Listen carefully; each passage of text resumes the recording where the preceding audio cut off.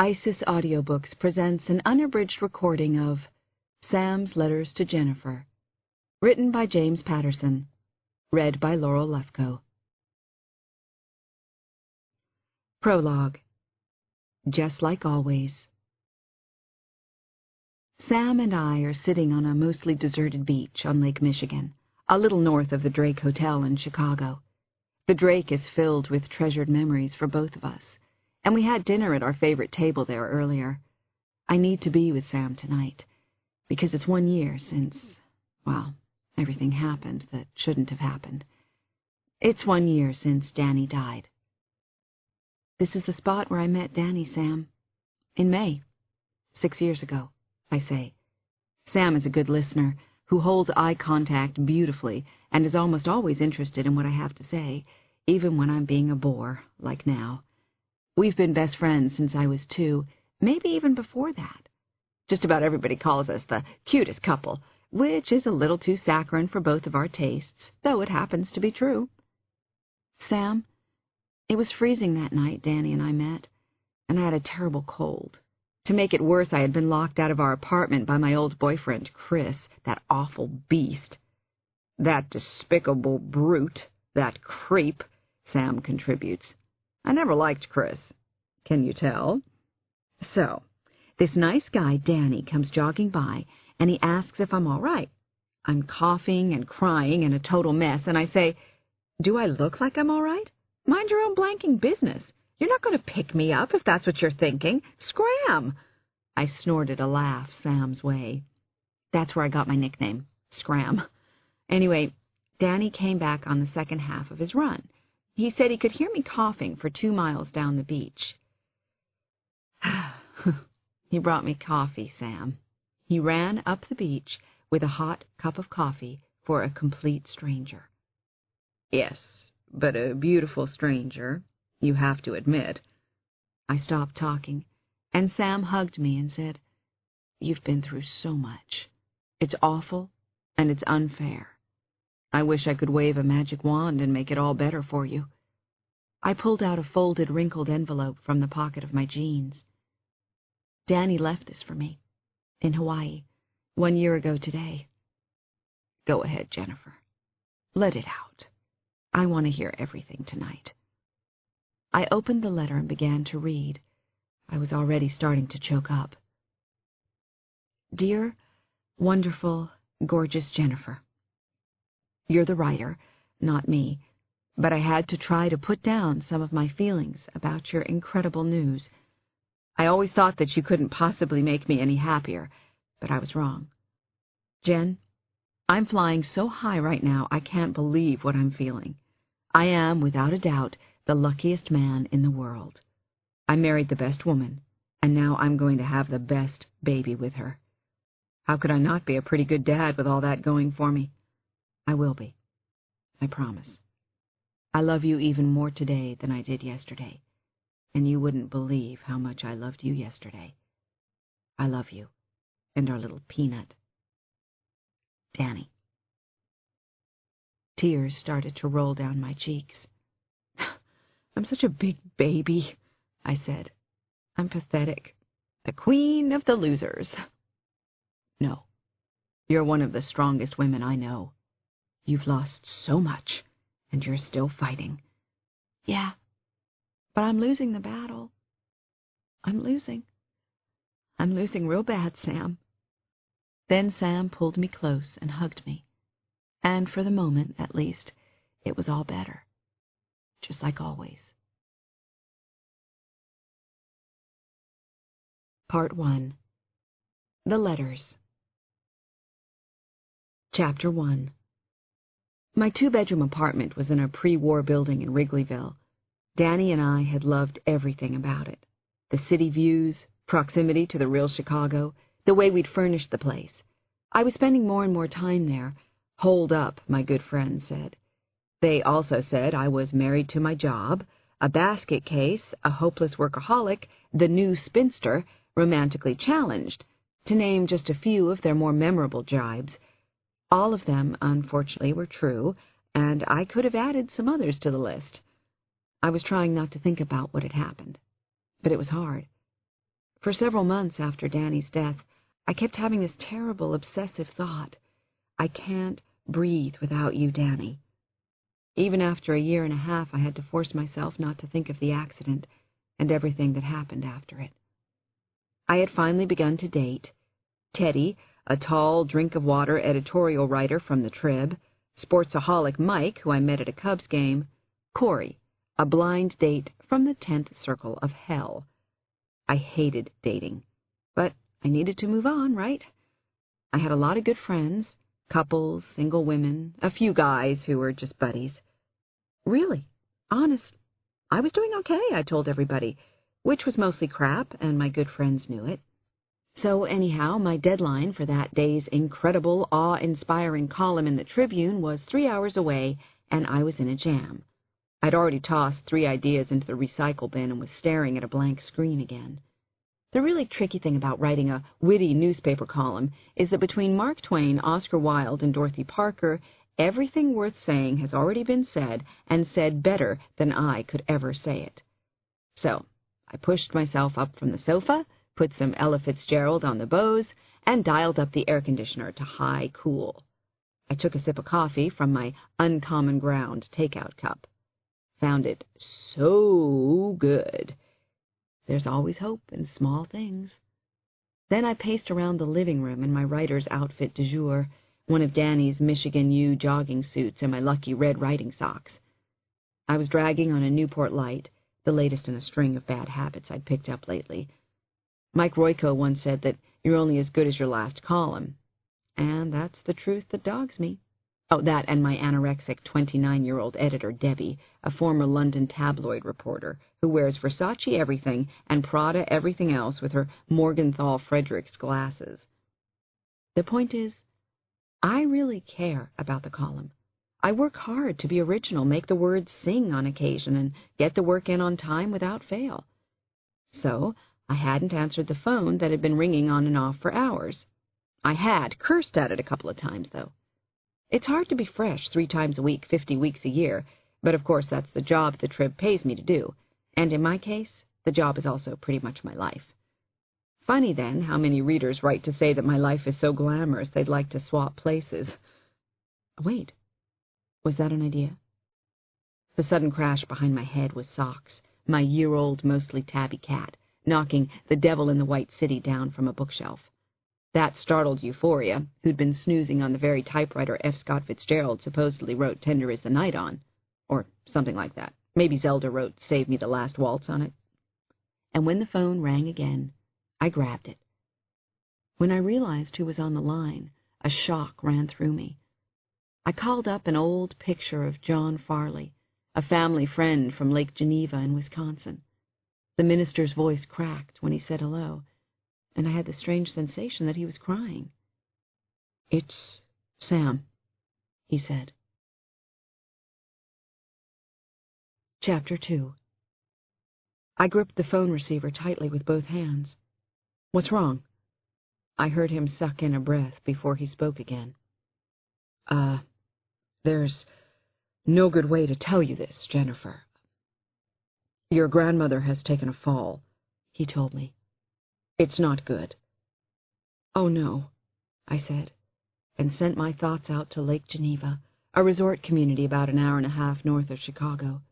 Lake Geneva was where I'd spent most of the summers of my childhood, some of the best times of my life. "She was all alone in the house, so no one knows for sure what happened," he continued. "Just that she's in a coma. Can you come up to the lake, Jennifer?" The news was a jolt. I'd just spoken to Sam 2 days before. We'd joked about my love life, and she'd threatened to send me a box of anatomically approximate gingerbread men. Sam is a comedian. Always has been. It took me all of 5 minutes to change my clothes and throw a few things into a duffel bag. It took me a little longer than that to catch and cage Euphoria and Socks for an unexpected journey. Then I was gunning the old Jag up Addison Street, heading toward I-94 North. The 96 Jaguar Vandenplas is a midnight blue sedan that was our pride and joy, Danny's and mine. It's a handsome thing with a quirky detail. The car has dual gas tanks. I was trying to think about everything but Sam. My grandmother was the only one I had left now, the only family. Sam was my best friend after my mother died when I was 12. Her own marriage to Grandpa Charles made me and everyone else want whatever it was that they had.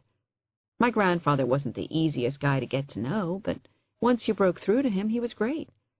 Danny and I had toasted and roasted them at their 50th anniversary gala at the Drake. 200 friends stood to applaud when my 71-year-old grandfather dipped Sam low and kissed her passionately on the dance floor. When Grandpa Charles retired from his legal practice, he and Sam stayed at Lake Geneva more than in Chicago. After a while, they didn't get so many visitors. Even fewer came after my grandfather died 4 years ago, and she moved to the lake full-time. When that happened, people said that Sam would die soon, too. But she didn't. She's been doing fine. Until now. At about 8:15, I got on Route 50 West and took it to 12, a local two-laner that skirts Lake Geneva, the BPOE, best place on earth. After 3 miles, I turned off 12 onto Route NN. Lakeland Medical Center was just a couple of minutes away, and I tried to prepare myself. "We're close, Sam," I whispered. Chapter 3. Really bad things happen in threes, I was thinking as I arrived at the Lakeland Medical Center. Then I tried to banish the thought from my mind. Don't go there, Jennifer. I got out of the car and started uphill to the main entrance. I remembered that many years before, I had been here to have a fishing hook removed from just above my eyebrow. I was 7 at the time, and it was Sam who brought me. Once I was inside, I tried to get my bearings, taking in the horseshoe-shaped ICU with patients' rooms on 3 sides. The head nurse, a thin, 40-ish woman with pink-framed glasses, pointed out my grandmother's room. "We're so glad you're here," she said. "I enjoy your column, by the way. We all do." "Thank you," I said and smiled. "You're very kind. That's nice to hear." I walked quickly down the corridor to Sam's room. I slid the door open and entered. "Oh, Sam," I whispered the second I saw her. "What happened to you?" It was so awful to see the tubes in her arms and the banks of beeping medical equipment. But at least Sam was alive, though she looked diminished and gray and as fragile as a dream. "It's Jennifer," I whispered. "I'm here now. I'm right here." I took her hand in mine. "I know you can hear me. I'll do the talking for now. I'm going to keep talking until you open your eyes." After a few minutes, I heard the door slide open behind me. I turned to see the Reverend John Farley. His thick white hair was askew, his smile tremulous. He was still a handsome man, though stooped now. "Hello, Jennifer," he whispered, and welcomed me with a warm hug. We walked out into the hallway, and suddenly I was remembering how close he had been to my grandparents. "It's so good to see you. What have you heard about Sam?" I asked. He shook his head. "Well, she hasn't opened her eyes, and that's not a good sign, Jennifer. I'm sure Dr. Weisberg will have more to tell you tomorrow. I've been here most of the day, ever since I heard." Then he handed me a key. "This is for you, your grandmother's house." He hugged me again, whispering that he had to get some sleep before he wound up here as a patient. Then he left, and I slipped back into Sam's room. I still couldn't believe this had happened. She had always been so strong, almost never sick, always the one who took care of everybody else, especially me. I sat for a long while just listening to her breathe, looking at her beautiful face, remembering all the times I'd come here to Lake Geneva. Sam had always reminded me a little of Katharine Hepburn, and we'd seen all her movies together, though she vehemently denied there was any resemblance. I felt so scared. How could I lose Sam now? It seemed as if I had just lost Danny. Tears began to stream down my cheeks again. "Shit," I whispered under my breath. I waited until I got back some control, and then I moved close to her. I kissed both of her cheeks and stared at her face. I kept expecting Sam's eyes to open, for her to speak. But she didn't. Why was this happening? "I'm going back to the house. Pancakes for breakfast," I whispered. "I'll see you in the morning. You hear me? I'll see you in the morning. First thing, bright and early." One of my tears fell onto Sam's cheek, but it just trickled down her face. "Good night, Sam," I said again. Chapter 4. I have little or no memory of the drive from Lakeland Medical to Knollwood Road on Lake Geneva. I was just suddenly there at my grandmother's house, and it felt incredibly familiar and safe. A century of parked cars had worn away the grass under an ancient oak in the side yard, and that's where I brought the Jag to a stop. I shut off the ignition and just sat for a minute or two, hoping to gather myself before I went inside. To my left, the lawn flowed downhill to the shoreline. I could see the long white dock jutting out onto the moonlit and glassy surface of Lake Geneva. The water was a mirror for the star-pricked sky. To my right was the old white clapboard lake house, porches all around, rising up to 2 asymmetrical stories of added-on dormered rooms. My grandparents' home sweet home. I knew every curve and angle of the house and the view from every porch and window. I released my seatbelt and stepped out of the car into the humid summer air. And that was when the fragrance of the Casablanca lilies hit me. They were Sam's and my favorites, the prize of the garden where we had spent many a night sitting on the stone bench, smelling the flowers, gazing up at the sky. It was here that she'd tell me stories about Lake Geneva, how it freezes east to west, how when they were digging ground for the golf course at Geneva National, they unearthed a cemetery. Sam had stories about everything, and no one told them the way she could. This was where I became a writer, right here at this house, and Sam was my inspiration. I was suddenly overwhelmed. Tears I'd been holding in broke free. I dropped down to my knees on the hard-pan parking area. I whispered Sam's name. I had the terrible thought that she might not ever come back to this house. I couldn't stand it. I had always thought of myself as strong. And now, this. Somebody was trying to break me. Well, it wasn't going to happen. I don't know how long I stayed there in the parking area. Eventually I stood, opened the trunk, shouldered my duffel bag, and started inside with the cats. They were vocalizing from their cages, and I was about to liberate them when I saw a light go on in a house 100 yards or so down the shoreline. A second later, the light winked out. I got the feeling that somebody was watching me.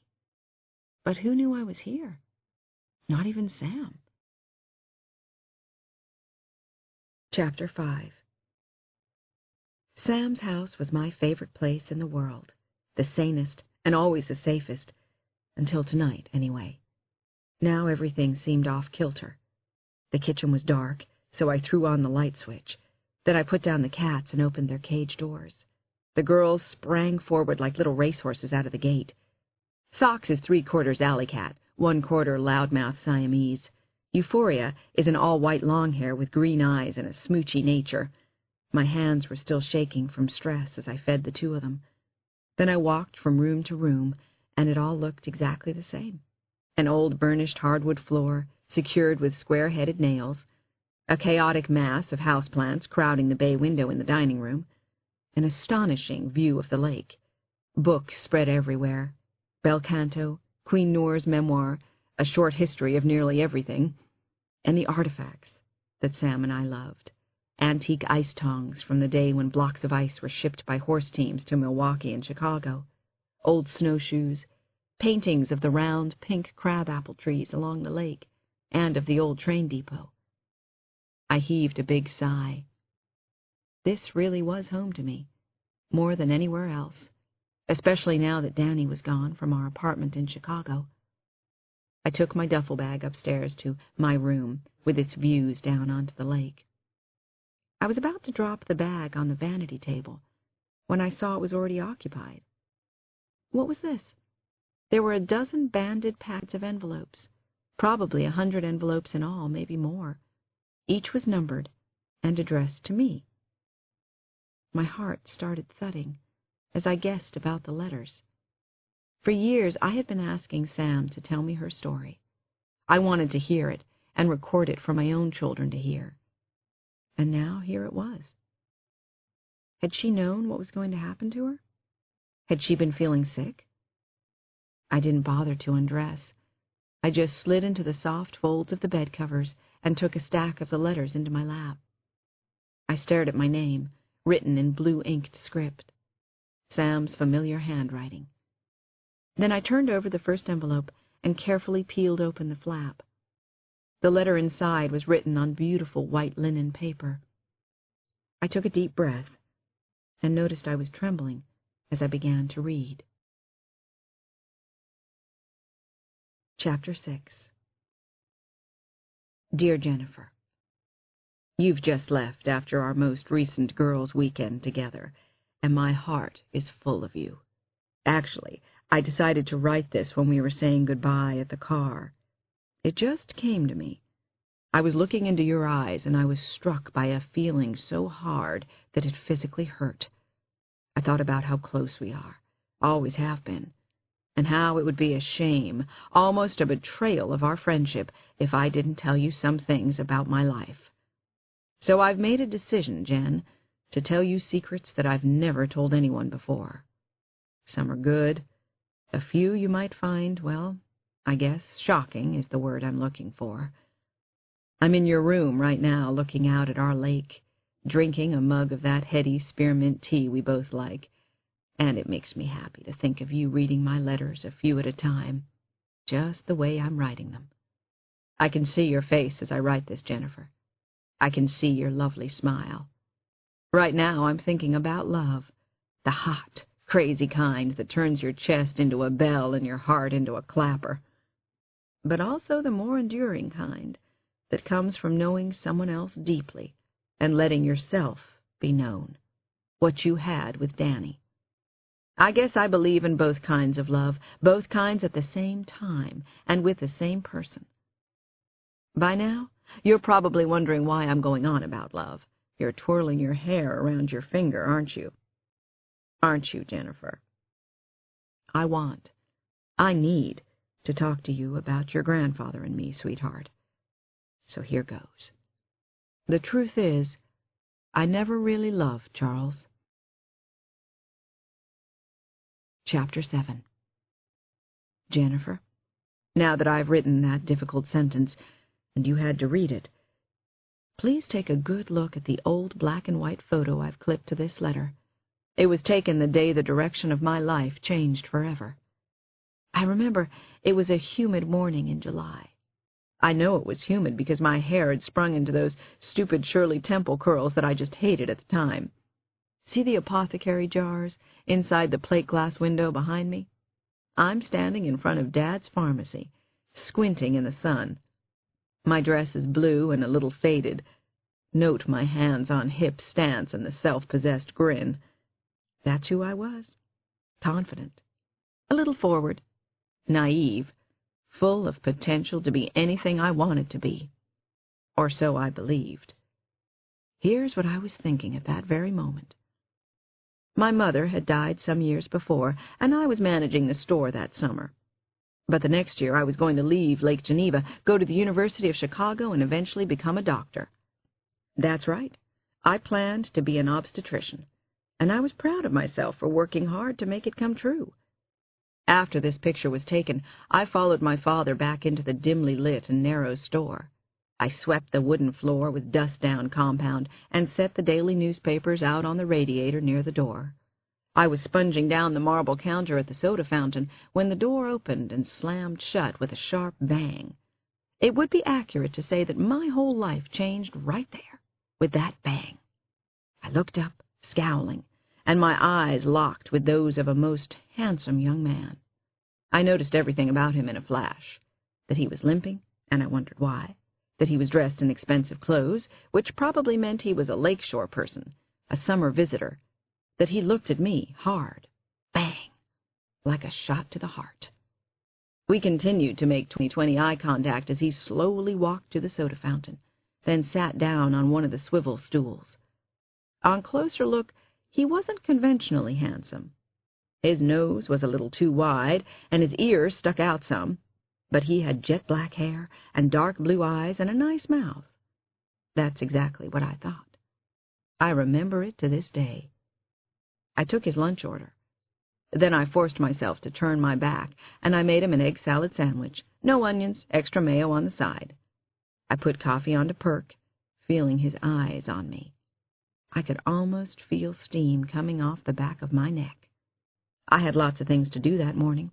Cartons of Listerine, Ipana, Burma Shave all needed unpacking, and my father had asked me to help him measure out prescriptions. But I was stuck there at the soda fountain, because that boy wouldn't leave. And to be completely honest, I didn't want him to. He finally pushed back his plate and asked for another cup of joe, which made me laugh. "You're beautiful, you know that?"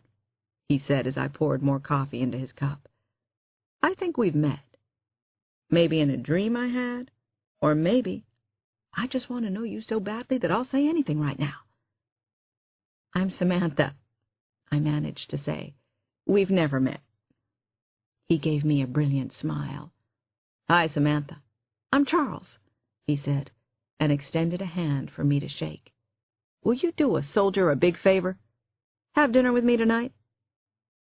Who could say no to that? Chapter 8.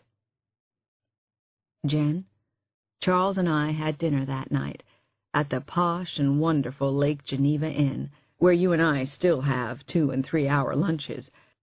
I'd never been inside the place before, and I was dazzled by the grandeur, the lights, the class. Remember, I was all of 18. Candles winked, glasses clinked, silent waiters served lavish dishes, and the wine kept coming. Champagne, too. Charles seemed so much older than his 21 years, and I was fascinated by everything he said and everything he didn't say that night. After much urging by me, he finally told me about the bullet he'd taken in Sicily, and he hinted at a deeper hurt that he said he'd tell me about someday. I found this promise of future intimacy by Charles irresistible. At 18, I was very impressionable. I was a small-town girl, and being with Charles opened me to a much larger world, one that intrigued me. How could it not? You have to understand that life felt very precious during the war, Jen. Gail Snyder's brother had been killed at Pearl Harbor, my Uncle Harmon had been wounded, and nearly every boy I knew was fighting overseas. I say boy because that's what most of them were, and that's what war has always meant to me, a place where boys are sent to die. It seemed a miracle that Charles had come home and that we had met that summer. We went out every night for a month and a half, and he usually stopped by for lunch as well. I got my spunk back and began to have more fun than I'd ever had before. Charles talked easily about all the countries in Europe he'd seen and cracked me up by singing popular American songs with a French accent. He was moody occasionally, but it mostly seemed a dream come true. He was so handsome and quick-witted, and a war hero. Then one moonlit night on the lake, Charles whispered that he loved me and always would. He was so certain of it that he convinced me. When he proposed marriage 9 weeks after our first date, I almost bounded over the moon. I shrieked, and he took that to mean yes. Then Charles kissed me tenderly and slid a large emerald-cut diamond on my ring finger. Oh, I was the happiest girl in the world. We were married on a late September day, the sun shining brightly one moment, disappearing behind woolly gray clouds the next. The changing light was like a curtain falling between acts of a play. And the wedding, too, felt like a dazzling Broadway production. I was mad for Charles. Nothing felt completely real, but it was wonderful. The ceremony was held at the Lake Geneva Country Club. We weren't members, and my dad couldn't pay for a wedding like that. But the Stanfords could, and did, so we deferred most decisions to my in-laws-to-be. But my dad had interceded with Mrs. Scene in town, who made the most beautiful white silk dress. It was high-necked, with dozens of buttons down the back, and more buttons from the sleeves to the wrists, and a long, full skirt that bunched around my feet. You know it well, Jen, because you wore it when you married Danny. I can still see it. The country club, all our guests, Charles with his slicked-back, jet-black hair, his ramrod straight posture. My dad handed me over to the handsome groom. An Illinois Supreme Court judge officiated. I shyly whispered my wedding vows, meaning them with all my heart. Charles and I exchanged rings, and then he lifted my veil to kiss me. There were cheers and applause, and everyone spilled out of the main country club building and onto the sprawling lawn. Billowy white tents had been set up near the edge of the lake. The best catered food money could buy was served, and a top band from Chicago played Benny Goodman and Glenn Miller. Half the guests had polished manners and wore clothes that had been designed in Chicago and New York. My friends and family wore their Sunday best and stared down at their shoes a little too often. But the champagne worked its magic. We danced and danced on the lawn, and huge flocks of migrating geese winged across the sky. My friends fluttered around me as the sun set, and they told me that I was the envy of them all. I understood what they meant, and I had to agree. It was just perfect, Jennifer. Or so I believed, for that one glorious night, my wedding night, on our beautiful Lake Geneva. Chapter 9. I read only a couple of the letters, as I'd been told. Then I fell asleep in my clothes, no doubt dreaming of Sam, past and present. I awoke with the vaguest feeling of dread, as if I'd been shaken out of an awful nightmare, a fantasy not of my choosing. It took a moment to place the apple-green walls and the fluffy mohair thrown over my legs, but then I got it. I was at Sam's house. I was supposed to be safe and protected here. Happy, too. I always had been in the past. There was a weight on my chest, socks in deep slumber. I had just dislodged the cat when a high-pitched, almost blood-curdling scream came through the thin panes of the bedroom window. Was someone being murdered outside? Of course not, but what was that awful noise? I bounded over to the window, parted the curtains, and peered out into the front yard. It was early morning. I couldn't see too much out the window, mostly shadows and wisps of mist coming off the lake. A row of shingled houses stretched south. Then I saw and heard a man yelling with the exuberance of a 10-year-old. He was charging across the lawn of a house, maybe 100 yards down the shoreline. The running man cleared the lawn quickly and nimbly, negotiated the length of rickety-looking white-painted dock, and without breaking stride, performed a shallow dive into the lake. What a neat dive it was, and what an odd scene for so early in the morning.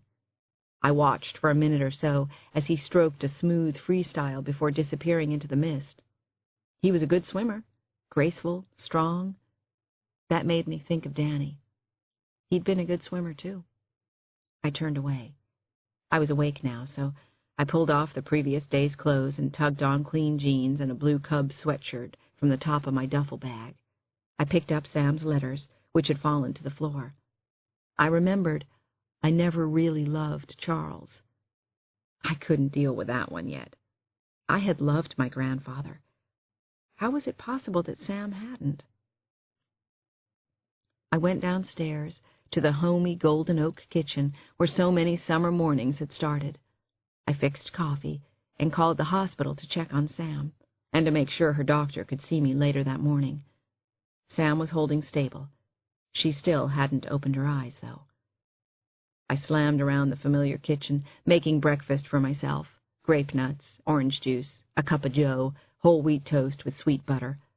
I fed the cats, and peeked to see if the swimmer had returned. He hadn't. Maybe I'd made him up. While I sipped the last of my coffee, I watched Lake Geneva. God, it was beautiful. The early fog had lifted some. And what was this? The swimmer was hoisting himself up on his dock and was sluicing water off his body with the edges of his hands. I noticed something I hadn't seen before. He was naked. Well, he had a decent body, whoever he was. Obviously, he liked it, too. Typical male narcissism, not to mention thoughtlessness. Jerk. I mumbled.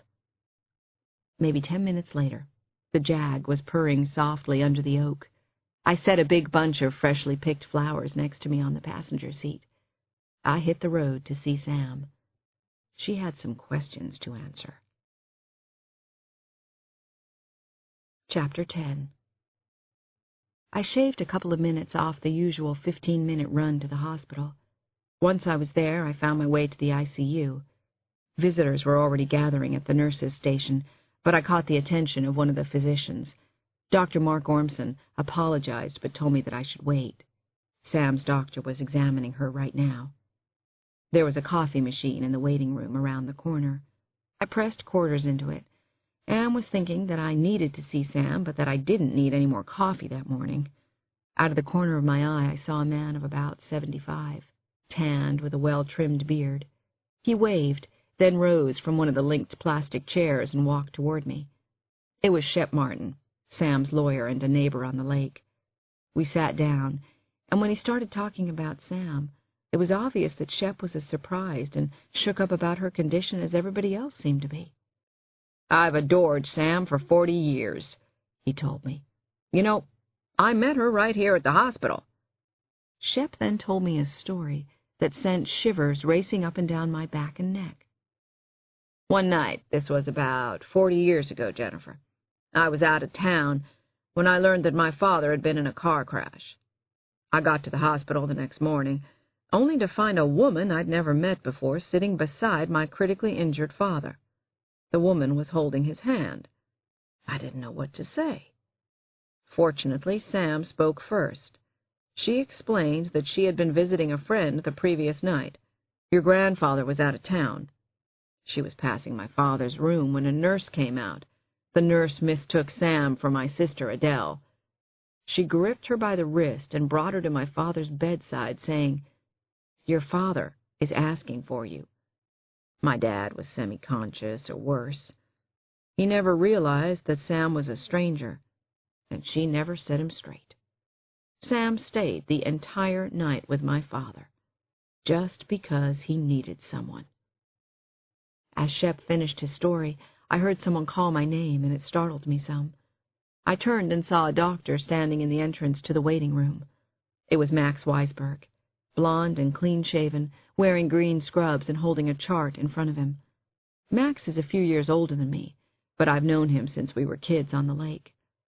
His expression was distressingly grave as he walked toward me and extended his hand.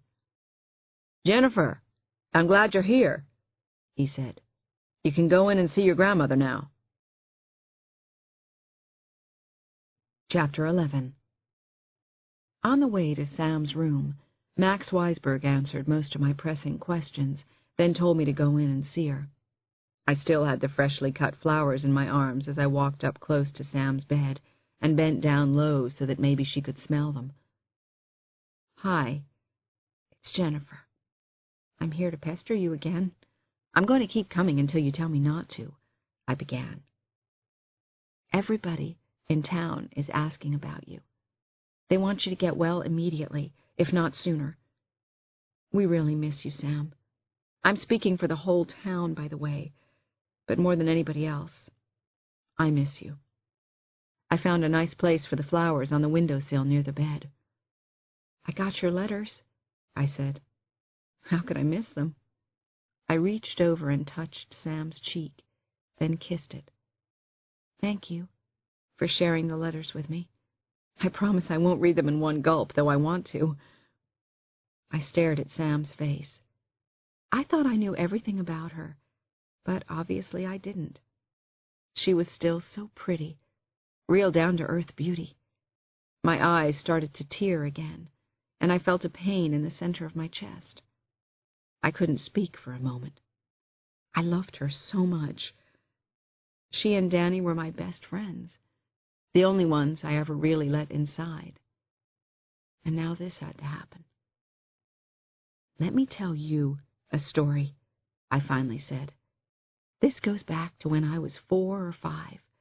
We would drive over to the lake from Madison 6 times every summer.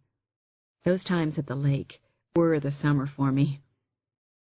Do you remember, Sam, when we used to leave Every single visit you would stand on the porch and call out, "Bye, I love you guys." And I would lean out the car window and call back, "Bye, Grandma, I love you too. Bye, Grandma, I love you." What you didn't know is that I would keep repeating it all the way home. "Bye, Grandma, I love you. Bye, I love you." I do love you, Sam. Do you hear me? I love you so much, and I refuse to say bye. Chapter 12.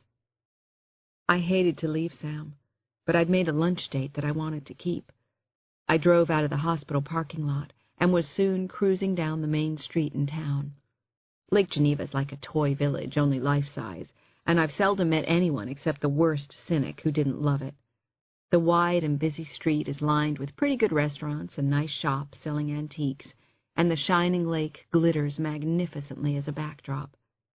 I stopped at the light and watched people drift in laughing clumps along the sidewalk, overlapping my memories of recent summers I'd spent doing the same with Danny.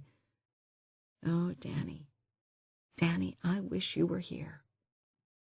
I parked in front of what used to be my great-granddad's pharmacy and entered the cool interior.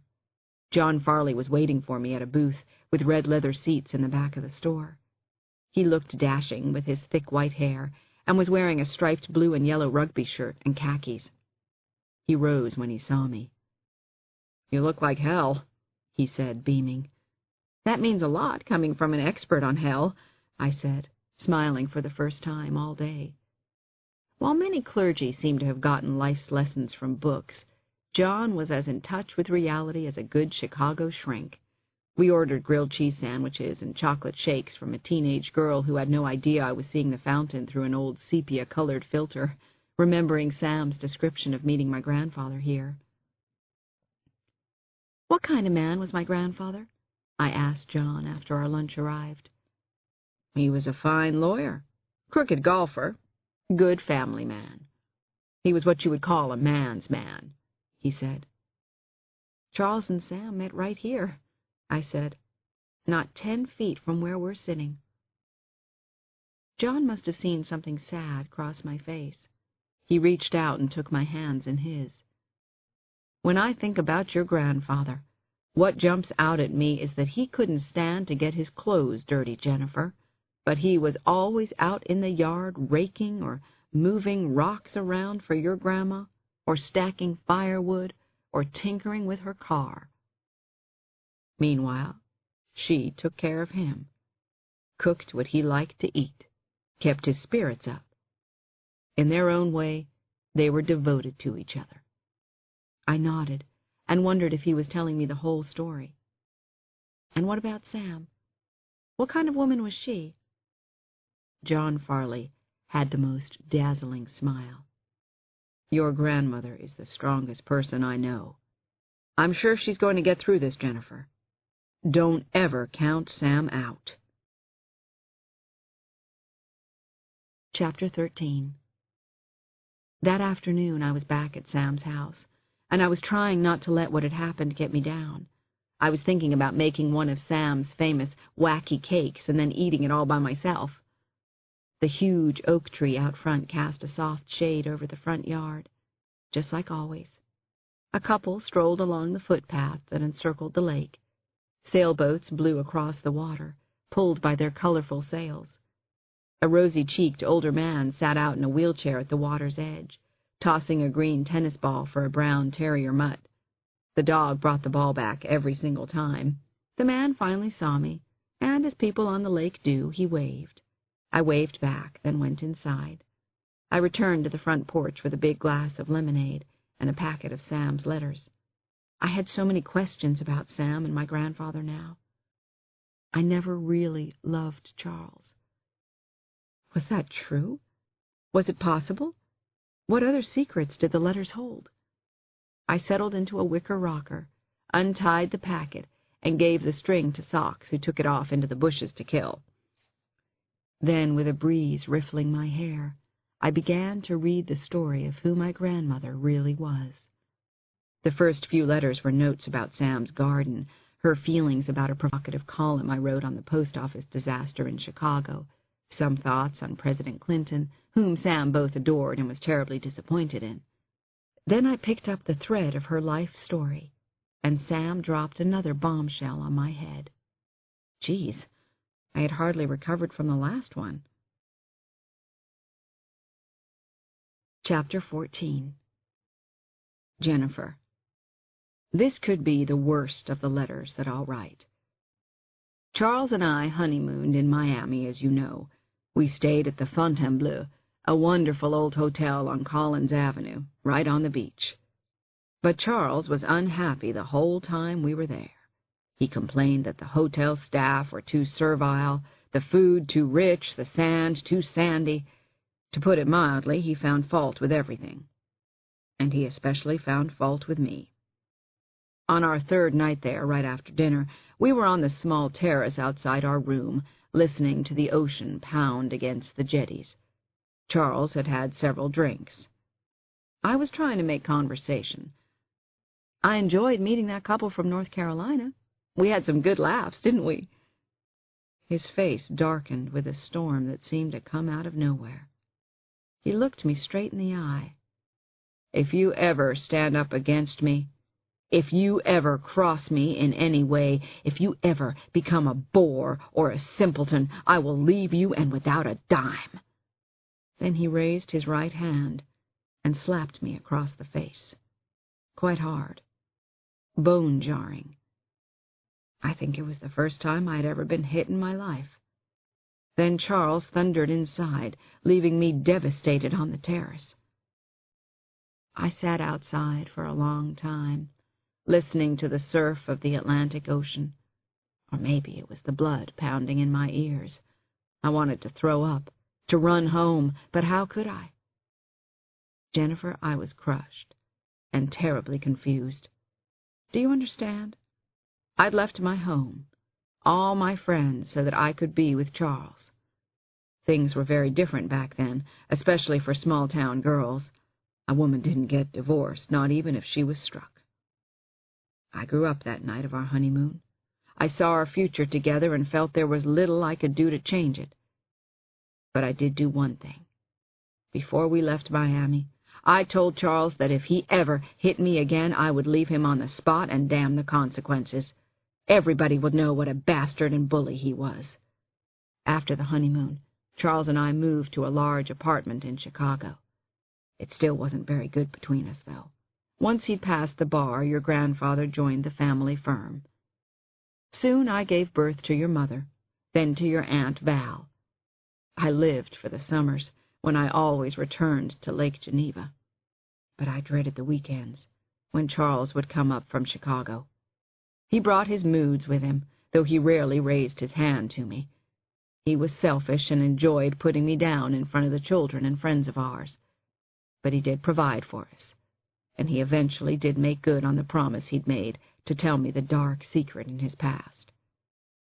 What Charles would never tell me were the secrets in his present, the girlfriends he had in Chicago and elsewhere.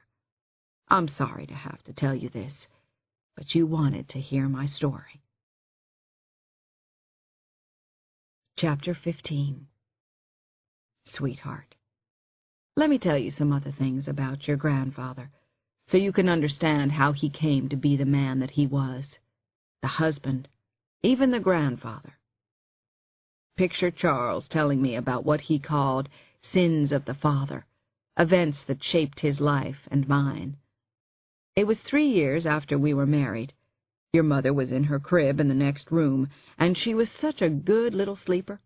Charles and I were in bed, and cars whooshed by in the rain, lighting our faces with headlights as they passed our window in the Chicago apartment.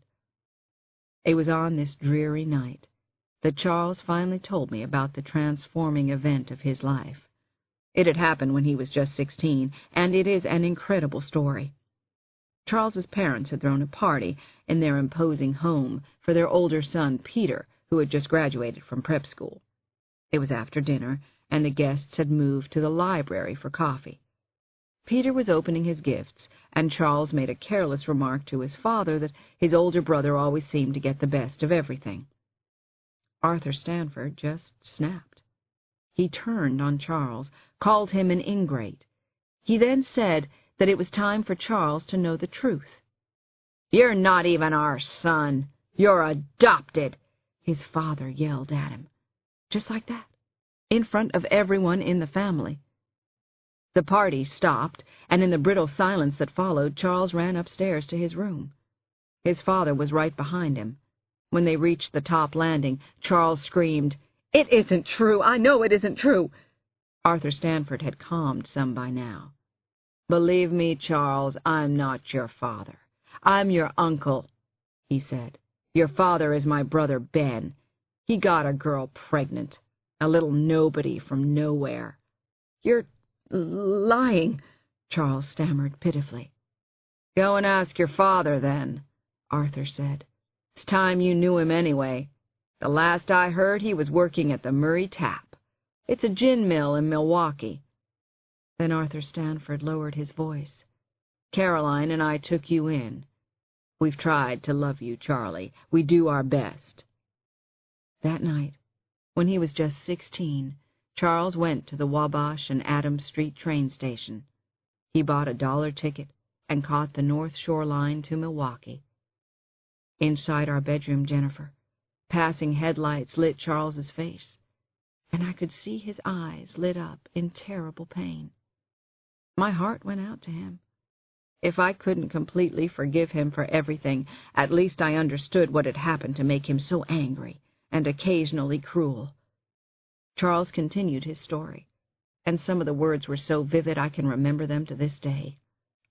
He told me that the train ride ended 2 hours later. His uncle's phrase, "a little nobody from nowhere," kept playing like a bad song in his head. He walked out onto Michigan Street at midnight. 2 huge Milwaukee breweries were nearby, and the smothering smell of beer lay heavy in the air. He asked directions, then walked east until he found Murray Avenue. He almost passed the place he was looking for. There was no sign out front, only a dirty window to the left of the door lit by a Miller High Life sign. Charles pulled on the creaking door and entered a barroom that was darker than the night outside. There was a long bar and a thick layer of smoke hovering over it. Men who worked at the breweries and smelled like stale malt looked up at him. No one said anything, or seemed to care that he was there. When his eyes adjusted to the gloom, Charles climbed onto a covered stool. He sat in the shadows, taking in every detail. The dice cups on the bar, a few working men gambling for drinks, a sign that said, "House Specialty, Panther Piss." Mostly he looked at the bartender, a rough-looking man with a scarred face, but unmistakable Stanford features, the aristocratic, slightly crooked nose, the stuck-out ears. Charles told me the love I felt for him was almost painful. As he watched, he saw his father shortchange a customer and tell vulgar jokes about women that made Charles's face go red. Finally, his father wiped down the bar with a greasy rag, leaned into Charles's face and sneered, "Get the hell out of here, kid. Take a hike before I kick your ass across the river." Charles opened his mouth, but nothing came out. The terrifying moment dragged on. His face burned, but Charles couldn't speak. "A pansy," his father said to loud laughter. "Kid's a pansy. Now get the hell out of here." Shaking with emotion, Charles slid off the stool and left the bar. He never introduced himself to his father, never said a word. Not then, not ever. I asked Charles, "How could you leave without talking to your father?" His voice got very flat, as if it hurt him to answer. He said that when he looked into his father's face, he saw Arthur's eyes, the same cold lack of feeling. And he knew that his own father had never loved him, and never would. "I found him so easily," Charles said. "Why hadn't he ever found me?" That night I took your grandfather in my arms, Jennifer. I understood that I was his only friend, whatever that meant to him. But as I pressed his head to my chest and smoothed his hair, I knew something else. I knew why Charles had married me. I was a little nobody from nowhere. Our marriage had been an act of defiance. Charles's way of putting his thumb in the Stanford family eye. I was 22 years old, but I felt that my life was over. Chapter 16. I was reeling from Sam's sad story about my grandfather. As much as I had adored him, something about it rang true. Though she'd asked me to read the letters slowly, I wanted to know more. How could she have stayed with Charles all those years? I was sitting in the kitchen and had just opened the flap of the next envelope when I was startled by a movement out of the corner of my eye and the sound of footfalls on the grass outside. A man rounded the side of the house. The odd thing was, I thought I knew him, but I didn't know from where. I went out onto the porch to see what he wanted. His hair was light brown, with a soft, tousled wave and a fiercely independent lock that sprang forward. He had very blue eyes. "Hi," he said. "Hi," tentatively. He was probably close to 40, wearing khaki shorts, a Notre Dame T-shirt, and the strangest old man sandals. Then it clicked. The last time I'd seen him, he wasn't wearing any clothes. This was the war-whooping swimmer.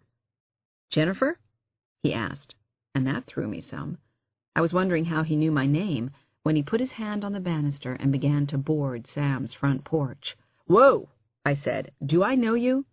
"Hey, I'm sorry. I'm Brendan Keller. I'm staying with my Uncle Shep 4 houses down. He said he ran into you at the hospital." "Brendan Keller. You don't remember me, do you?" I shook my head. Then I nodded. It was all coming back. Brendan Keller and my cousin Eric had been a big part of my early summers at Lake Geneva. They were the brothers I never had. I'd followed them everywhere for a summer or two. They'd called me Scout, after the little girl in To Kill a Mockingbird. I didn't remember having seen Brendan Keller since I was a child, though. I put out a hand. "Hey, long time." The two of us wound up sitting on Sam's porch, talking over a couple of iced teas. Mostly we reminisced about Lake Geneva back in the day. He knew my newspaper column, and I managed to get out of him that he was a doctor now. "Eric and I called you Scout. You were very advanced for a 10-year-old. I think you'd actually read To Kill a Mockingbird." I laughed and turned my eyes down, embarrassed by something I couldn't quite get a handle on. He followed my gaze. "You're looking at my shoes." "No, A slow smile spread across his face. "I borrowed them from my uncle. Listen, speaking of Shep, he says the Lions Club is having a lobster boil over in Fontana. You're invited if you'd like." I shook my head, almost a reflex. "No, I'm sorry. Tonight's not good. I'm writing my column. I'm way behind." "If I change my shoes? I have really nice loafers. Sneakers. I could go barefoot." I smiled. "I can't," I said. "Sorry, I have a deadline. Honestly." Brendan stood up and set down his tea. "Okay. Well, I'm just down the road. I hope I'll see you around. Brendan Keller." "Scout." I smiled. We mumbled goodbyes, and I waved as he walked back in the direction of his uncle's house. My former contemplative mood was blown now. I put Sam's letters aside and went into the house. I did some work that afternoon, and once or twice I thought about the lobster boil going on in Fontana without me. Eventually I made a salad for dinner, wondering why I'd been so hell-bent on eating alone. But I knew why. Danny and our little Peanut. Chapter 17.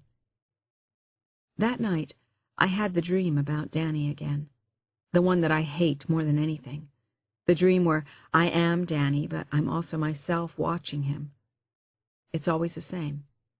Danny is surfing on the north shore of Oahu at one of the most beautiful beaches anywhere. The waves there are some of the biggest in the world one day, and then the ocean can be as flat as glass the next. The bad part is that Danny is alone this day.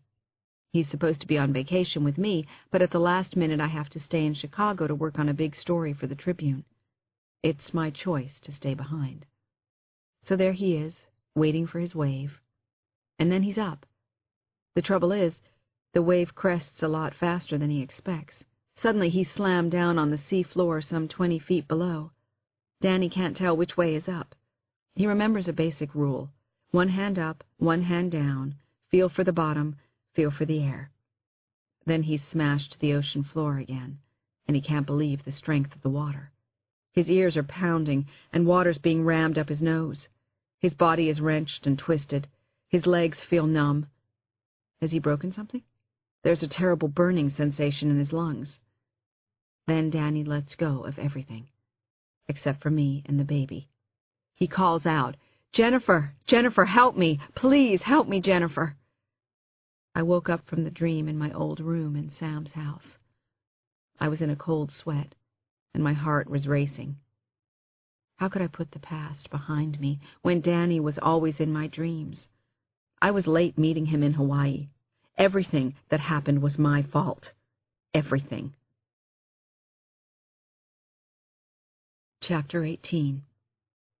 I lay in bed for a few minutes, until I heard someone yelling outside. I finally perked myself up and parted the curtains of my bedroom window. There he was, but at least he was wearing a bathing suit this morning. I watched him do a perfect racing dive from the dock into the lake. "Grow up," I muttered, then wondered when I had become such a grump. I showered, dressed in yesterday's jeans and a Tribune softball t-shirt, clipped my hair into an upside-down ponytail. I walked outside into the fragrant summer morning. I needed to be outside and away from my nightmares. There are about 1,200 identical white docks around the 26-mile circumference of Lake Geneva. Each dock is 8 feet wide, 30 or so feet long, and nearly every house on the shore seems to have one. In November, the docks are taken out of the lake for the winter. Then, come spring, they're painted and placed back in the water. I took my coffee mug down to the end of Sam's dock, where I could watch the mallards and the swooping seagulls fishing for breakfast. Wisconsin is crazy for fish, mostly perch, some cod and trout. This is the birthplace of the Republican Party, but also the fiscally responsible Democrat William Proxmire, he of the Golden Fleece Award, given to government agencies that waste taxpayers' money. Interesting state. Out on the lake, I could see Brendan Keller doing that strong freestyle I'd noticed the previous morning. As I watched, he started swimming toward me. He got bigger in frame, closer, then he came right up to the edge of Sam's dock and hauled himself up. He shook himself off like a dog. "Hey," I said. "You ought to get into a bathing suit and come for a swim, Scout. The water is unbelievable. That is not an exaggeration." "Can't," I said, sounding a little like a poop even to myself. "Previous engagements." "Working?" He smiled as he sluiced water off his body with the edges of his hands, as I'd seen him do before. "I'm on my way to see Sam," I said. "I was just thinking about doing a column on government waste. Life of the mind, you know." "You eatin'?" "Drinking my breakfast this morning," I said, lifting my mug. "You can do better than that," he said. "Now, don't give me any trouble. I make 5-star blueberry pancakes really fast. Trust me, okay?" Trust him? I opened and closed my mouth. But I was tired of sputtering, and I didn't want to argue right then, or even have a discussion. So I did what he asked. I trusted him to make 5-star blueberry pancakes really fast. End of CD 1.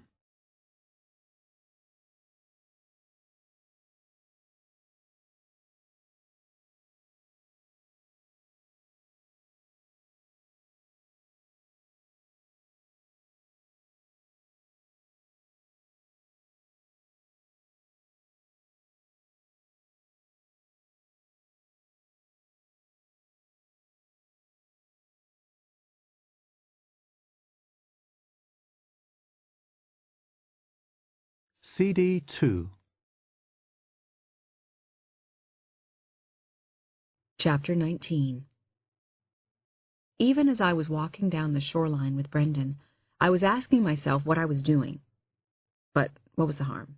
And to be honest, I was hungry, and 5-star blueberry pancakes sounded pretty good. Shep Martin's place was new but homey. The kitchen had tall windows and skylights, spanking clean marble counters, hardwood floors. Acoustic jazz was playing, someone great singing Stagger Lee, and the pancakes were excellent. Not gummy, not burnt, not dry. They were just right. Unfortunately, it was turning out to be a little awkward between Brendan and me. He said that he'd gone onto the Trib website to reread some of my old columns. He'd been touched by my kidnapped child story, and my survey, "Who would you rather be stranded with on a desert island, your spouse or your cat?" made him laugh out loud. I nodded pleasantly, but didn't really give much of a response. I was starting to feel a little uncomfortable.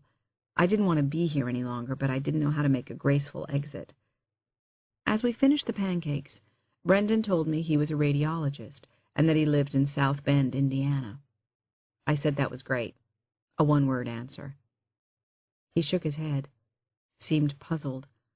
"I don't usually talk about myself," he said. "I guess all this fresh air is working on me. I'm taking a sabbatical. You can sit in the dark looking at x-rays for only so long before you want to go off screaming in search of some sunlight." I really had stayed longer than I'd meant to. I had planned to eat and run. Finally, I thanked Brendan for breakfast, then headed back to Sam's. It was all I could do not to run. I walked east 100 yards along the path at the edge of the lake until I reached the foot of Sam's long front lawn. The girls greeted me with little meows, and we climbed uphill toward the house, taking the path beside my grandmother's perennial border. Sam did so many things well, didn't she? Except maybe find the right husband. And God only knew what else was coming in the letters. She had planted a lavish 300 feet of flowering plants that ran the length of the property from the lake almost to the road. The border was already at its summer peak. Antique pink and red shrub roses exulted. Irises fluttered like flights of bluebirds on their stems. Then I noticed that someone else was in the garden, a man, and I found myself grinning. "Hey, you!" I called. Chapter 20. "Henry, it's so good to see you," I said to the tall, wiry man who was taking gardening tools out of a pickup truck. His hair was a snowy semicircle around a balding pate. His bright eyes sparkled, and he moved with more agility than you'd expect from a man in his mid-70s. "Jennifer, I was hoping I'd see you," he said. "I missed you at the hospital by a couple of minutes yesterday. You look beautiful, sweetheart." Then Henry gave me a big kiss and a hug that might have left a permanent impression. I told him what I knew from that morning's call to the hospital, that Sam was the same. Henry nodded, and I saw the pain in his eyes. I was remembering all the times I'd seen him and Sam putting the garden through its paces. Henry Bullock had trained at Wisley in England and was Lake Geneva's resident master gardener. Sam was an obsessive amateur, but Henry always bragged that Sam has a great eye. She's a great partner. "I almost died myself when I found her on the kitchen floor," he told me, shaking his head as if he didn't want the memory in there. "You found her?" I asked in surprise. "I did," he answered, touching a handkerchief to his eyes. "I wish Sam could see her border this morning." My God, his pain brought back mine. I hugged him again, and we murmured assurances to each other that Sam would be home soon. Henry had always seemed like a part of our family. Moments later, a machine chatter made our conversation just about impossible. Joseph, one of Henry's sons, had started up the mower in the front yard. I said goodbye, then mounted the porch steps. My watch read 20 to 9, and I figured I had time to read a couple more letters before I went to see Sam. Chapter 21. Dear Jennifer, I want to ramble on a little about the importance of second and even third chances. I was helping out in the library one day when a bookmark fell from the pages of a novel. Actually, it was a handwritten note, a quote attributed to a Father Alfred de Souza. De Souza had written, "For a long time it had seemed to me that life was about to begin, real life. But there was always some obstacle in the way, something to be got through first, some unfinished business, time still to be served, a debt to be paid. Then life would begin.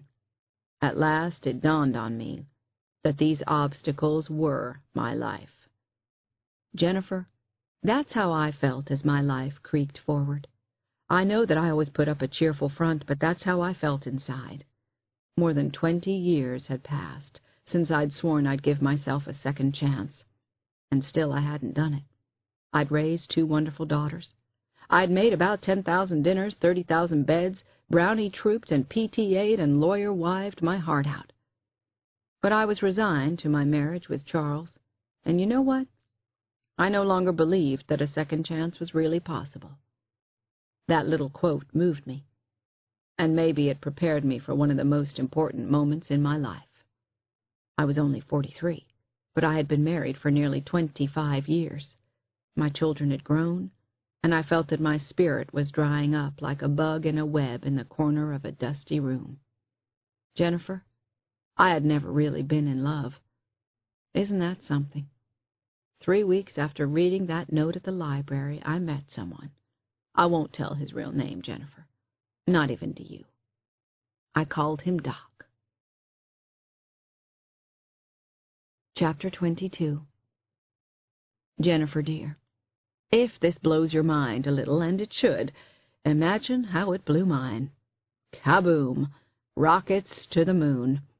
Let me tell you how it happened. Actually, Doc and I had known each other for years, but the night I began to really know him was at an endless dinner for the Red Cross at the Hotel Como. We happened to be seated at the same table, and once we began to talk that night, we never wanted to stop. I can't even put it into words, but soon I was glowing. I was feeling something again, too. I think the electricity between us straightened my curls right to the ends. I could have talked to him all night, right into the morning. We even made a joke about doing just that. Of course, Charles never noticed a thing. I remember exactly what Doc was wearing that night. A beige linen suit with a blue Oxford shirt and a hand-painted blue tie. He was slender and tall, with thick blonde hair streaked with silver, easily the most handsome man in the room, in my eyes anyway.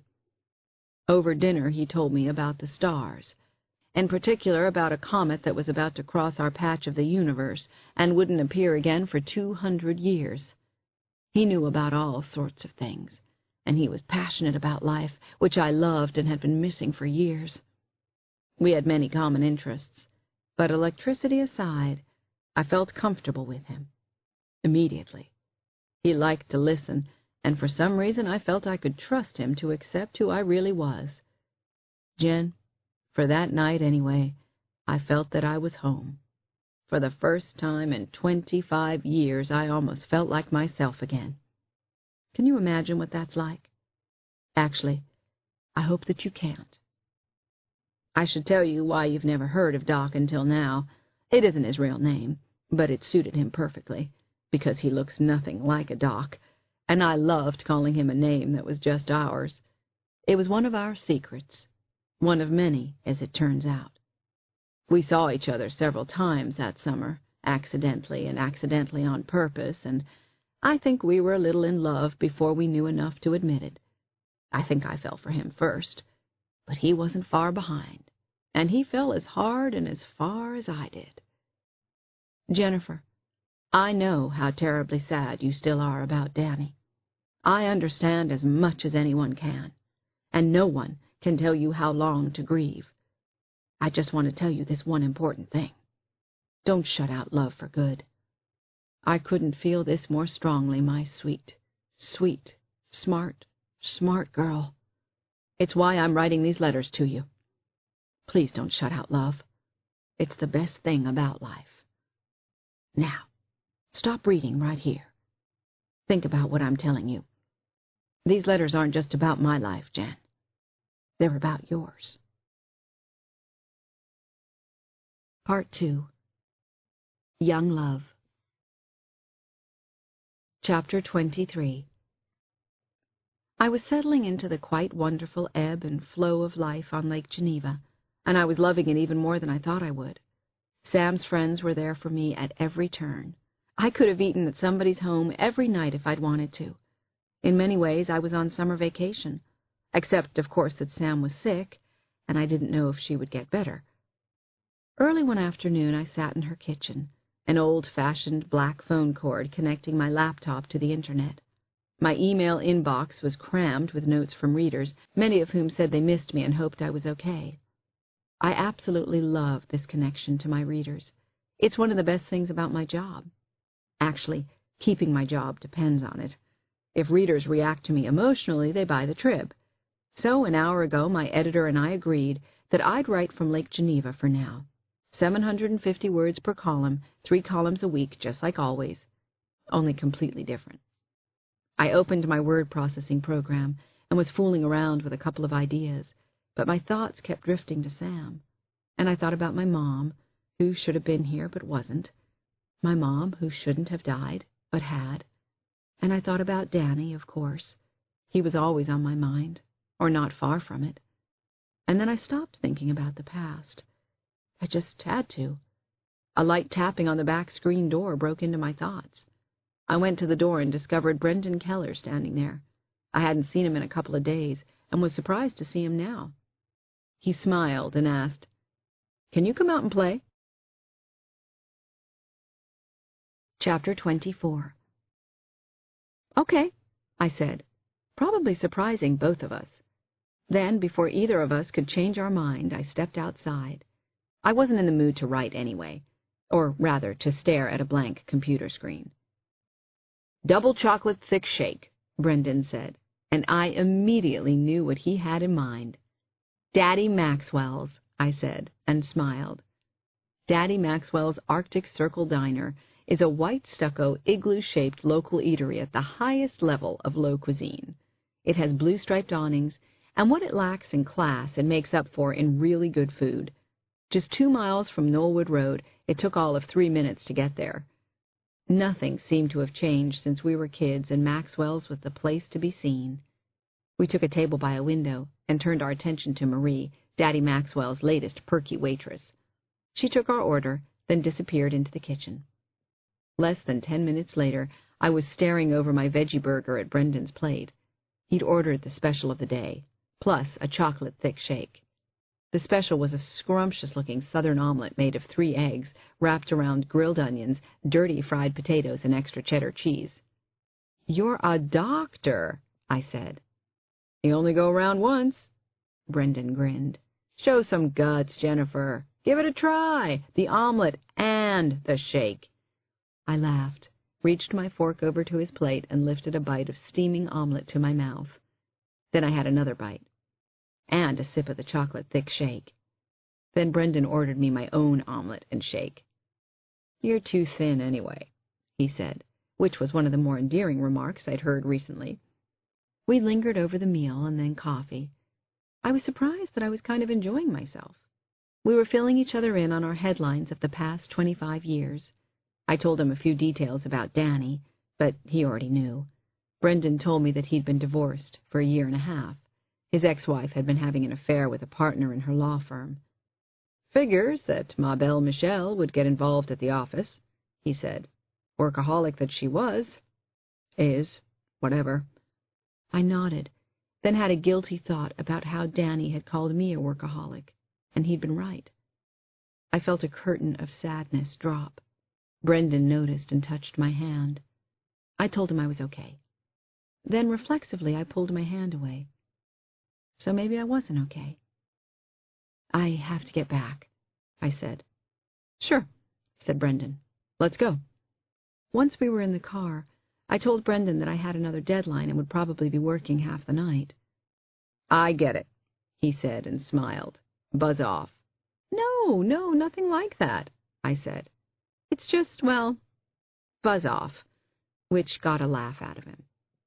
We said goodbye in the parking area of Sam's yard, and I immediately went for a 20-minute run through the twisty streets around Knollwood. I still weigh the same 130 pounds I did in college, and I wanted to keep it that way, even though Brendan said I was too thin. I thought a little about him as I ran. He was pretty funny, and definitely smart.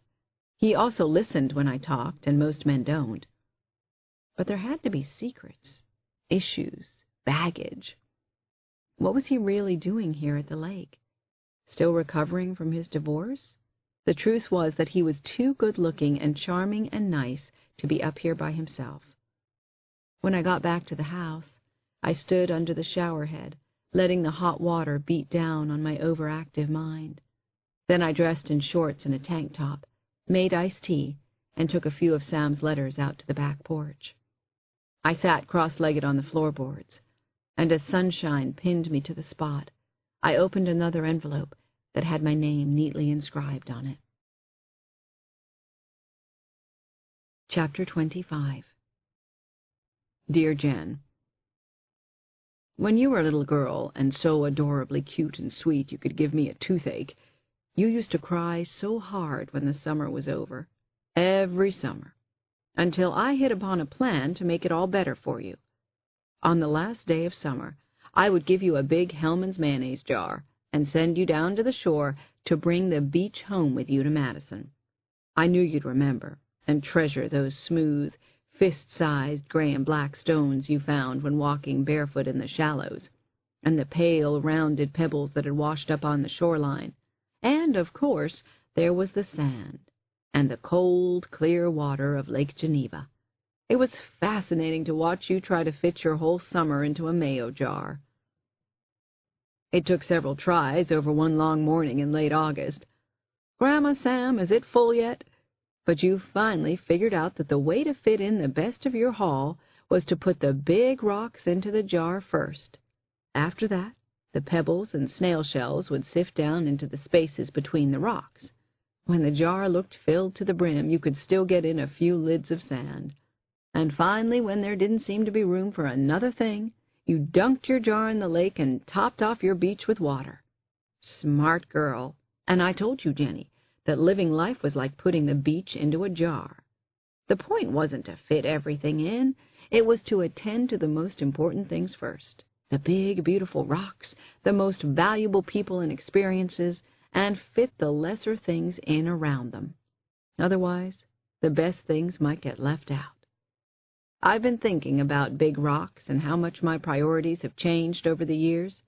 What used to be most important to me was pleasing other people, your grandfather and my mother-in-law, to name two, going to dinner parties and having a house clean enough to stand up to a Sir Charles military inspection, to name two more.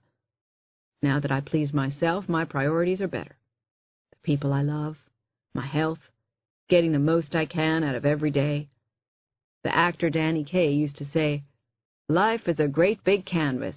Throw all the paint you can at it." I like that thought. More important, I try to live by it as much as I can. I get up really early most mornings so I can watch the sunrise.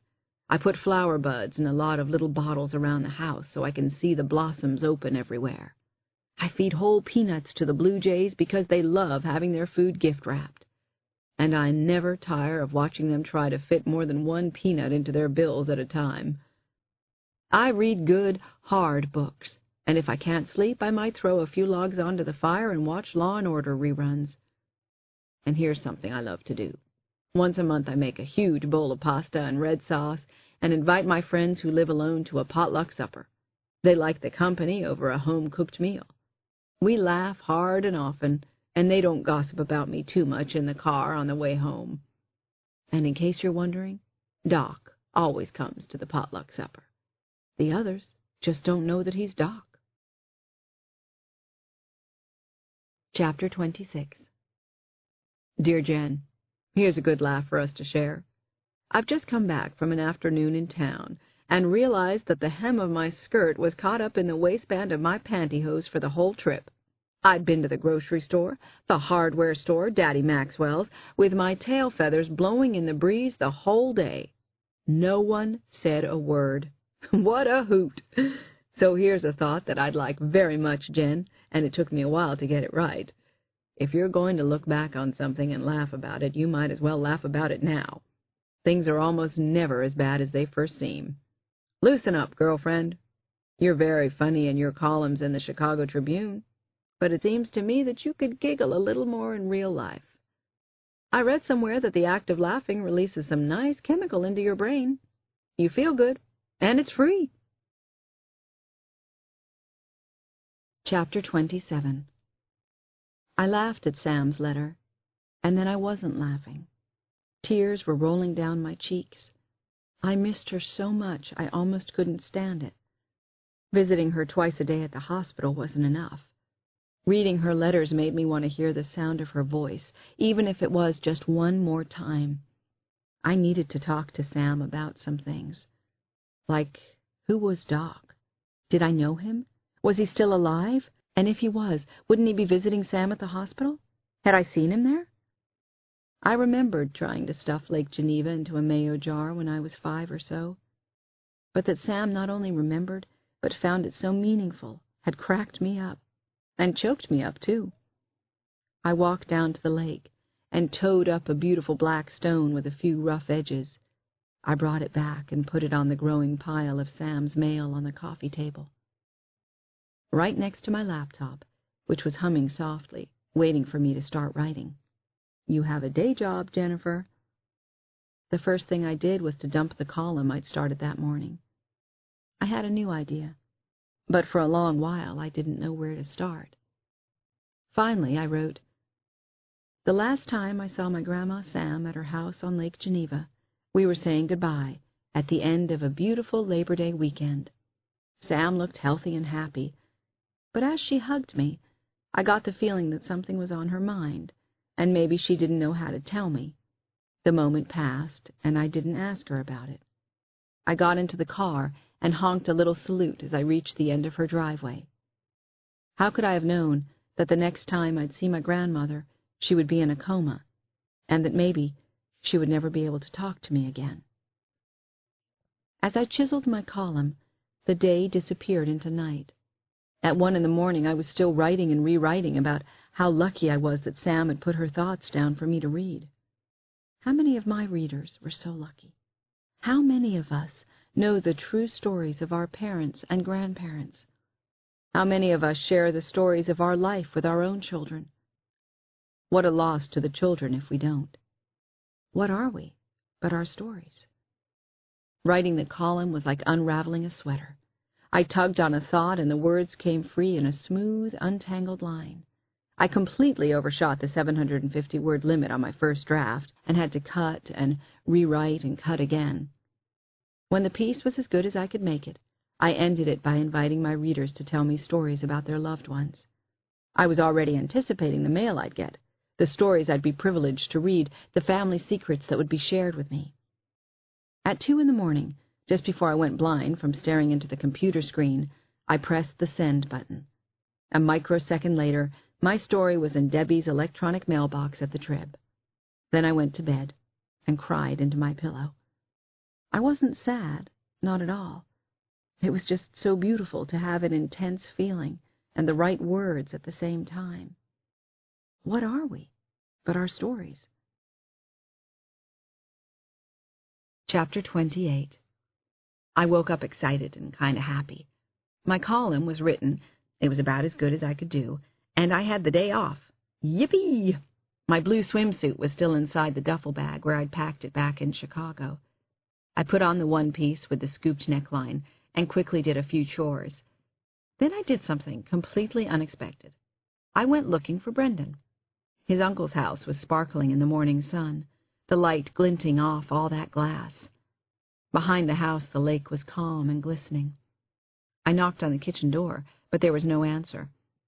I finally cupped my hands and peered between them through the window. I felt a little disappointed, I guess, because Brendan wasn't around and I wanted to play. Then I saw him through the living room window, and when I looked more closely, I was floored. Brendan was on his knees in the middle of the rug, his hands folded in front of him. He was praying. Chapter 29. Totally embarrassed, I turned away and walked off the porch and across the lawn unnoticed. Suddenly the kitchen door whined open and slammed closed behind me. I looked around to see Brendan coming toward me. Oh no, busted. "Hey, Jen, I thought I heard somebody knock. You up for a swim?" he called. Sure," I said. He flashed me a grin. A beauty. Nothing self-conscious about it. Then he yelled a goofy challenge about rotten eggs and sprinted toward the lake. So I did the most instinctive thing. I took off behind him. I raced down the lawn and then 30 feet of white-painted dock, and when I got to the end of it, I cannonballed into the water. Just do it, right? I smacked bottom first into the lake, came back up, and started stroking behind Brendan, who was heading toward a channel marker about 50 or 60 yards out. I raced to win. But Brendan was a very good swimmer, and to his credit, he beat my pants off. He grinned. "So, who's a rotten egg, you rotten egg?" The two of us hung on to the buoy, bobbing in the wake of a particularly noisy motorboat zipping around the lake. I squinted through wet eyelashes at Brendan. I'm a pretty good swimmer, but the recent smoking hadn't helped my time, and Brendan's freestyle was awesome. "You could have let me win," I said, "or get a little closer." He shrugged. "Winning is overrated in this country." "It was a great swim, though." "I think you're right," I said, "and mornings at the lake are underrated." The temperature of the water was just about perfect, and the sun was warm on my face and shoulders. "I'm starting to really remember you now, Scout. You were stuck up and totally impressed with yourself." No kidding. I must have had him fooled back in the day. "Still am," I told him, splashing water in his face. "Hey," I said, grinning up into his eyes, "I think I've got an idea." Brendan looked momentarily confused. "For another column?" Chapter 30. "Do you want to go sailing?" I asked. "You? Sailing? Aren't you swamped with work?" "Actually, I just wrote one of my better pieces in a while." "Champagne!" Brendan cried. "One step at a time." Now, here's what I was beginning to discover about Brendan. He'd grown up to be a really nice person, interesting, fun, and not self-involved as far as I could tell. Not only did he encourage me to talk about Sam as much as I needed to, he was thoughtful in other ways. For instance, he made the sandwiches for our impromptu outing and brought me a long-billed cap to wear so that I wouldn't get burned. Pretty sweet, actually. Right off, I could tell that the years Brendan had spent landlocked in Indiana hadn't compromised his skill as a sailor. He rigged his uncle's scow in 10 minutes flat and got the boat away from the dock on the first try. Scows are top-heavy, flat-bottomed sailboats, fast and unstable, as I well knew from all the summers I'd spent racing up and down the 7-mile-long lake in my grandfather's 16-footer. Brendan manned the mainsail, while I dropped the centerboard into the well and took charge of the jib, our movements meshing as if we'd been sailing together for a while. It was such a tremendous day to be out on the water. A cooling breeze gusted under a hazy sun, and the air was a perfect 75 degrees. Brendan commented on the beautiful historic homes lining the lakeshore. He hadn't seen them for so long he felt as though he were seeing them for the first time. The pleasant thoughts were cut off abruptly by the roar of a jet ski as a pair of teenagers rode circles around us, swamping our boat. I reached for the jib line, and Brendan scrambled to the high side, but it was too late. The boat capsized, dumping the two of us into the drink. "You okay?" I heard as I sputtered to the surface. "Fine. You?" "Yep. Don't worry. I got the little bastard's plate number." I laughed as Brendan righted the scow and helped me back in. Soon we were sailing again, soaking wet, but otherwise okay. The rest of the afternoon was a very nice blur. We sailed through the Narrows, passing the Lake Geneva Country Club and Black Point, an eccentric-looking 13-bedroom summer cottage built at the end of the 19th century. When our faces were stiff from sun and wind, we sailed back to Knollwood Road to change our clothes. Brendan had asked me out to dinner, and I had accepted. Chapter 31. I had just the right dress hanging in my closet, a simple black shift that set off my sun-pinked skin. This isn't a date, I told myself as I put on makeup, but not too much. It's a reunion, a chat between old friends. "Wow, look at you," Brendan said as he arrived to pick me up for whatever it was supposed to be. "And look at you," I said. He had on pressed jeans and a blue cashmere sweater, loafers, no socks, and he was tan. "Your very own beach bum," he said and winked. "You look great." It's the loafers," he quipped. We had dinner on the dockside terrace of the French country inn, with a candle flickering on the table between us and the lake bumping up against the pilings. We were still catching up over braised breast of duckling and wild rice when Brendan said a few words about his folks and asked about mine. I told him that neither of my parents was still alive. "It's just Sam and me," I said. "I'm sorry about your folks and everything else that's happened to you." "It's okay. Anyway, here we are on the lake again." By the time coffee was served, we had moved on to lighter subjects. We joked and laughed and were still so in sync it surprised me a lot. I had expected dead spots in the conversation, but there hadn't been many. When they happened, it was mostly me being too guarded. Then the dinner was over and it was time to go home. That's when I realized, or maybe admitted to myself, that I was on a date. The best date I'd had in quite a while, actually. Chapter 32. It certainly hadn't been planned that way, but Brendan and I had been together nearly the whole day. And now here was an awkward moment at the front door. We were standing close enough that I could smell the cologne he used. I need to stop this nonsense right now, I told myself, for both of our sakes. I caught my breath as that notion flashed through my mind. Then I put the brakes on any fantasy that could lead to the kind of trouble I couldn't handle. I stepped back, away from Brendan. "Well, I'd ask you in for coffee," I said, "but I should start writing my column for tomorrow." "Okay," Brendan said. But then he sat down on the porch steps and he showed no sign of leaving. "Come swimming with me. Or just sit out here and shoot the breeze for a little while more. Anything you want. Just don't work tonight. You don't need to work. Come on, Jenny. Loosen up." The words, "Jenny, loosen up," stung a little. But I was also struck by the choice of words. Sam had said almost the same thing in one of her letters. "Okay," I said, "but you can't ever call me Jenny. Danny called me that." "I'm sorry." "So talk to me, Scout. You've hardly talked about him at all." "Sometime I will. Maybe. But not tonight," I said. "I'll talk about Danny when I'm ready. Danny and other things." I settled down on the porch steps beside Brendan. He seemed confused or troubled. "What?" I asked. "Oh, it's nothing. I just wanted to tell somebody that I quit my job," Brendan finally said, pulling on his lower lip. "I quit today." My head rocked back a little. "You quit your job? Why? What happened, Brendan?" "Nothing too dramatic. I've been looking at shadows on sheets of plastic for too long. I was thinking it's time to get a few priorities straight," he said.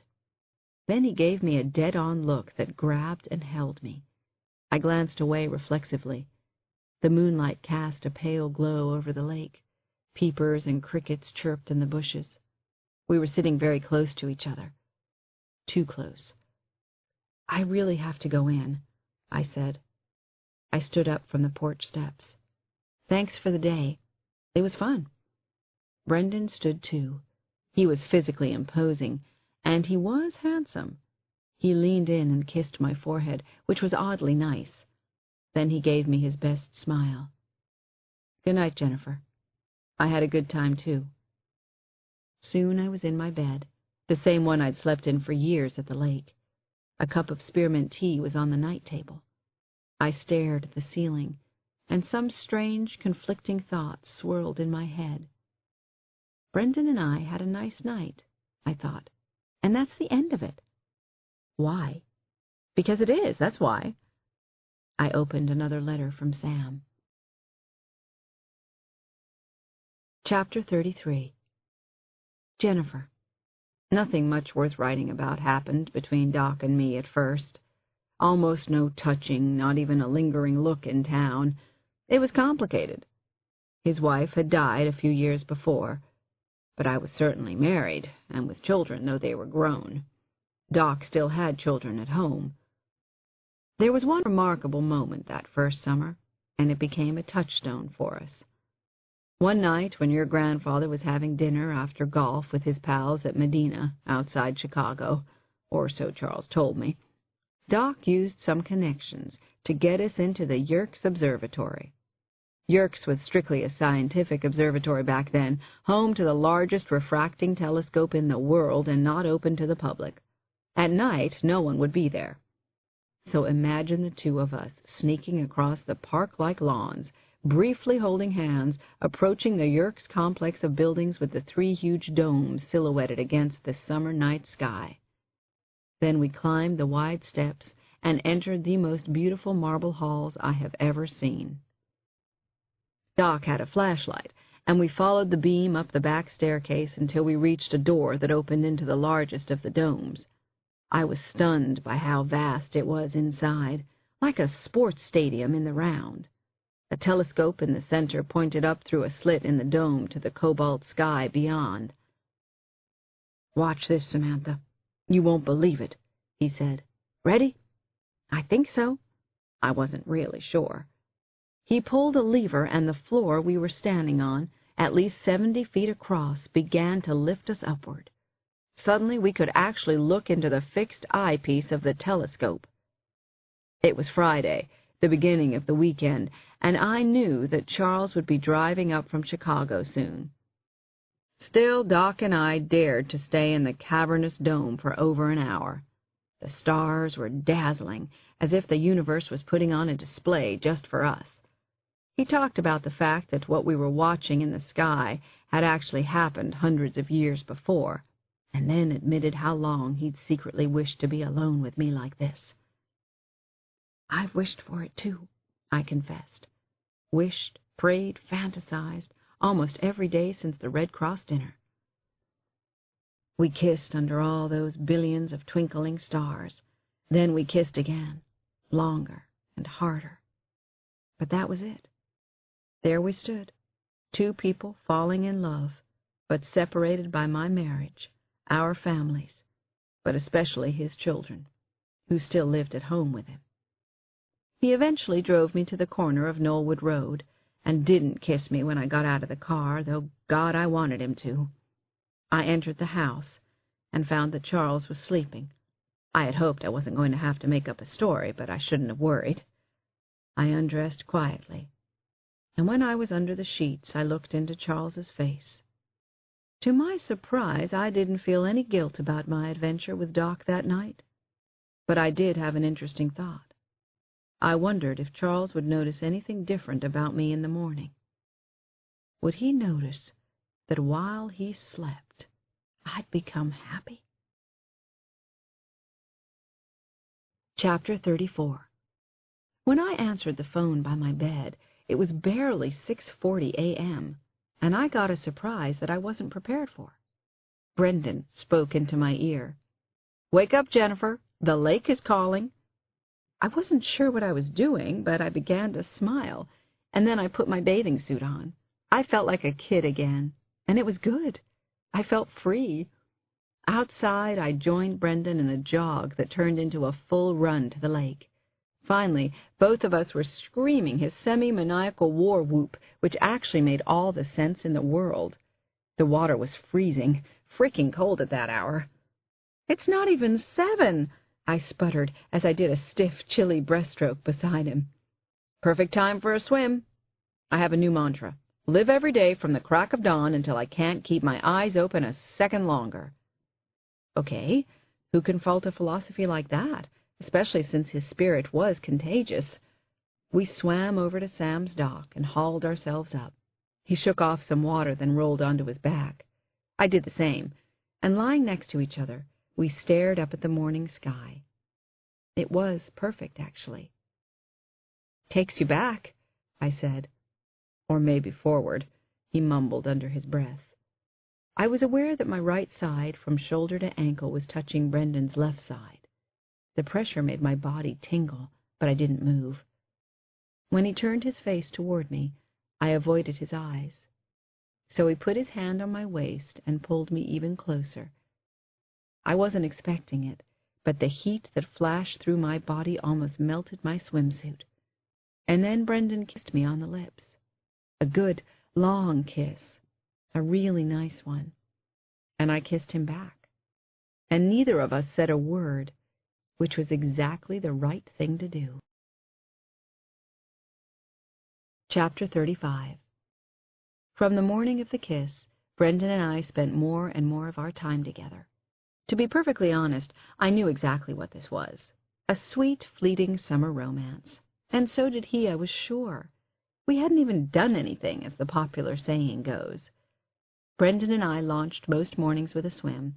Then we took turns making breakfast, sometimes including his Uncle Shep in the ritual. We visited Sam every day before noon.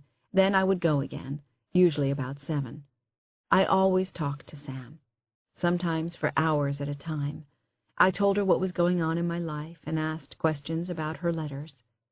On one particular day, I waited outside Sam's room while Dr. Brendan Keller and Dr. Max Weisberg conferred. When they found me in the hallway, Brendan had a serious expression on his face. He saw me looking, though, and brushed the look aside. I'll admit, I'd been hoping for a little good news. Maybe I thought that because I was reading Sam's letters and hearing her voice and seeing her so vividly in my mind, she would get better. She had to get better. But now I thought, she isn't going to get better. I can see it in their eyes. They just don't want to tell me. She's a strong lady, Brendan said, and put his hand over my arm. She's hanging in there pretty well, Jen. Maybe there's a reason for that. When we left the hospital, Brendan tried to cheer me up. I liked that he was sensitive to my needs, and I also sensed what a good doctor he must be. Why had he quit his job, though? He said, "How'd you like to go on a road trip? It'll be fun." Well, it was a glorious day for a drive.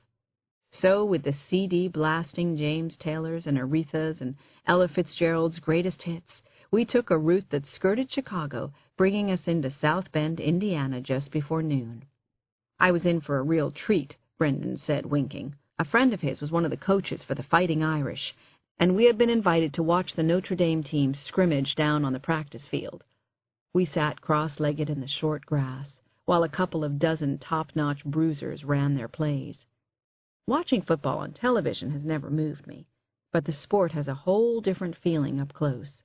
The speed of the action at ground level was incredible, and so was the sharp crack of contact as helmets and shoulder pads collided. Watching the blue and gold was a surprisingly nice way to spend an afternoon, probably because it was Brendan's team. It was also fun to see where he lived, though he stopped short of showing me his old house, or even the apartment where he'd moved after his divorce. "It's a complete off-limits disaster area. I'd be too embarrassed," he said. So we headed back to Lake Geneva without seeing his place. A little strange, I thought, but no big deal. The day after our Notre Dame adventure, I had a surprise for Brendan. I took him to the Yerkes Observatory. I kept seeing parallels between him and me and Sam and Doc, so I had to go there. It was daytime, and there was a crowd ringing the perimeter of the big dome, but it was still a magical place. The whole time I kept thinking about what it had meant to Sam and Doc. And I wondered, who is Doc anyway? The next time I talked to Sam, she was going to give up her secret, so help me. On another morning, I arranged for Brendan and me to catch a ride on the mail boat, a double-decker ferry that scoots along the shoreline, delivering mail to the lakefront homes. That same afternoon, we saw a couple of silly blockbusters at the little theater in town, one right after the other. We had another habit, too. Last thing at night, after I came back from seeing Sam, we took a long walk on the path that circles the lake. Being with Brendan definitely felt like an old-fashioned summer romance. Fast, irresistible, and probably a little dumb. But even if it was, we both seemed to feel the same way about it. I had the sense that Brendan needed this, too, and also that he was holding back, careful that this didn't get too serious. I even called him on it while we were delivering mail on Hank Miscook's ferry. But Brendan just laughed. "I'm an open book, Scout. You're the mystery woman." Then one day, the strangest thing happened. I didn't turn in my column. It was the first time I'd ever done it, or rather not done it. I apologized to Debbie and promised to make up for it, but inside I was exultant. Something was changing, wasn't it? Maybe I was living every day, from the crack of dawn until I closed my eyes. That morning I told Sam everything at the hospital, and even though she never said a word, I felt I knew what she wanted me to do next. It was what Sam would have done herself. Chapter 36. Late that afternoon, Brendan and I sat together at the tip of Sam's dock. I was wiggling my toes in the water. Brendan was, too. It was time for me to tell some of my secrets to him. I wanted to do it. I was ready. It happened off a beach in Oahu. I spoke in a soft, low voice. Danny liked bright lights and big cities, so if it had been up to him, we would have taken our vacation in Paris or maybe London. We decided on Hawaii because I wanted to go there. I sighed, then caught my breath. At the last minute, I got involved in a terrible kidnapping story, so Danny went on ahead of me. A couple of days later, I was finally on my way from Chicago. Late that afternoon, he went out for a run. Alone, of course. Brendan was watching me intently as I managed to get the words out somehow. "You don't have to do this, Jennifer," he said finally. "Yeah, I do. I have to do this. I need to get it out, and I want to, Brendan. I want to tell you. I don't want to be a mystery woman anymore." Brendan nodded and took my hand. Something had happened between the two of us in the past couple of weeks. I had come to trust Brendan more than I could ever have imagined. He was my friend. No, he was more than that.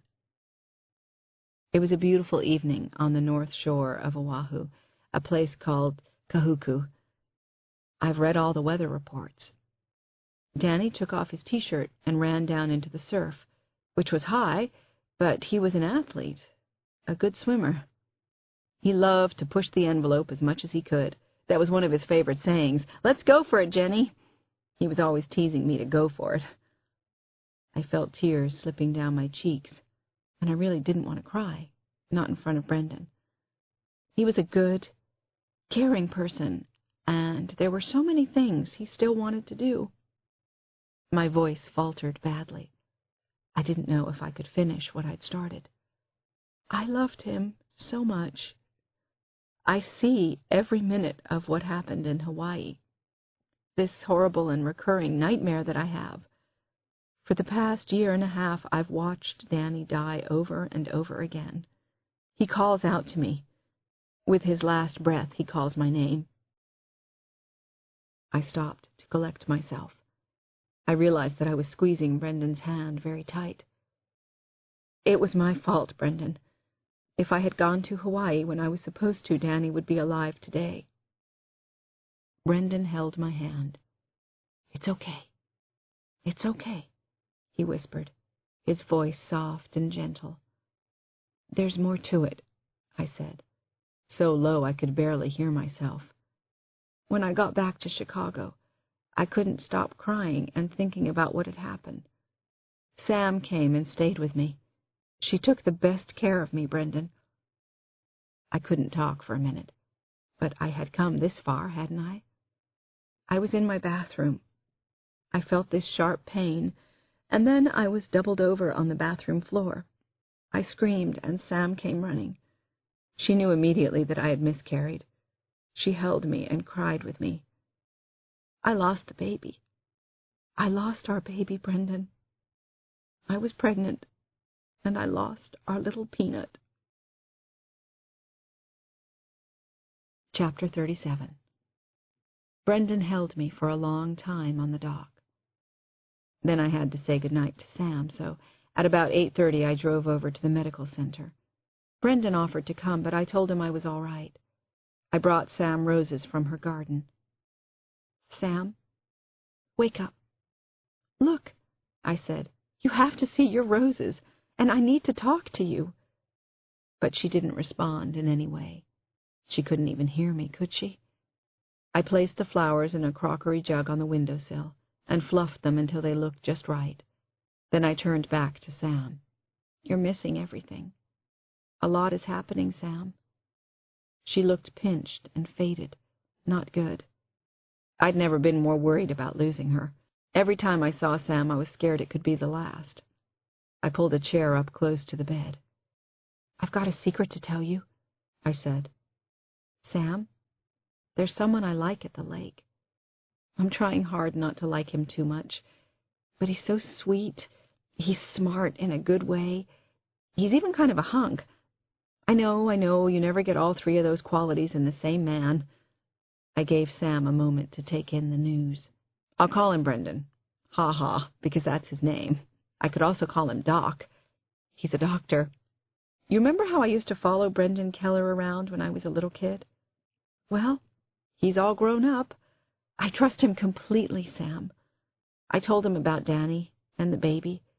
I don't know how much he likes me. I mean, he definitely likes me, but he's holding back a little. I guess we both are. Confused yet? I am." I finally stopped babbling and took one of Sam's hands and held it. I played that game where you think something and pretend somebody else can hear your thoughts. "I need you to meet Brendan, Sam. Can you do that for me? Just this once?" Chapter 38. "You know that this is completely unreal, this life on the lake that we're living this summer," Brendan said and smiled. We were driving home from dinner at the Lake Geneva Inn the next night. It was pouring rain, sheeting the stuff. I almost told Brendan to pull over to the side of the road. "It was your idea. Every moment from sunup until I can't keep my eyes open any longer." "Those were your words," I said. When we got to Sam's, the two of us raced across her puddled yard to the protective wing of the front porch. I yanked open the door. "Stay here, I'll get towels," I said, and walked inside first. I was halfway to the linen closet when a table lamp flickered out. I smelled something burning. Uh-oh. I shoved the armchair away from the wall with my hip and saw a limp white rag lying in the corner. It was Euphoria. Something was wrong with Euphoria. I called, "Brendan, come quick!" and then he was right there beside me. He lifted my cat and gently laid her down again in the center of the carpet. What I saw made me sick. The fur around Euphoria's mouth was singed and bloody, and then I realized that she wasn't breathing. "Oh, God, what's happened to her?" "Looks like she bit into an electric cord," Brendan said. He placed 2 fingers high up against the inside fold of her left hind leg. "She's in arrest, Jennifer. Poor thing's got no pulse." I'd loved that little girl since I rescued her from the pound right after Danny's death. Euphoria wasn't just a cat to me. I loved her dearly. I clutched at Brendan's arm. "Please, can you help her?" He took a deep breath. "Okay, listen to me. When I say so, press right here 5 times. Then Brendan turned Euphoria onto her side. She made no movement on her own, no sound. Now he opened her jaws and bent to fit his mouth to hers. Then he blew breath into her lungs. "Do it now," he told me. "Press, Jennifer." I pressed on the left side of Euphoria's ribcage, massaging her heart, praying with mine. Then Brendan signaled me to stop. My heart was racing, thundering. He bent over her and breathed into her mouth a second time. He was working very hard, being a doctor right before my eyes. Then I got to see a miracle happen. I felt Euphoria come back to life under my hands. She quivered and coughed. Then she opened her beautiful green eyes and looked up at me. Her eyes were filled with love. She was breathing on her own. She finally wobbled to her feet and said, "Yow!" I grabbed her up in one arm and kissed her. I threw my other arm around Brendan's neck and kissed him. I hugged him hard, almost crushing Euphoria between us. "You saved my baby," I whispered. Brendan sat back on his heels, a look of complete satisfaction on his face. Then he said a very cool thing. "You gotta know I love you, Jennifer. I just gave the kiss of life to a cat." I stared into his eyes with amazement. "Brendan, had just said, "I love you." Chapter 39. It was occurring to me that the summer was going too quickly. It was the magic hour again, our favorite time to be out on Sam's dock.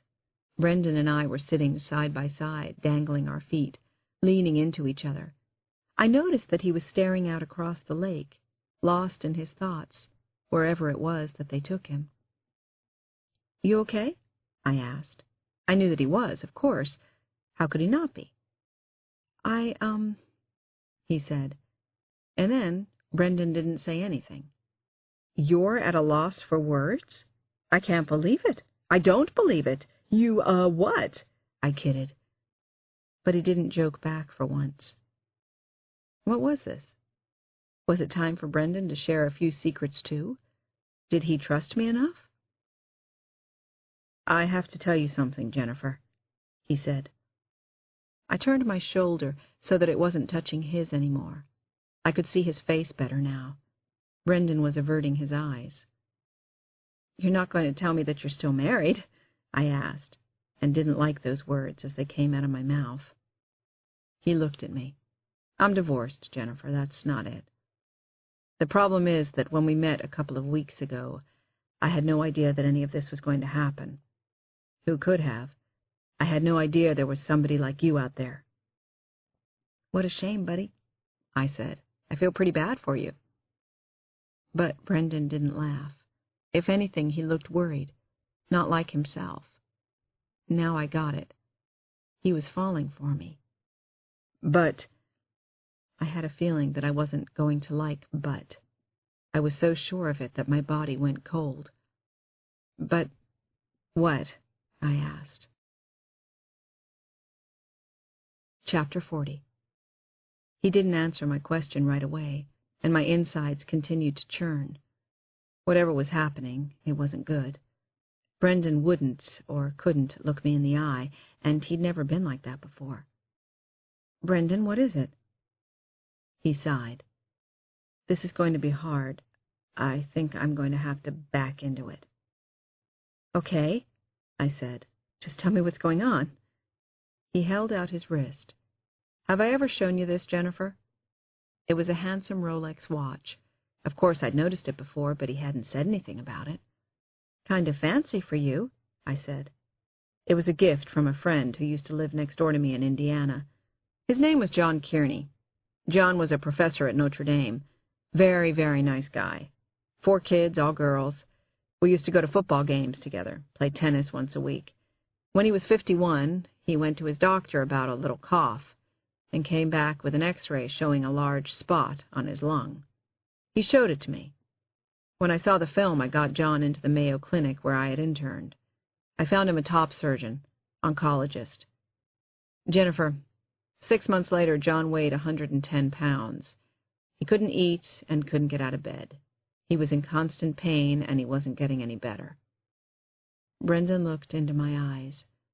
I was touched by the depth of his sadness. I had been there myself. Maybe I was still there. I was going to take John in for another radiation treatment, but he flat out refused. He said, "Please stop this, Brendan. I love you, and I know you mean well. But I've had a good life. I have 4 beautiful daughters. I don't want to be like this. Please let me go." I apologized and hugged him. And then both of us cried. I knew John was right. I couldn't change what I'd already done, but the way I viewed the aggressive measures that doctors sometimes take because we can changed forever. "When he died, John left me his watch," Brendan said. "What it means to me is quality time, making the best of it. So when I read my own CAT scan at the beginning of this summer, I decided to do what's best for me. I'm sorry about this. I can't tell you how sorry. I don't like melodrama very much, especially when it's happening to me. I'm dying, Jennifer." Chapter 41. I may have blacked out for a second or two. I heard Brendan say my CAT scan, but I'm not completely sure I grasped what came after that. Then he said, and I heard this very clearly, There's nothing that can be done for me. Believe me, I've examined every possibility. I felt this incredible pain at the center of my chest, or maybe where my heart used to be. I was dizzy and nauseous, and I couldn't really believe what I knew I'd just heard. Everything around me on the dock seemed fuzzy and unreal. The water I had my feet in, my own body, Brendan's hand resting on mine. Suddenly I reached out and held him as tightly as I could. I kissed his cheek, the side of his forehead. I felt so incredibly sad and empty. "Tell me what's wrong," I finally said. "Well, it's called glioblastoma multiforme, Jennifer. Big name for a bad cancer that I have right here."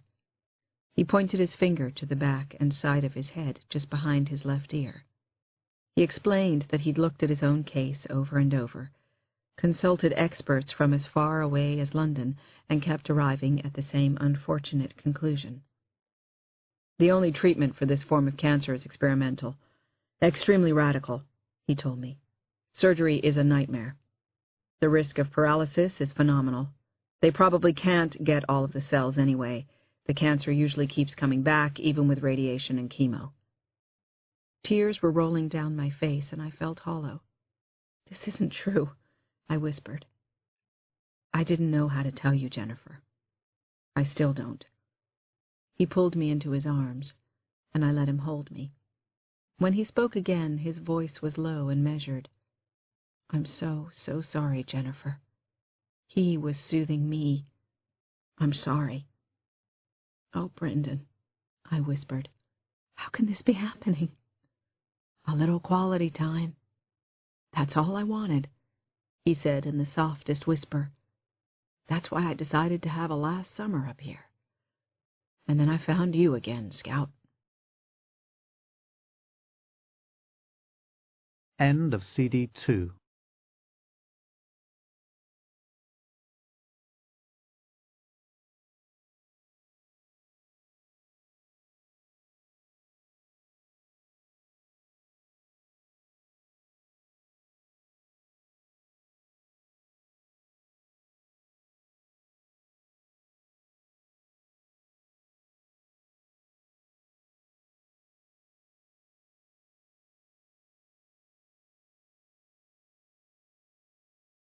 CD 3. Chapter 42. Brendan and I hadn't even been to bed together, and now maybe I understood why. It was one of the few things that I did understand at that point. "I don't want to be alone tonight," I said against his cheek. "Is that okay?" Then Brendan gave me that incandescent grin of his. "I didn't want to be alone for the past 34 nights. But who's counting?" "I am," he said. I took Brendan's hand and kissed it. "You were." It seemed that we got from the dock to the bedroom without even touching the ground. We held on to each other inside the doorway, swaying together on the threshold. We kissed for a long moment, and I finally admitted to myself that I really loved Brendan's kisses. Then we fumbled with our clothes and fell onto the bed in my room. "I guess my sob story worked," he cracked. "Shh. No jokes." He couldn't resist, though. "Scout, is it you?" he asked, and both of us started laughing again. Actually, I loved laughing with him. Loved that he could make me laugh. I put my hands in Brendan's thick hair and kissed him over and over. I loved the sensation of his skin rubbing against mine. I loved his smell. I touched the soft curls on his chest, then ran my hands down the length of his body. I was taking him all in, learning about him. I wanted to consume Brendan, and in every way that I could, I did. I couldn't deny my feelings anymore. I didn't want to. Brendan tenderly kissed my breasts, the hollow of my throat, my mouth, my eyelids. Then he did it all over again. I was completely lost. He was so gentle and good. He murmured my name, his hands gliding over my body. He had a wonderful touch, and it gave me goosebumps. "You're beautiful without your clothes on. Even more beautiful than I imagined," he said. It was very nice to hear.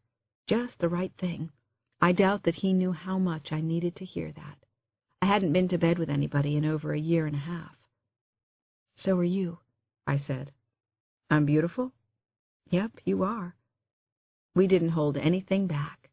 There was no shyness, not too many first-time nerves. It was as if this had always been meant to happen.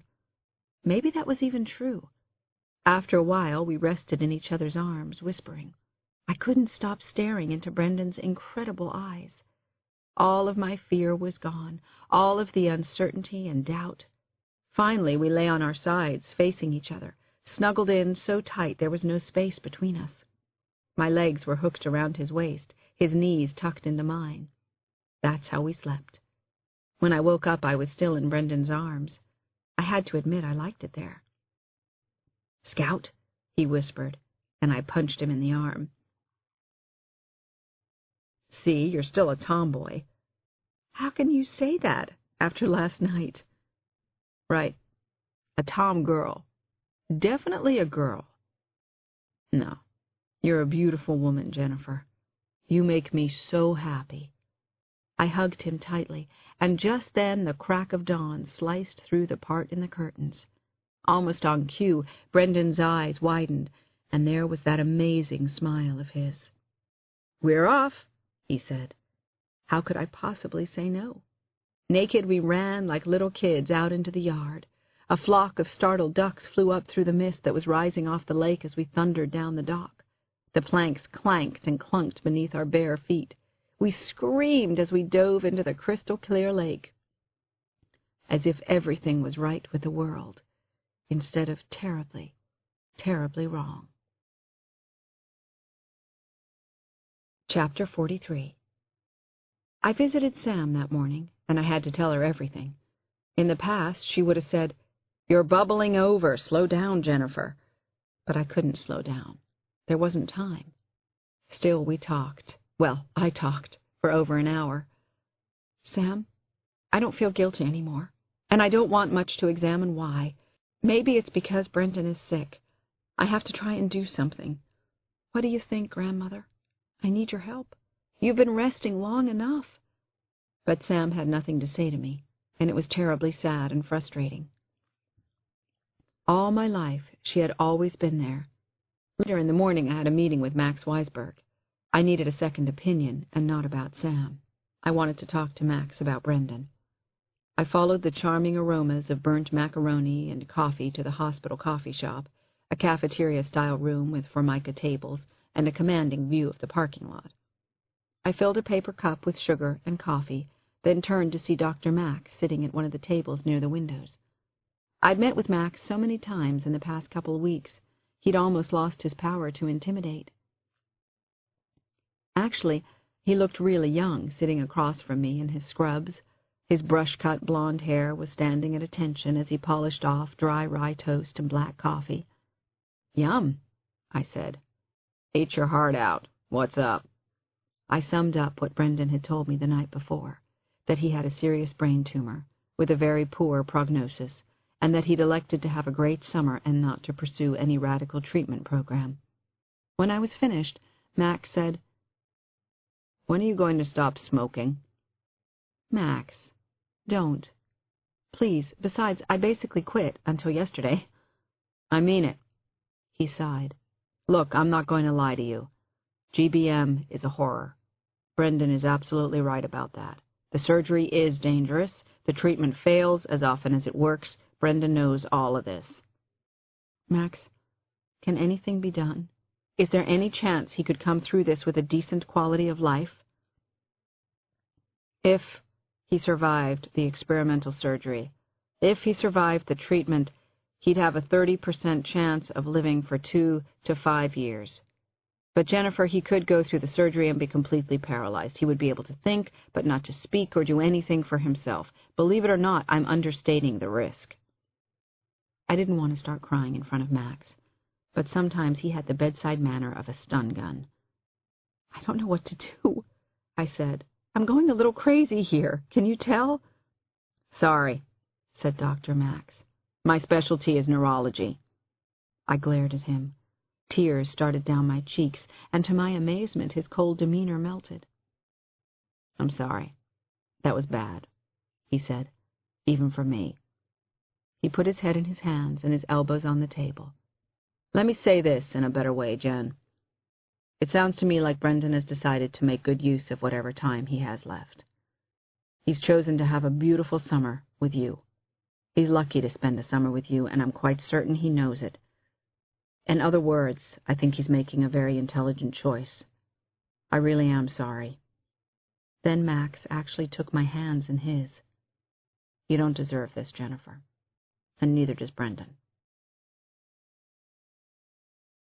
Chapter 44.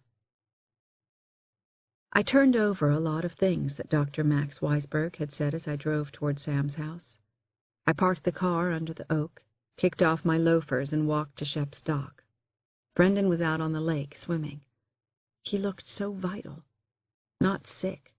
Certainly not terminally ill. My stomach started to churn. He saw me and waved. Then he called, "Come in, the water's perfect. You look perfect." "No, you come," I said, patting the dock beside me. "Sit by me. I'm saving a spot. The dock is perfect." Brendan swam my way. He pulled himself up in one smooth motion. Then he put his arm around me and we kissed. "Not right now," he said after the kiss. "Not right now what?" I asked. "Let's not talk about it right now, Jen," he said. He looked me in the eye, squinting on account of the sun. "It would be a waste of such a beautiful day. We have time to get into the serious stuff." Fine. So I made lunch and served it on Sam's wide front porch, chicken salad with white grapes on 8-grain, chips, iced tea. Below us, sunlight skipped across the lake, and the fragrance of Sam's roses saturated the air. Henry was working in the garden. He seemed to be there all the time. It was a perfect day, wasn't it? The right guy, the right girl, only the timing was wrong. I couldn't help it. I felt as though I was going to break down and cry all through lunch, but I held it inside. Maybe Brendan was used to the idea of his dying, but I wasn't. He was waterproofing Shep's deck, and the job was only half done, so after lunch Brendan went back to his work. I was clearing the table when I found a note folded under my plate. It read, "Jennifer, you are formally invited to dinner at the guest house. 7 p.m., more or less. Come as sweet as you are, Brendan." Chapter 45. A chorus of peepers and crickets accompanied me as I walked across the lawn at dusk and headed west along the shore path. It was such a gorgeous night with clear skies and a cooling breeze. I wore black pants and a halter topped with a black cardigan, and I carried sandals. I wanted to look nice for Brendan, and I thought that I looked passable. I'm no beauty queen, but I dress up okay. There was a small guest house in a clearing by the lake with an attached bluestone patio. I saw steaks marinating and a bottle of red, and Brendan stirring coals in the barbecue, raising sparks into the sky. He kissed me, and he was a good kisser. His kisses lingered on the lips. "Special occasion," he said, handing me a glass of wine. "My birthday." "Oh, Brendan! Geez Louise, why didn't you tell me?" I know that I turned the brightest shade of red, and I felt just terrible. "I didn't want any fuss," he said and shrugged. "It's not a big birthday, doesn't have any zeros in it." I did the math.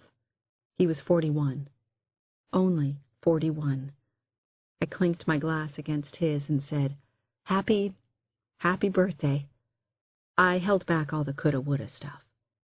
"I love it that you're here," he said. "It is a happy birthday." The fireflies traced cursive neon letters in the night air as I tossed the salad and Brendan put the steaks on the grill. There was a CD player in the guest house, and soon Eva Cassidy was remembering the night as only she can. Brendan asked me to dance. I took his hand and immediately felt the blood rush to my head. He wrapped me in his arms and shuffled with me barefoot on the grass. Simple as this was, I loved it. Eva was followed by Sting on Brendan's personalized CD. He was a good dancer, very coordinated, even barefoot in the grass. He could lead or follow, and he was so light on his feet that I felt as if I were blending into him. The two of us floated over the lawn, cheek to cheek. This was so nice. Glorious, actually. The two of us fit together. "The stakes are burning," I whispered, as Tony Braxton started in on Unbreak My Heart. "Doesn't matter," said Brendan. "You're an incredible Prince Charming, you know. Handsome, witty, sensitive for a football fan." He smiled at me.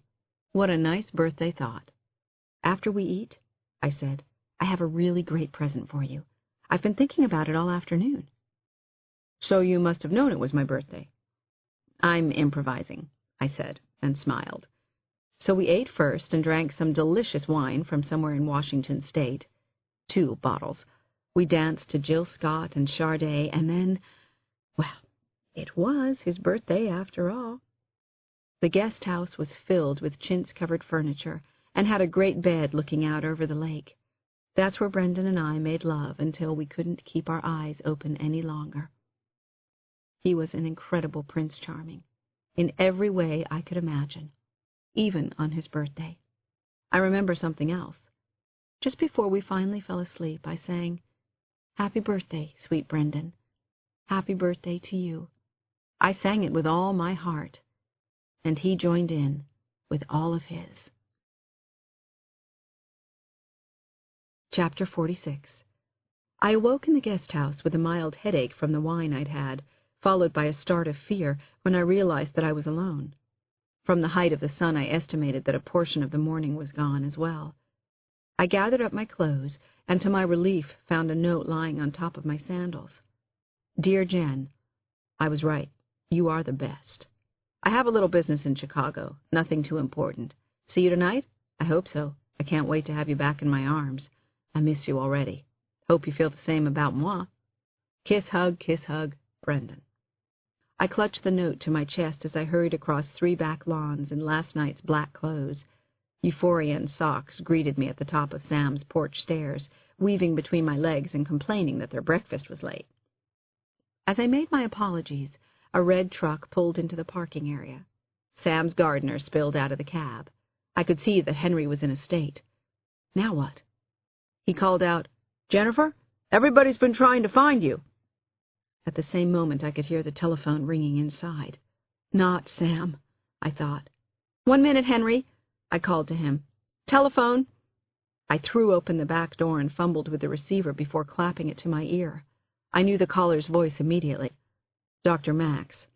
But he sounded tenuous and strained. Not like himself. "Sam is awake," he said. "Come right now." Chapter 47. I gunned the Jag up Highway 50, tapped the brakes to take a right onto 67, and sped on. All of my thoughts were on Sam, so I didn't notice that Henry was following me. Not until his pickup truck pulled alongside me in the hospital parking lot, and Henry cranked down his window. "She's been—" "Sorry, what, Henry?" I yelled back to him. "I didn't hear you." "Sam's not in the ICU anymore. She's on the 2nd floor, 21B. "Thanks," I shouted. Then I had a thought. Could Henry be Doc? He had brought up 2 children himself. He might even have a doctorate. I thought I remembered something about that. Then I was too busy running and semi-politely elbowing my way through the milling crowd in the hospital lobby. I took the fire stairs 2 at a time. I found Sam's new room at the end of a gleaming linoleum hallway. I pushed open the swinging door. I even had a wisecrack ready. "It's about time you rejoined the living." But I never got to say it. My heart sank. Sam was lying absolutely still in the bed. Her eyes were closed tight. Dr. Max was bent over her, taking her vitals. Oh, God, I was too late. "What's happened?" I asked. "I got here as fast as I could." Max turned and saw me. "Let's talk outside," he said. "Come on with me." "She's gone back into the coma, hasn't she?" Max held up a hand to stop me from coming further into the room. "No, Jennifer, she's out of the coma. But this is a good time for me to fill you in on some things." We went to his office again, a beige square with prefab furnishings and inter-office memos tacked to the walls. As he'd done a couple of weeks before, Max led me to his swivel chair, then sat on the desk ledge, facing me. "She's just sleeping," he finally said. "She was awake earlier. We tried to find you. Nobody answered the phone." "But she's out of the coma?" I asked.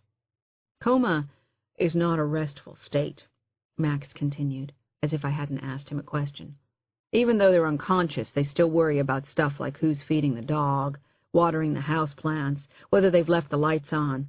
It's good for the patient to be reassured. That's why we stopped the hospital from shipping Sam off to St. Luke's in Milwaukee.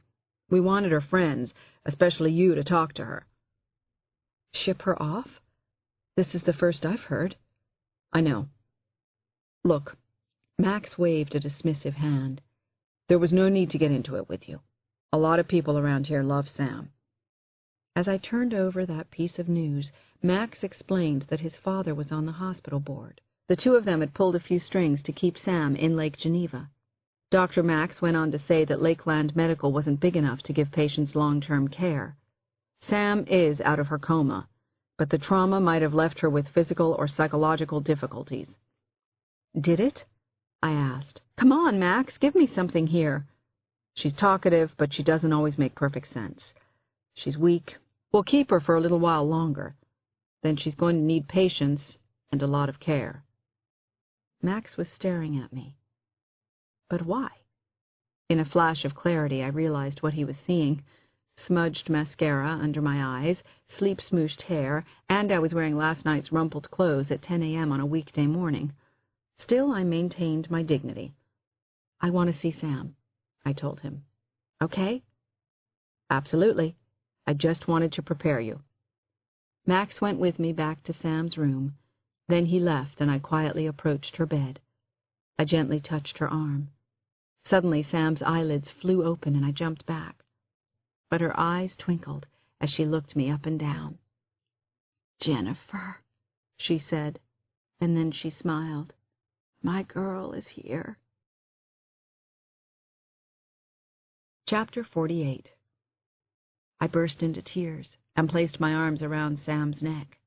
It was so incredible, so unbelievable to feel her arms on me, to hear her voice again. I had almost given up hope that I would ever talk to her again. She gently patted my back, just the way she'd done from the time I was 2 years old. I loved Sam so much that it was beyond scary to think of losing her. I'd wanted to see her again, to talk to her, and now it was happening. I fluffed up Sam's pillow and sat on the edge of the bed. "Where have you been?" I whispered. "I've been right here. Or so I've been told." "Tell me," I said. It was one of our catchphrases. "Tell me who you're seeing in Chicago. Tell me the scoop at the lake." "Well, it was, strange," she said, pursing her lips. "I didn't know where I was, but I could hear things, Laura." Oops. Laura was my mother's name. Sam continued, unaware of her mistake. "The damned elephant over there almost drove me mad. But when the nurses came in, they barked about the daughters. I liked that." I translated as best I could. The elephant had to be the ventilator. Barked about the daughters? Who knew what that was? Did I say daughters? I meant doctors, I guessed. Right. I knew you'd understand.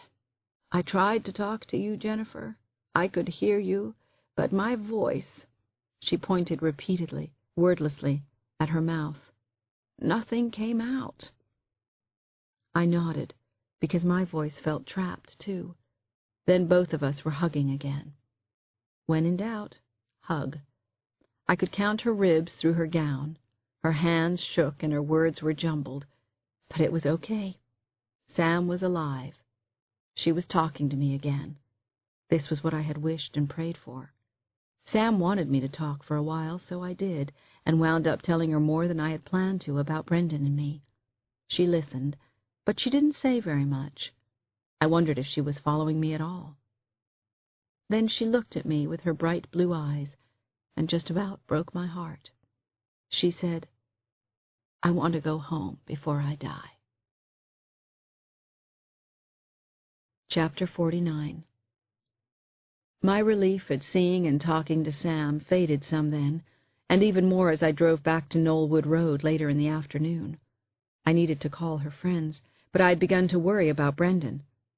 What was he doing in Chicago? Was his tumor getting worse? Why would he leave Lake Geneva now? Plus, I couldn't wait to tell him what had happened with Sam.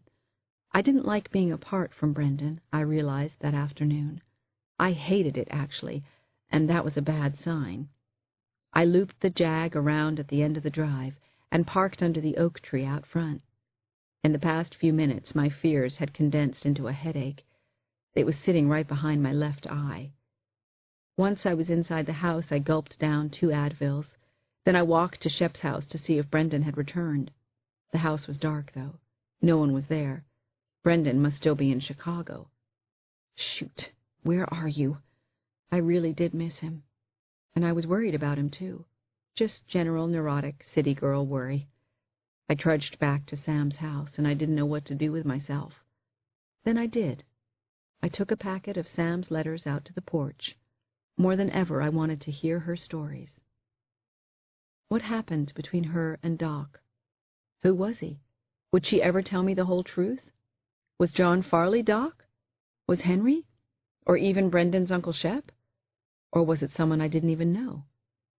I'd just settled into my favorite rocker when the sky darkened over the lake. The air was dense with ozone, and the imminent thunderstorm fueled a feeling of urgency about the letters. The pathetic fallacy strikes again, just like in a Bronte novel. I needed to know how Sam and Doc's story turned out. I guess I wanted a happy ending. Who doesn't? But I had noticed lately that happy endings can be hard to come by. I started to read anyway. Chapter 50. Jennifer, dear. The longing I felt for Doc was unbearable at times. You can imagine. Sometimes it lasted for months. Here's what happened next. There were 10 days every summer that were more tortuous than all the rest. It was when Charles traipsed off to Ireland to play golf with his buddies, and I don't know what else they did over there, though I'd heard rumors. While he was gone, all I thought about was Doc. I couldn't help it, and maybe I didn't really want to. I remember one particular Saturday morning in August of 1972. Charles was in Kilkenny, and I was in downtown Lake Geneva, all alone as usual. The back of my Jeepster was loaded with deer fencing when I stopped off for gas. Young Johnny Masterson was the gasoline jockey that summer, and he'd just filled up my tank when Doc's car pulled in on the other side of the pumps. My heart started booming as soon as I saw him. This always happened, maybe partly because we had so many secrets, but mostly because we were deeply in love. I gave Johnny a $10 bill, and while he was getting the change, Doc stepped out of his car. He walked up to the Jeep.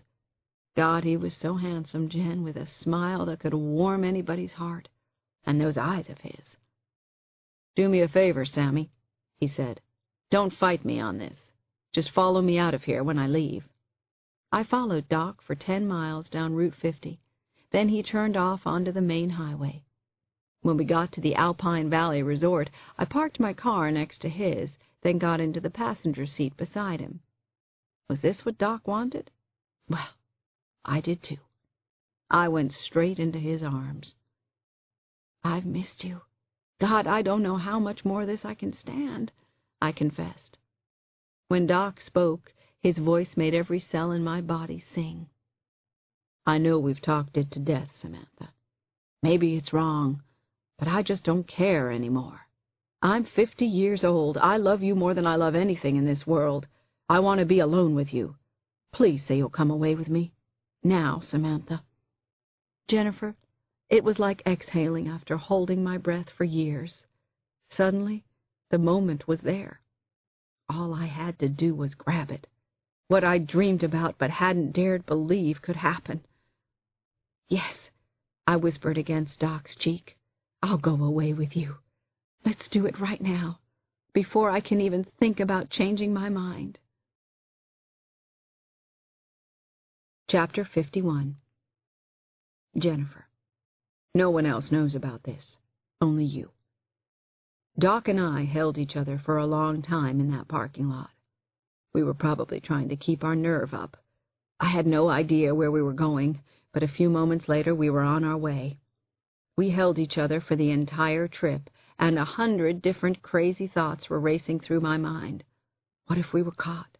What would it mean to our lives? Could Doc and I make it through a whole weekend together? We had been traveling for 8 hours when a "Welcome to Copper Harbor, Michigan" sign appeared in the headlights. "This is it," Doc said. I squeezed his hand tightly, then scooched up and kissed him. This was it, all right. For the record, Copper Harbor is at the tip of Michigan's Keweenaw Peninsula, surrounded on 3 sides by Lake Superior. It's a staggeringly beautiful place. The air was cool for August, and I was wearing only shorts and a sleeveless shirt. Doc took off his jacket and draped it around my shoulders.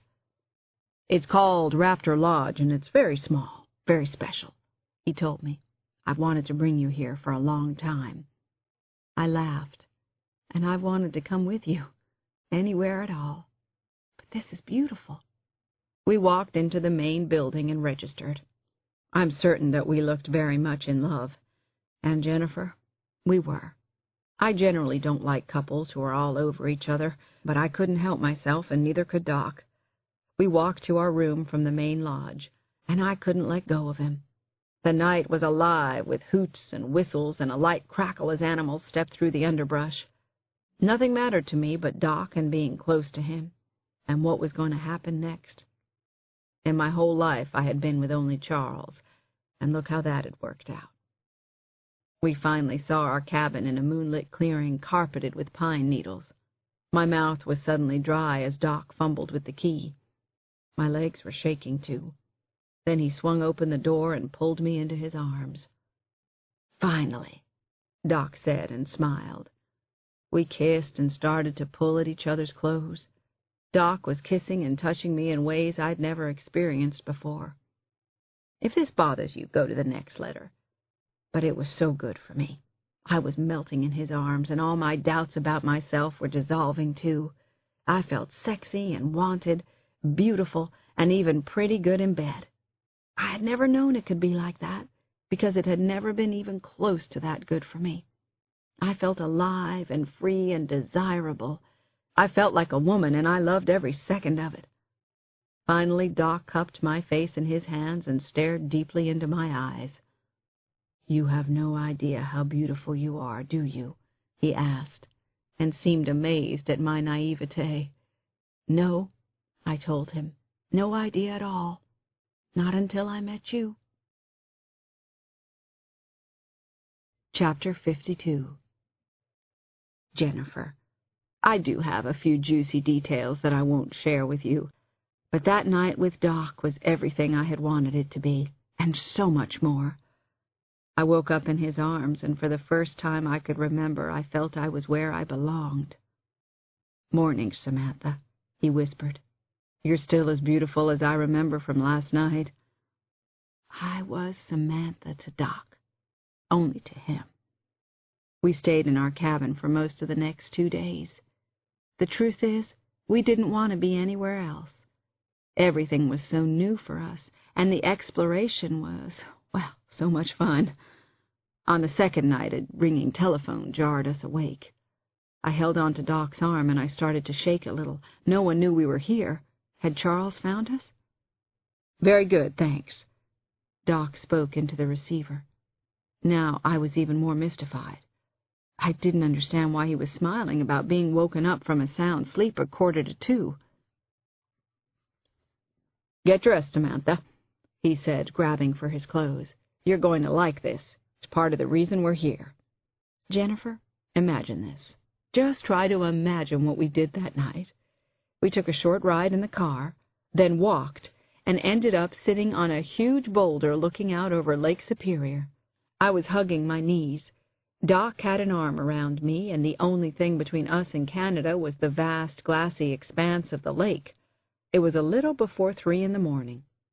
As we watched, as our eyes grew wide, a glowing ribbon of green light stretched across the horizon and then drifted lazily upward until it became a transparent curtain shimmering above the water.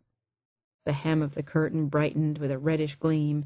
Then veils of purple and blue flared, and the sky seemed to shiver and sway. "Someone spiked the water," I managed to gasp. "Or I'm hallucinating." Doc laughed.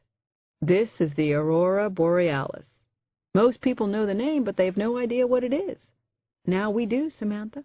Isn't this amazing?" It was an unforgettable moment. The entire sky was in motion, and as the undulating curtain passed right over us, bright points of light swirled like pinwheels. Doc said that the aurora was actually a stream of electrons powered by the solar wind, colliding with atoms of gas. The impact causes the gas to emit light. The color of the light depends on the type of gas. The green and red lights are oxygen. Blue and purple are hydrogen and helium. Sodium is yellow. It's like neon lighting without the tubes, he said. It's neon in the wild. I hugged him and whispered, "Thank you for this." Doc shrugged. "I just arranged for us to be awake to see it." "Don't let this end," I whispered against his cheek. And it didn't. Doc and I made love that night on a boulder under starry skies. Jennifer, it was an out-of-body, out-of-this-world experience, and I highly recommend Neon in the Wild to anybody with a little romance left in their souls, even if they're not quite sure if it's still there. Chapter 53. Dear Jen, Sunday morning came and I woke up feeling sad and afraid. I wanted to leave Charles. I watched Doc sleep, studying his face, his full head of blonde hair just lightly touched with silver. I memorized everything about how he looked, hating that it had come to this. Time to collect my memories. "I'm awake," he whispered. I was just thinking with my eyes shut. "About?" "Oh, everything we did this weekend." You're even better than the aurora borealis." I didn't complain. Not a word, not a look. But Doc knew. "Don't be sad, Samantha," he said. "We just had the best weekend ever." "I want to be with you," I told him. "I don't want us to be apart anymore. I don't think I can stand it." "You read my mind," Doc said. "But I've been thinking about that for years. This divided life of ours, it can be, well, heartbreaking as hell. When Sarah was sick, when we knew for sure that she was dying, I promised that I would raise our boys in a way she would always approve of.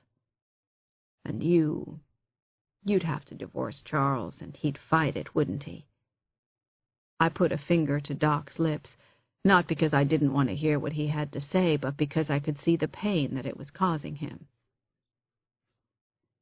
"When you're ready," I said, "I'll be waiting for you. There's one more thing that has to be said, so I'll say it. I love you so much. I feel like you saved my life. I love you, Samantha." God, I loved hearing those words. I was in a kind of daze as we said goodbye to the inn's owners, Mr. and Mrs. Lundstrom, and the hazy feeling continued for much of the drive back to Lake Geneva. I remember holding Doc's hand the whole way. Then we were pulling into the parking lot of the Alpine Valley Resort. What an incredible letdown that was. What a heartbreaking moment. We held each other for a long time, just held on for dear life in Doc's car. "I have to go, Samantha," he finally said. "I miss you already, and you're not even gone," I whispered. "Please miss me too." "What a beautiful thing to say," Doc told me. "I love your humility." Then we kissed one last time, and I hoped it wasn't for the last time. It took all my willpower and strength not to bawl like a baby in his arms, but I didn't cry. My Jeep was where I had left it. I got inside, and everything seemed unreal to my touch. We honked our farewells, and I pulled out onto the highway. I let him speed ahead. As I made my way back to Lake Geneva alone, I thought about the aurora borealis, but also about losing Doc, and how I could possibly bear it. I cried all the way home. Chapter 54. Poor Sam. A wind-driven rain forced me off the porch and into the darkening house.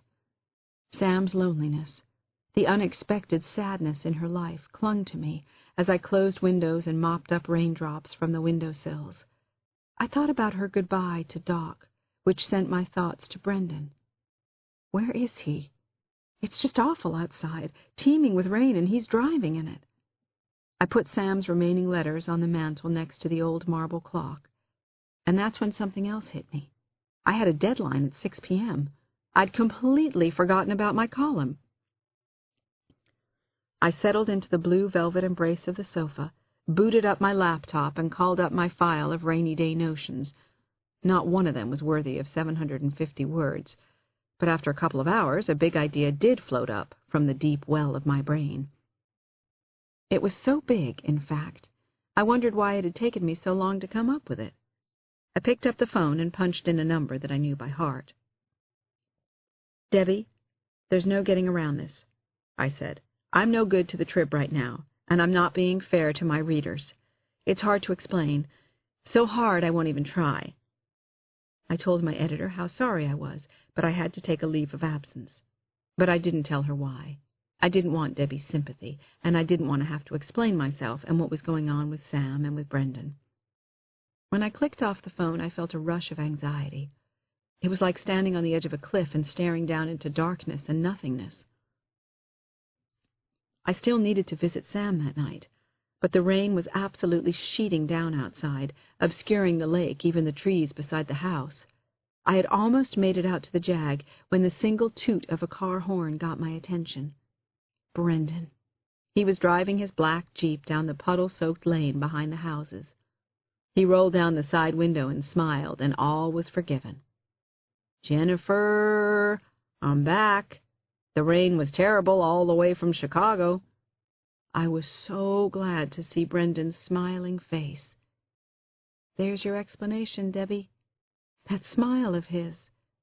I tacked to the left and leaned a dripping, yellow-slickered elbow into the open window. "Hey, buddy, mind if I hop in with you? I have news. Sam is out of her coma." Chapter 55. "You're going to love her. Sam's much more interesting when she's conscious," I told Brendan as we rode to the hospital. "And she's going to like you, I guess, or she'll pretend to anyway." Brendan started to laugh. "What's gotten into you?" he asked. "Oh, I just heard a sad story, and then I saw your smiling face. Strange, interesting juxtaposition. I also took a leave of absence at work. Now I'm a beach bum, just like you." Brendan and I slapped high fives over that one. We arrived at Sam's room, and what was this? Dozens of shiny mylar balloons and streamers hung from the ceiling, with cellophane-wrapped baskets of fruit and gaudy flower arrangements competing for space on the counters and tables. Obviously, word had gotten around Lake Geneva, and maybe the rest of Wisconsin and Illinois, that Sam was conscious. I wondered if any of the flowers or balloons were from Doc. She was wearing a blue-striped hospital gown, and her complexion was still gray, but her hair was combed, and she smiled when she saw me. She was alert, and seemed almost herself. "Hello. Hello, Jennifer. And who's the handsome one?" she asked. "This is Brendan. I told you about him, but you probably don't remember. He is kind of handsome, isn't he?" Brendan reached out and shook her hand. "Hiya, Samantha," he said, and my jaw dropped. I had no idea where that came from. Samantha, like in the letters. That was what Doc always called her. "Don't I know you?" Sam said. "You look like... oh, you know who." "My Uncle Shep?" asked Brendan. "Just a wild guess." "That's the one," she said. "Of course you do." Brendan cranked up Sam's bed a notch or two, then we pulled a couple of chairs close. Sam started to give us a slightly fractured discourse on her day, but then she turned her eyes back to Brendan. She seemed just a little confused again. "I'm fine," she said, and winked at me. Then she looked at Brendan again. "I hear you're a very good doctor, Brendan. So why have you given up hope?" she asked. "How can you leave somebody as special as Jennifer without a fight?"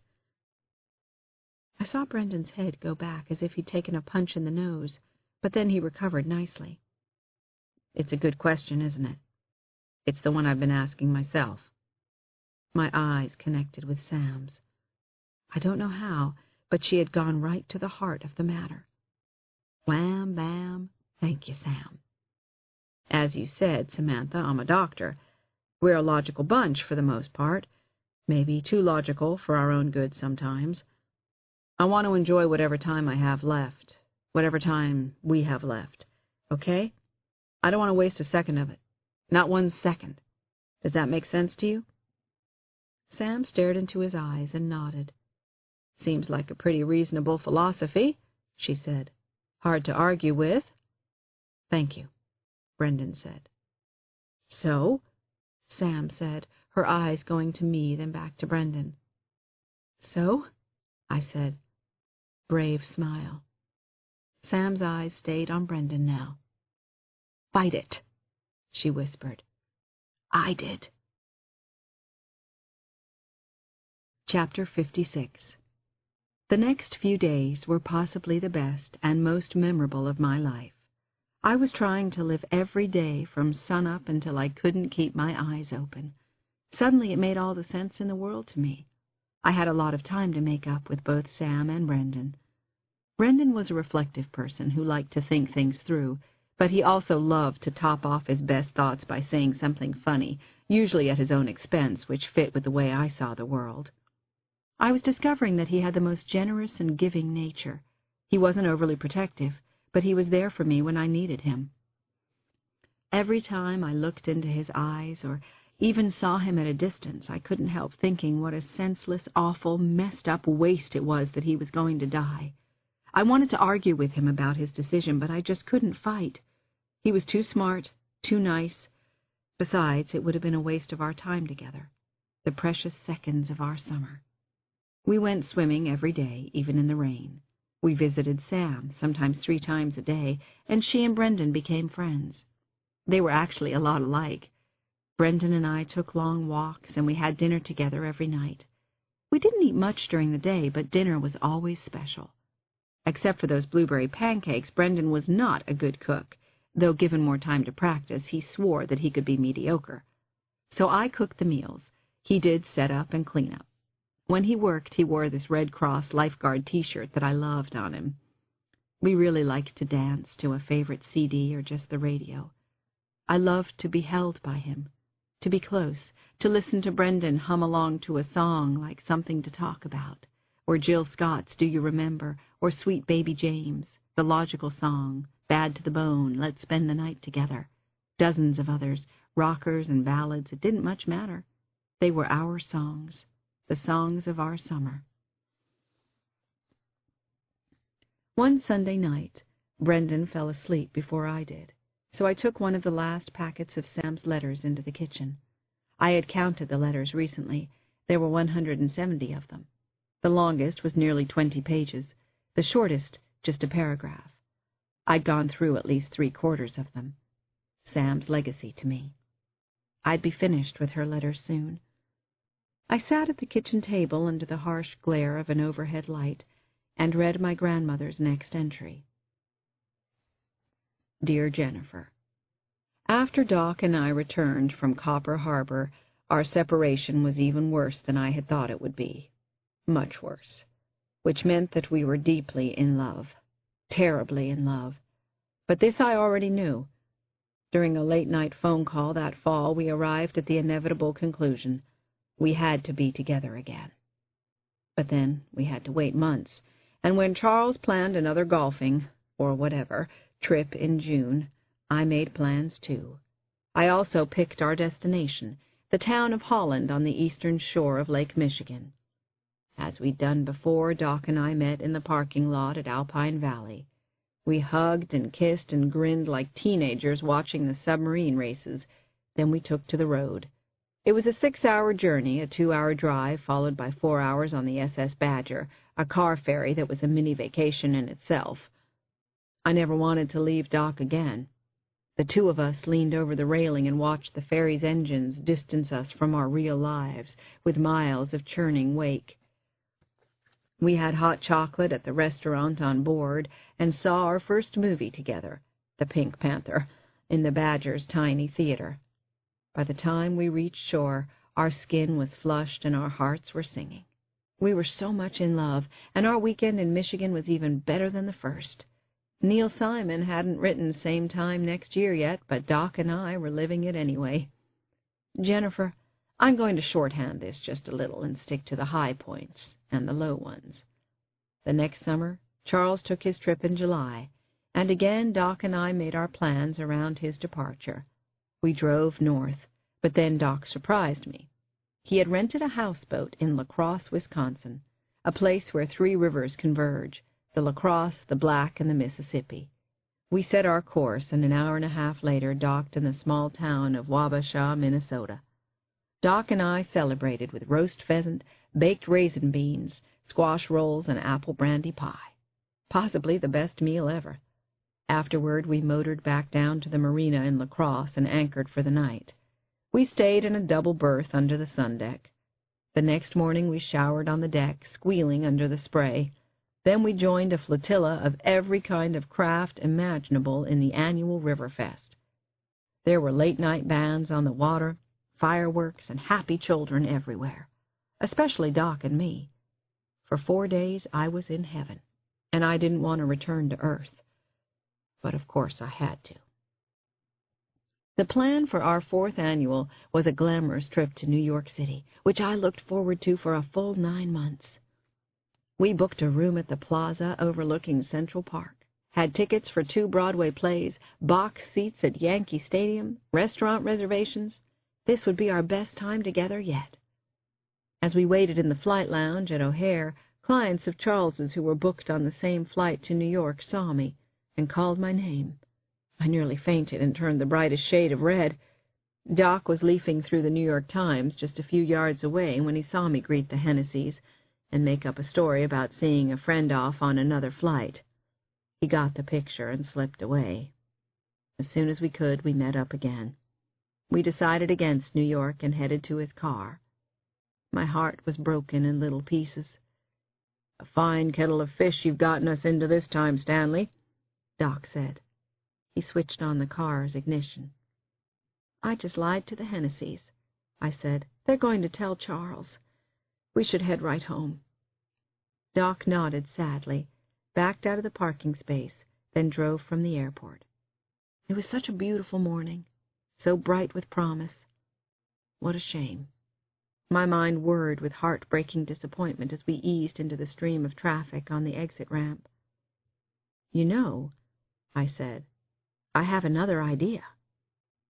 Doc smiled ear to ear. "I knew you would, Samantha. No way I was going to take you home anyway." Chapter 57. Jennifer. The Lundstroms were obviously surprised when we arrived at the door of the lodge at nightfall, but they were also glad to see us, and they had room. Once we had a key, Doc and I headed up the familiar moonlit trail that was alive with the sounds of the woods. I couldn't wait to be in Doc's arms again. We'd already wasted half a day. I'll remember this for the rest of my life. Just when we rounded a bend in the path, a shadow crashed out of the underbrush and into the pathway. I didn't know what it was, but it was bigger than a horse and smelled horribly. The thing brayed at us. I guess we gave it a scare, too. Doc and I froze as the beast clattered across the trail and down the hillside. "That was a moose," Doc said, finally picking up our suitcases and the flashlight. We hurried to the cabin. Of course, we couldn't sleep. And late on the night of the moose, we finally laughed about our close call at O'Hare. Then we made a plan to make sure it didn't happen again. From that day on, we spent our lost weekends on Michigan's Upper Peninsula. Mike and Marge Lundstrom became our good friends, and the cabin in Copper Harbor, with its fieldstone fireplace in the bedroom and view of Lake Superior, became our hideaway. No one back home ever knew our secret, Jennifer. No one guessed about Doc and me and our double life, and don't you dare tell. Don't put it in any of your columns either, or, God forbid, a book. Chapter 58. Dear Jen, this happened 4 years ago, but I couldn't tell you how I really felt about it. Not until now. It was a chilly March night, and snow was falling softly in Chicago, a great deal of snow. The wind was howling like a wounded animal, of course. Your grandfather and I were about to get ready for bed when he asked me to go out for a bottle of anisette. He had indigestion and thought the liquor would settle his stomach. It had worked before. I had always taken care of Charles's needs, and cared for him as much as I could, given how he had treated me. I had to go quickly because the package store would be closing soon. So out I went into the snow and wind. Sam, the dependable one, Charles called me sometimes, always thinking he was being endearing rather than condescending. When I came back, 20 minutes later, your grandfather was dead in his bed. Jen, he looked just as when I had left him, wearing his favorite blue PJs from Henry Bendel, a Macanudo still burning in the ashtray, and the television tuned to the nightly news. It still shocks me when I think about how quickly he was gone. The heart attack must have come on him like a blown-out tire that slams a car into a telephone pole. Total devastation in an instant. None of us even knew that his heart was bad. But Charles had never been careful about what he ate or drank or smoked, or especially how he carried on late at night. Jennifer, despite all the things I've told you in these letters, we had children and grandchildren and many, many shared experiences. When I looked at him in repose, I saw the face of the young man I had known all those years before, a quick-witted boy who'd fought in a war, been unloved by his parents, and struggled greatly to make his place in the world. I remembered the promise I'd felt for us in those early days, the love I'd wanted to give Charles, and certainly would have. So sad. But some stories simply are. Chapter 59. The next morning I had a long emotional talk with Sam about my grandfather and about Doc. It was the best talk we'd had since she came out of the coma, and she was seeming more like herself every day. I read some more of the letters last night, I told her, soon after I arrived. I'm doing it the way you asked, a few at a time. I read about Grandpa Charles dying last night. It made me cry, Sam. Did you cry? You didn't say in the letter. Sam took my hand. Oh, of course I did. I could have had so much love in my heart for Charles, but he just wouldn't let me give it to him. He was a smart man in many ways, but stubborn in others. I think he was so hurt by his father and his uncle that he never trusted anyone again. I really don't know, Jennifer. You see, Charles wouldn't tell me his story. My eyes welled up with tears. All of this was so sad to hear. He was always good to me, Sam. I know that, Jennifer. I know he was. He did have a temper, and there were always Grandpa Charles's rules of behavior in Chicago and even here at the lake. Sam finally smiled. Oh, you don't have to tell me about Charles's rules of proper behavior. I know them by heart, and all about his temper, too. I looked into her eyes, trying to understand everything. So why didn't you leave him? Sam just smiled. Finish the letters and we'll talk more. Just remember, they're not only about me. They're about you too, sweetheart. I had to laugh. Sam's rules, huh? Not rules, Jennifer. Just a different road I traveled. Just my side of things. And you're not going to tell me who Doc is, are you? I'm not going to tell you, Jennifer. Read the letters. Maybe you'll be able to guess. Chapter 60. Brendan and I got a swim in just about every night at twilight. That evening I appeared in a blue Speedo racing suit with red piping, looking every inch the Big Ten swim champion that I wasn't. Brendan had on a pair of black boxers that weren't too boxy and fit him just right. You look really good, I told him. Is that a sexist thing to say? Hey, who cares? You look beautiful, Brendan said. Then his face turned unusually serious. You're a gorgeous woman, Jennifer. I hadn't heard compliments like those for a while, and I was almost starting to half believe them. I certainly liked hearing nice things about myself. Who doesn't?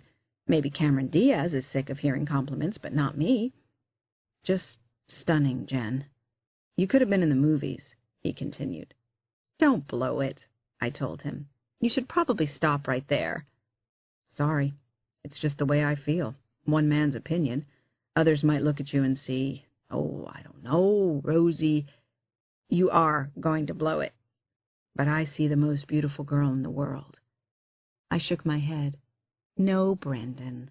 Too over the top. Pull it back some. Not too far back. How about on the lake? Most beautiful on the lake. I shrugged, grinned. Maybe. At this moment on the lake, which is mostly deserted. Well, that's settled. Most beautiful girl on the lake. And then Brendan let go with maybe his loudest banshee scream yet. He almost sounded in pain. He took off for the water a step ahead of me. But just a step.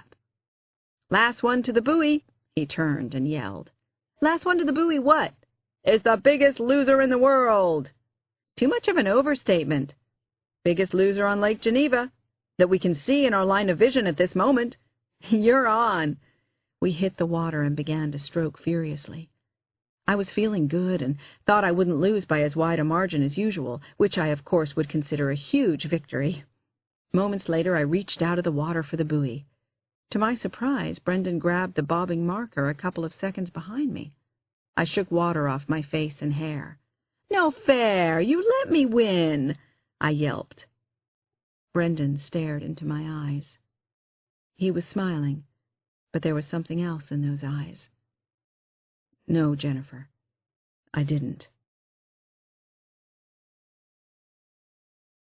End of CD 3.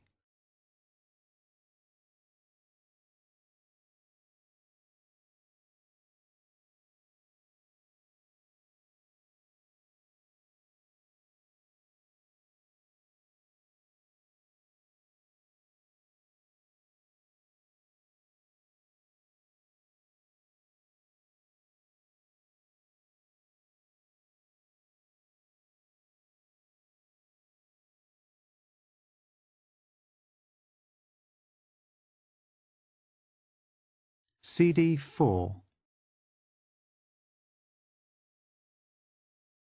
Chapter 61. It rained like the dickens the next day, and Brendan disappeared for several hours. He was starting to worry me, I'll admit. I was afraid he might not come back one of these times, that he could get terribly sick or black out while driving, something bad. The rain had slowed to a light drizzle by the time he pulled into the driveway at about 4.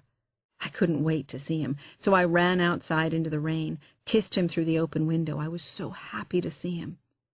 Where'd you go? I asked. I woke up about 7 and you were gone. Had a doctor's appointment in Chicago. You were snoring your pretty head off. I thought I'd let you sleep.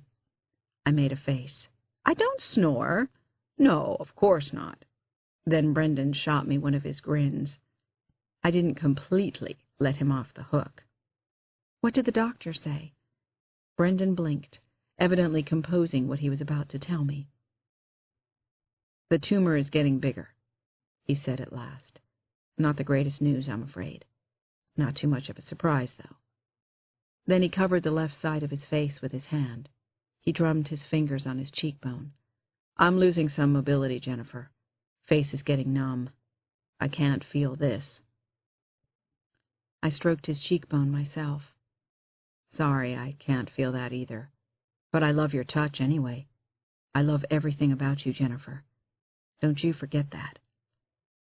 Brendan struggled with his footing getting out of his Jeep. He almost fell. I was stunned, and suddenly realized how bad his day must have been. He smiled, though, and then touched my cheek.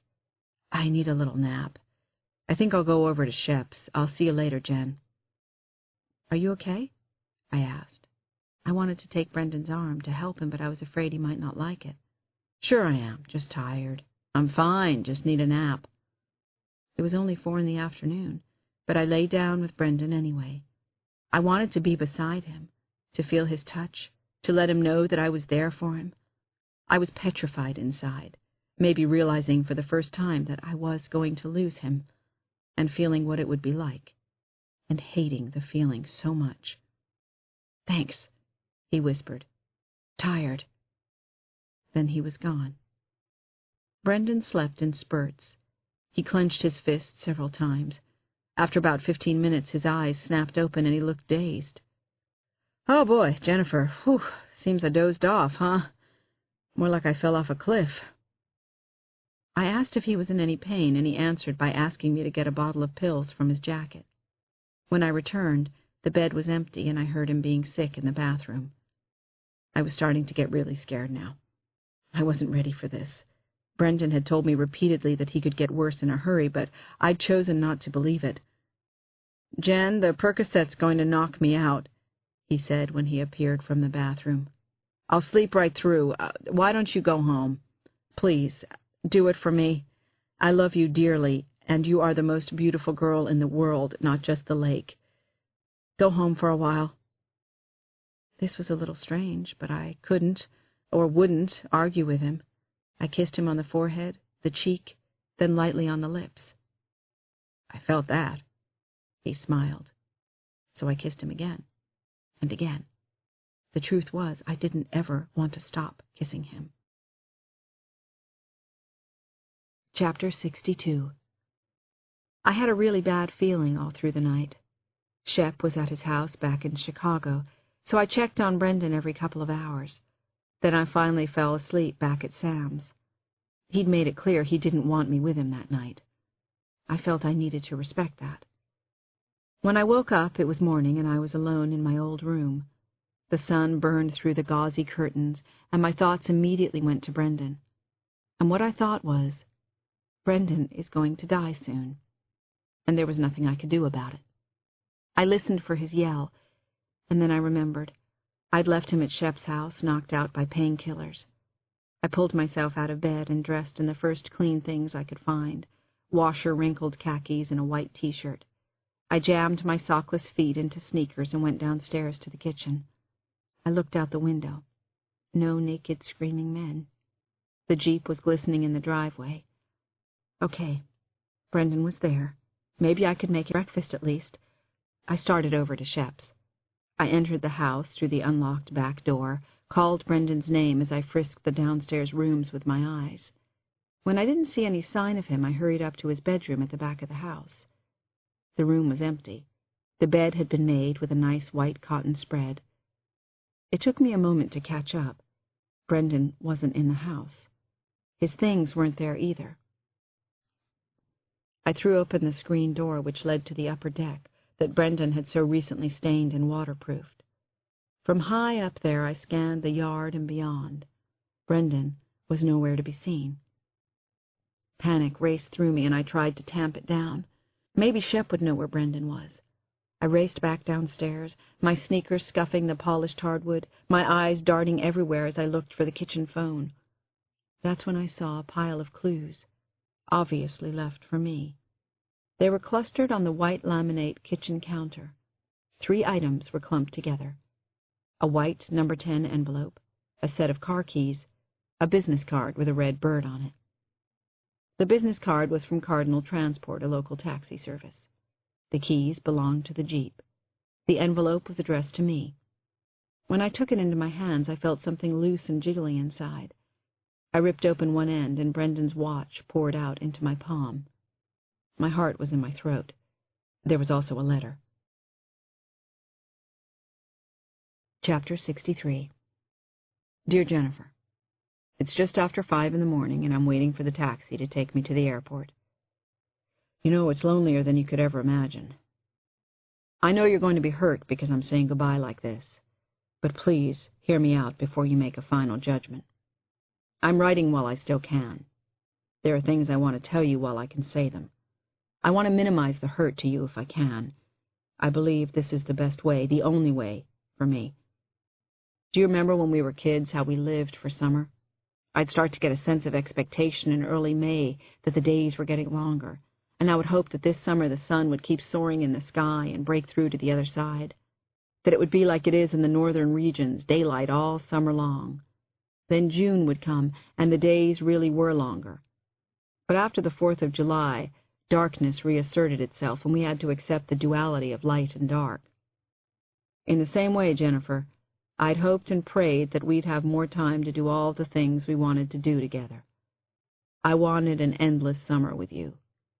But then Darkness always comes, doesn't it? Just a fact of life, I guess. If I know anything, it's this.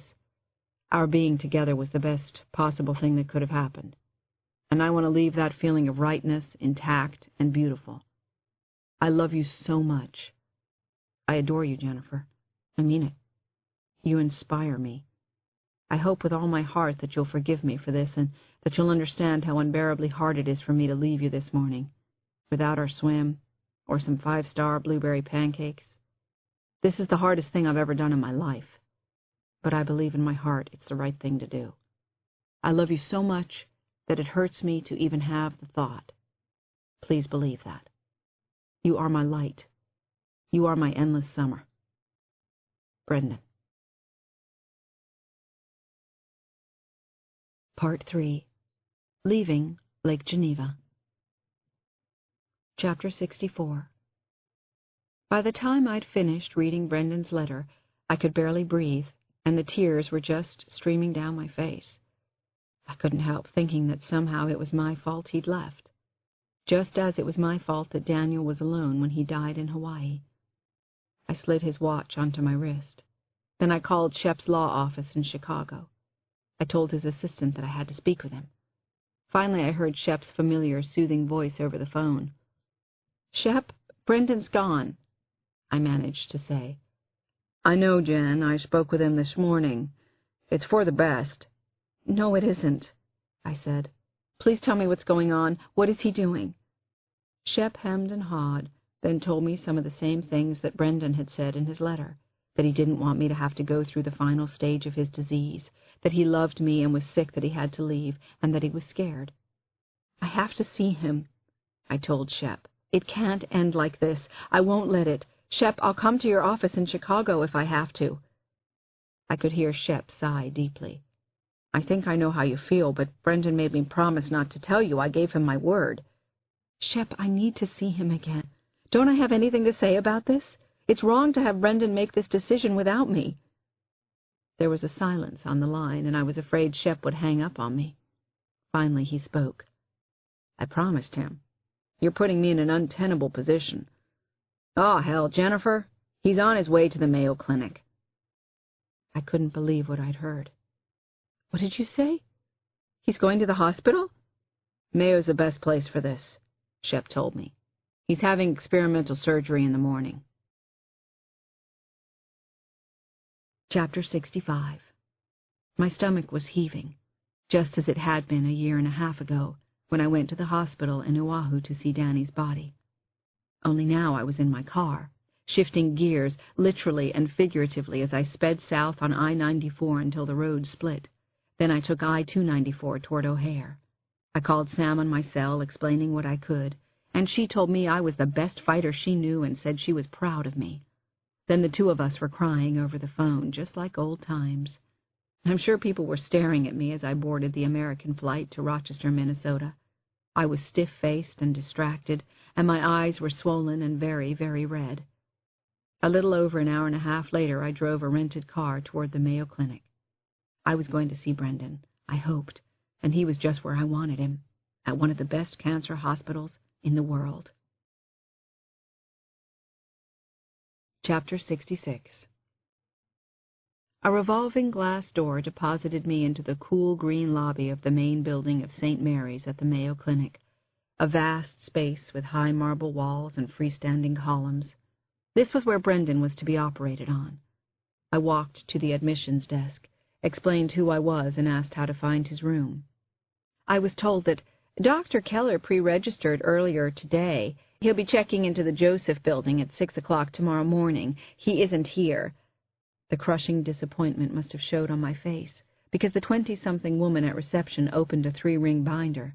She ran a finger down a list, then looked up at me. "He said there was a possibility someone might come." I didn't know what to say. "Well, I did. I'm here. Dr. Keller is staying at the Colonial Inn, 114 2nd Street, Southwest," she said. I got directions, and soon the rented car and I were back on the road. The minutes whizzed by even as rush-hour traffic pinned me in place. Finally, I broke through the logjam, which I wouldn't have expected in Rochester. A few minutes later I was at the Colonial Inn, and I was shaking like a leaf. I found room 143 and knocked. There was no response from inside. "Brendan?" "Please," I said. "I came all this way. It's Jennifer. The prettiest girl at Lake Geneva?" The door opened slowly, and Brendan was standing there, all 6'1" of him. His shoulders were still broad, and he looked solid. His eyes were as blue as the northern sky on a day in July. He opened his arms and took me into them. "Hey there, Scout," he whispered. "Prettiest girl in Rochester, Minnesota." Chapter 67. "I was mad at you," I finally admitted as I held Brendan tightly. "And now?" "What are you feeling now, Jennifer?" "You're charming me out of it." "I didn't realize I was being charming," he said. "I know. It's just part of your personality. It's something in your blue eyes." We swayed together in the doorway for a moment or two, then broke apart. It was only now that Brendan's eyelids drooped, and his movements became noticeably slower and a little shaky. From pain medication, or from the tumor? We sat down on the couch, and I tousled the wave in his hair. "Happy now?" he asked. "Yep," I answered. "God, I missed you," he said, and we kissed. Then Brendan leaned back and stared at the ceiling. He seemed far away. "Want to hear the schedule?" he asked. I nodded. I guess this meant that he knew I wasn't going away. He rested his hand on my knee. "Have to be at the hospital at 6, sharp. Adam Kolsky is doing the surgery at 7. He's pretty good." "Pretty good?" "He's really good. Practically a god," Brendan said. And suddenly there was that magnificent smile of his. "Of course I got the best." "That's more like it," I said. And there, finally, was that smile of mine. "I should warn you, after tomorrow I'm going to look like a cannon shot me head first into a brick wall, if things go well. I hope you really do love my charm, that certain something in my eyes." "I love everything about you," I said. "I especially love that you're going to do this." Brendan kissed me again, and I melted. Then he said, "Let's get out of here. Let me show you Rochester. And yes, this is a date." Chapter 68. A date. That was another cute line, and it reminded me of everything that was so good about Brendan and me. We had the same energy, the same passion about a lot of things, common interests. We shared a goofy sense of humor, and it was so hard to find someone who was right for you. God, sometimes it could seem impossible. For some people, it is impossible. I drove, and Brendan gave directions. About 3 or 4 miles from the hotel, back near the hospital, he told me to park anywhere I could find a spot. Actually, the side street we were on was surprisingly crowded for a work night. "What's here, anyway?" I asked. "Stephen Dunbar's pub," Brendan said. "This is where we used to blow off steam when I was a resident. It's where I want to take you for our date." "A bar?" I asked him. "Stephen Dunbar's pub?" He nodded. "I don't think I should drink tonight," he said, "but I definitely think I should dance." Inside the bar was about half full, a nice, comfortable crowd, and there were couples dancing to a Red Hot Chili Peppers ballad I liked, "Under the Bridge." Brendan immediately took me in his arms. "I like this song," he whispered against my cheek, and then we were dancing. "And I love dancing with you." "Thank you for Jennifer," he continued to whisper. "She's the perfect one. All that I ever wanted out of life." It sounded like a prayer to me. "I saw you praying once. In the kitchen," I confessed. "Exact same prayer," Brendan said and winked at me. "I've been saying it all summer." We danced to all the slow songs that played on the juke, and we danced slow to some of the fast ones. I didn't ever want to let Brendan go, not even for a minute. "What could be better than this?" he asked. "A date with my best girl in my old school town at one of my old haunts?" I felt so incredibly close to Brendan, so much in love with him, which made what was going to happen in the morning unthinkable. I didn't mean it to happen, but tears welled up in my eyes. "Stop being so sweet," I told Brendan. "No tears," he said, and wiped them away. "No tangles." He laughed, then winced a little at his own joke. Brendan could always laugh, at any time, about anything, even this. We continued to dance to an old Smokey Robinson and the Miracles song. "After this is all behind us," he said, "let's travel. I've never been to Florence or Venice, China, Africa. There's so much to see out there, Jen." I started to tear up again. "I can't help it. I'm not usually so sentimental," I said. "Oh, it's kind of a sentimental time." "Kiss me again. Keep kissing me right up until they operate." So we kissed again. Finally, we headed back to the Colonial Inn, where I thought Brendan would collapse into sleep, but he didn't. "Every day from the crack of dawn," he said, and I completed the rest, until we can't keep our eyes open 1 second longer. About 3, we finally did fall asleep in each other's arms, our fingers entwined, my head on his chest. I remember thinking, this is the way it should be, just like this, for many, many years. And then the alarm clock began to ring. Chapter 69. Brendan leaned down close and gave me a kiss on the lips. He was already up and dressed. "Crack of dawn," he said.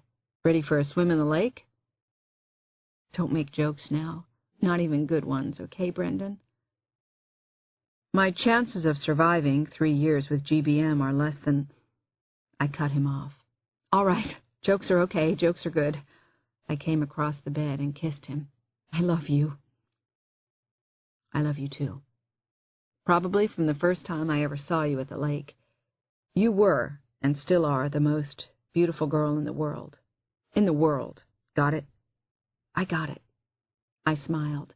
"Of course, it's only your opinion." "Good point. But I happen to be right on this one." I was pretty sure that I had my emotions under control for the moment. That's why I wasn't prepared for something so small to tear me apart. I noticed Brendan's hands shaking badly as he bent to secure a new pair of shoes that looked like his Nike cross trainers but weren't. Instead of laces, the shoes had Velcro flaps. Brendan couldn't tie his shoelaces anymore. He looked up, saw me watching him. "I like these shoes." An image flashed into my mind. Brendan's swimming stroke as he powered across the lake on a summer morning. Now he couldn't tie his own shoes. I ached for him. Brendan knew what was in store for him. The pain, the sickening after effects, the very real possibility that he would die. I put my arms around him. "This is going to work out," I said. It had to. Less than 20 minutes later, Brendan and I stepped out of the hotel into hazy morning light. He stood quietly, resting an arm on the roof of the car, and he still looked healthy. He was taking in a coffee shop's blinking neon sign, then a fieldstone church across the street, as if he were memorizing each mundane detail. "Pretty diner, pretty church, very pretty girl," he said. Then he climbed into the passenger seat, a little stiffly. I heard the seatbelt click as Brendan strapped in for the ride of his life. "Let's go, beautiful. We have an appointment in Samara, or someplace like that." For one of the only times that summer, the two of us were mostly quiet. The early morning drive took only a few minutes from the Colonial to the St. Mary's underground garage. An elevator took us up to the first floor. From there, we headed along a stained glass corridor to the Joseph Building, which was where Brendan would be admitted and prepped for surgery. Brendan stopped and put his hands on top of my shoulders. He leaned in and held me and stared into my eyes. "I think that I've run out of jokes, Jennifer. Do you mind if I tell you that I love you again?"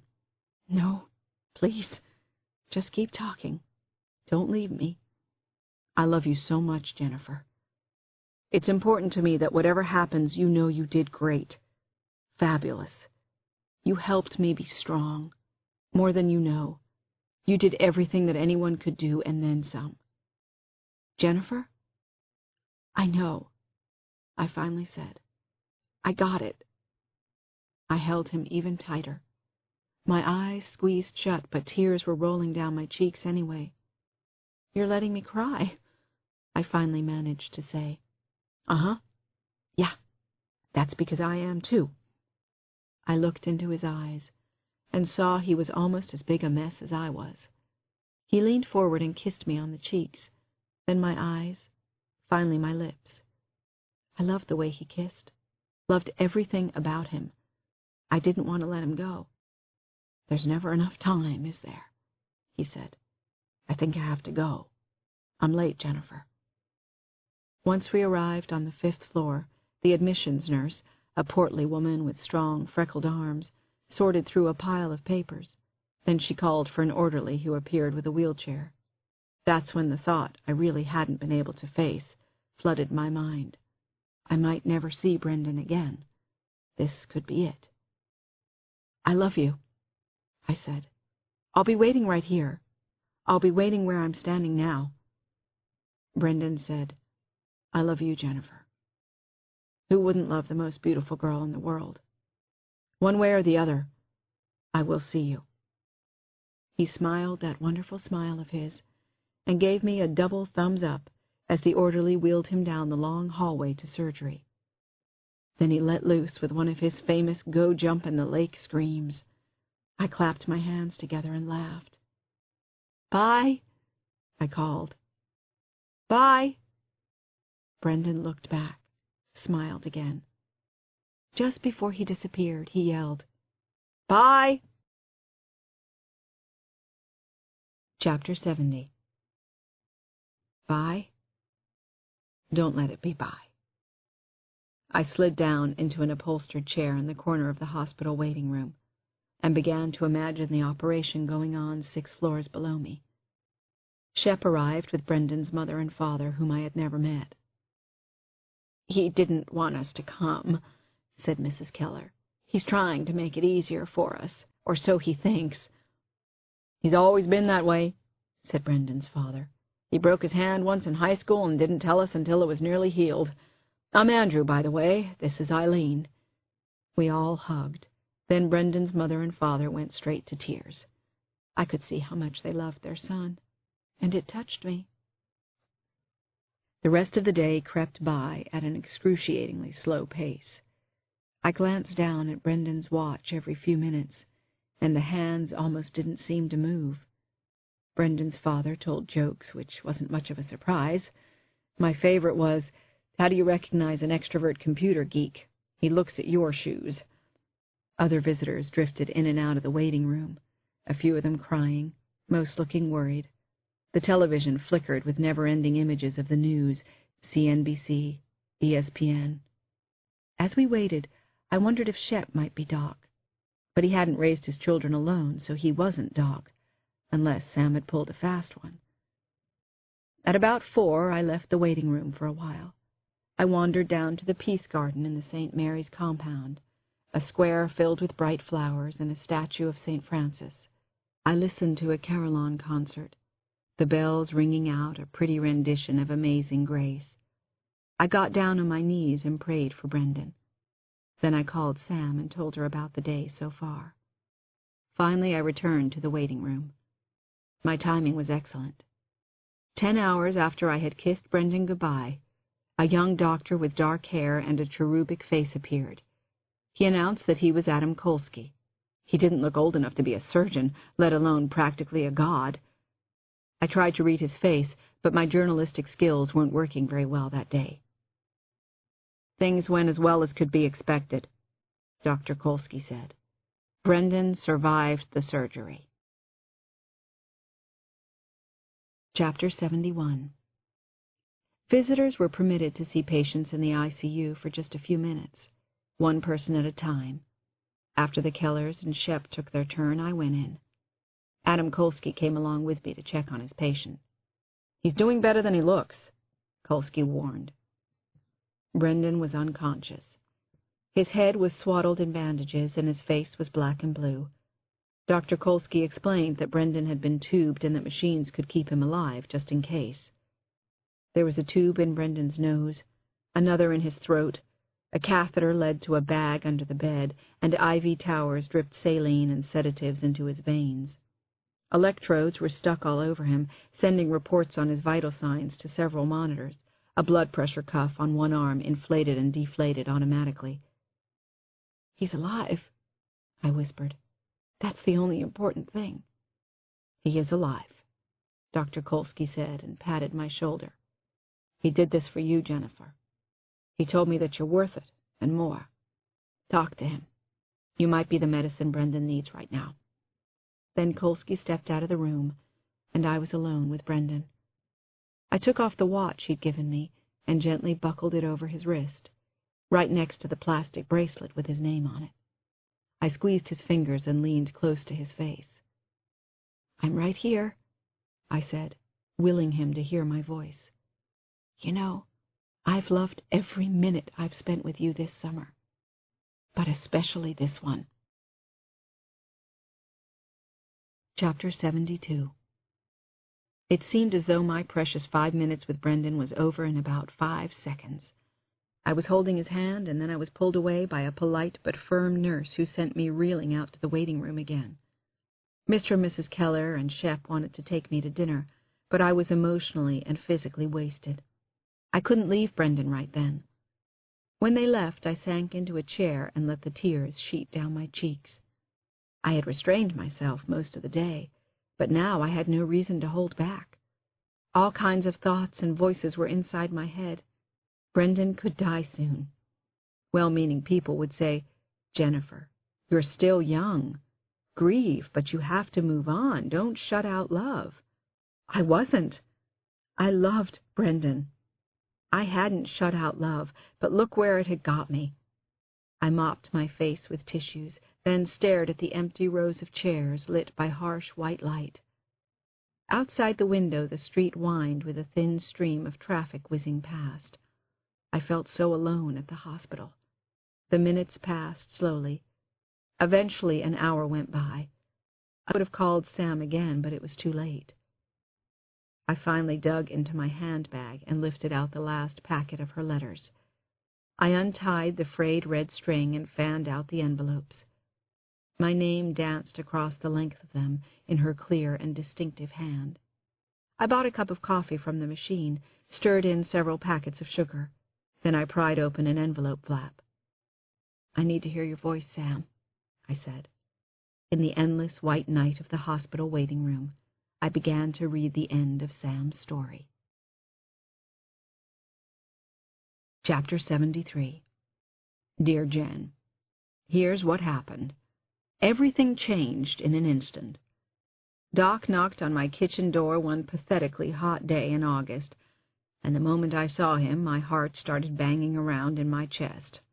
I was stunned, and maybe even scared. Jennifer, he had never been to my house like that before. "Is something the matter?" I asked. "Are you all right? What's happened?" All he said was, "Come take a ride with me." "Right now, like this?" "Yep. You look just fine, Samantha. I've got a surprise for you." "A good surprise?" "The best I could come up with.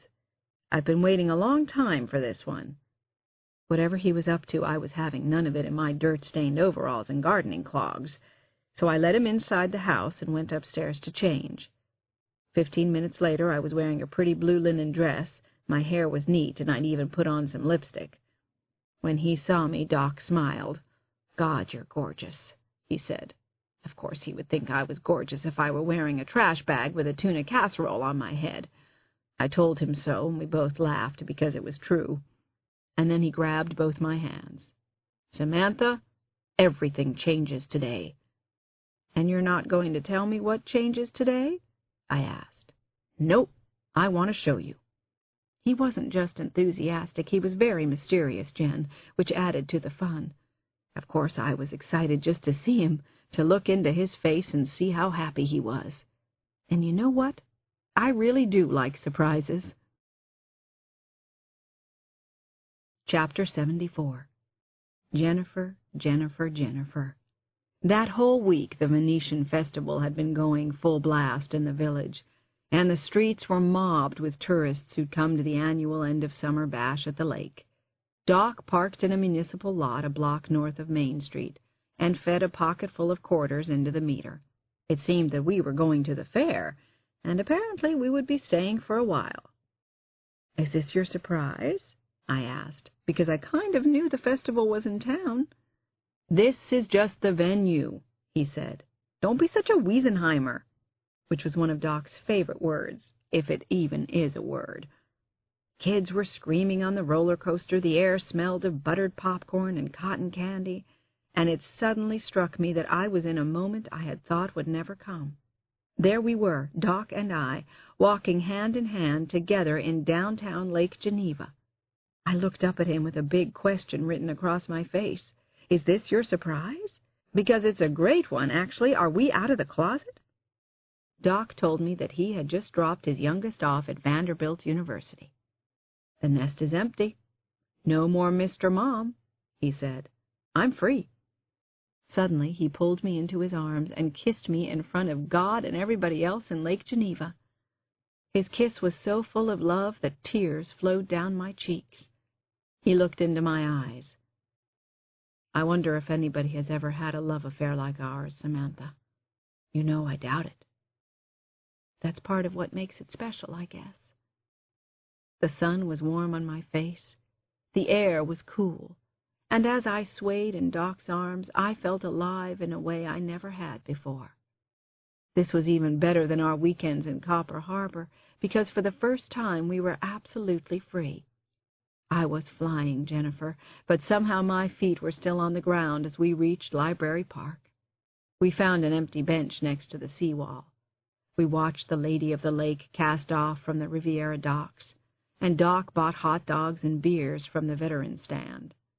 We stayed way after the sun went down, watching the lighted boat parade and the fireworks finale. And here's the amazing thing. It would be insulting if it weren't so funny. During that whole day, Doc and I spoke with people we knew, and not one of them noticed that we were glowing. I got it, of course. People just couldn't conceive of romance between the two of us. How strange and backwards the world can be sometimes. So many people just give up on love, even though love is the best thing that can happen to them. I turned to Doc and told him how much I loved him, and that I couldn't imagine a better surprise. He pulled me close. "Brace yourself, Samantha. Our day isn't over." Chapter 75.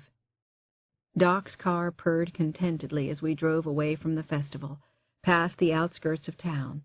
I didn't have a clue what was going on, not until we pulled into the lot of the Yerkes Observatory.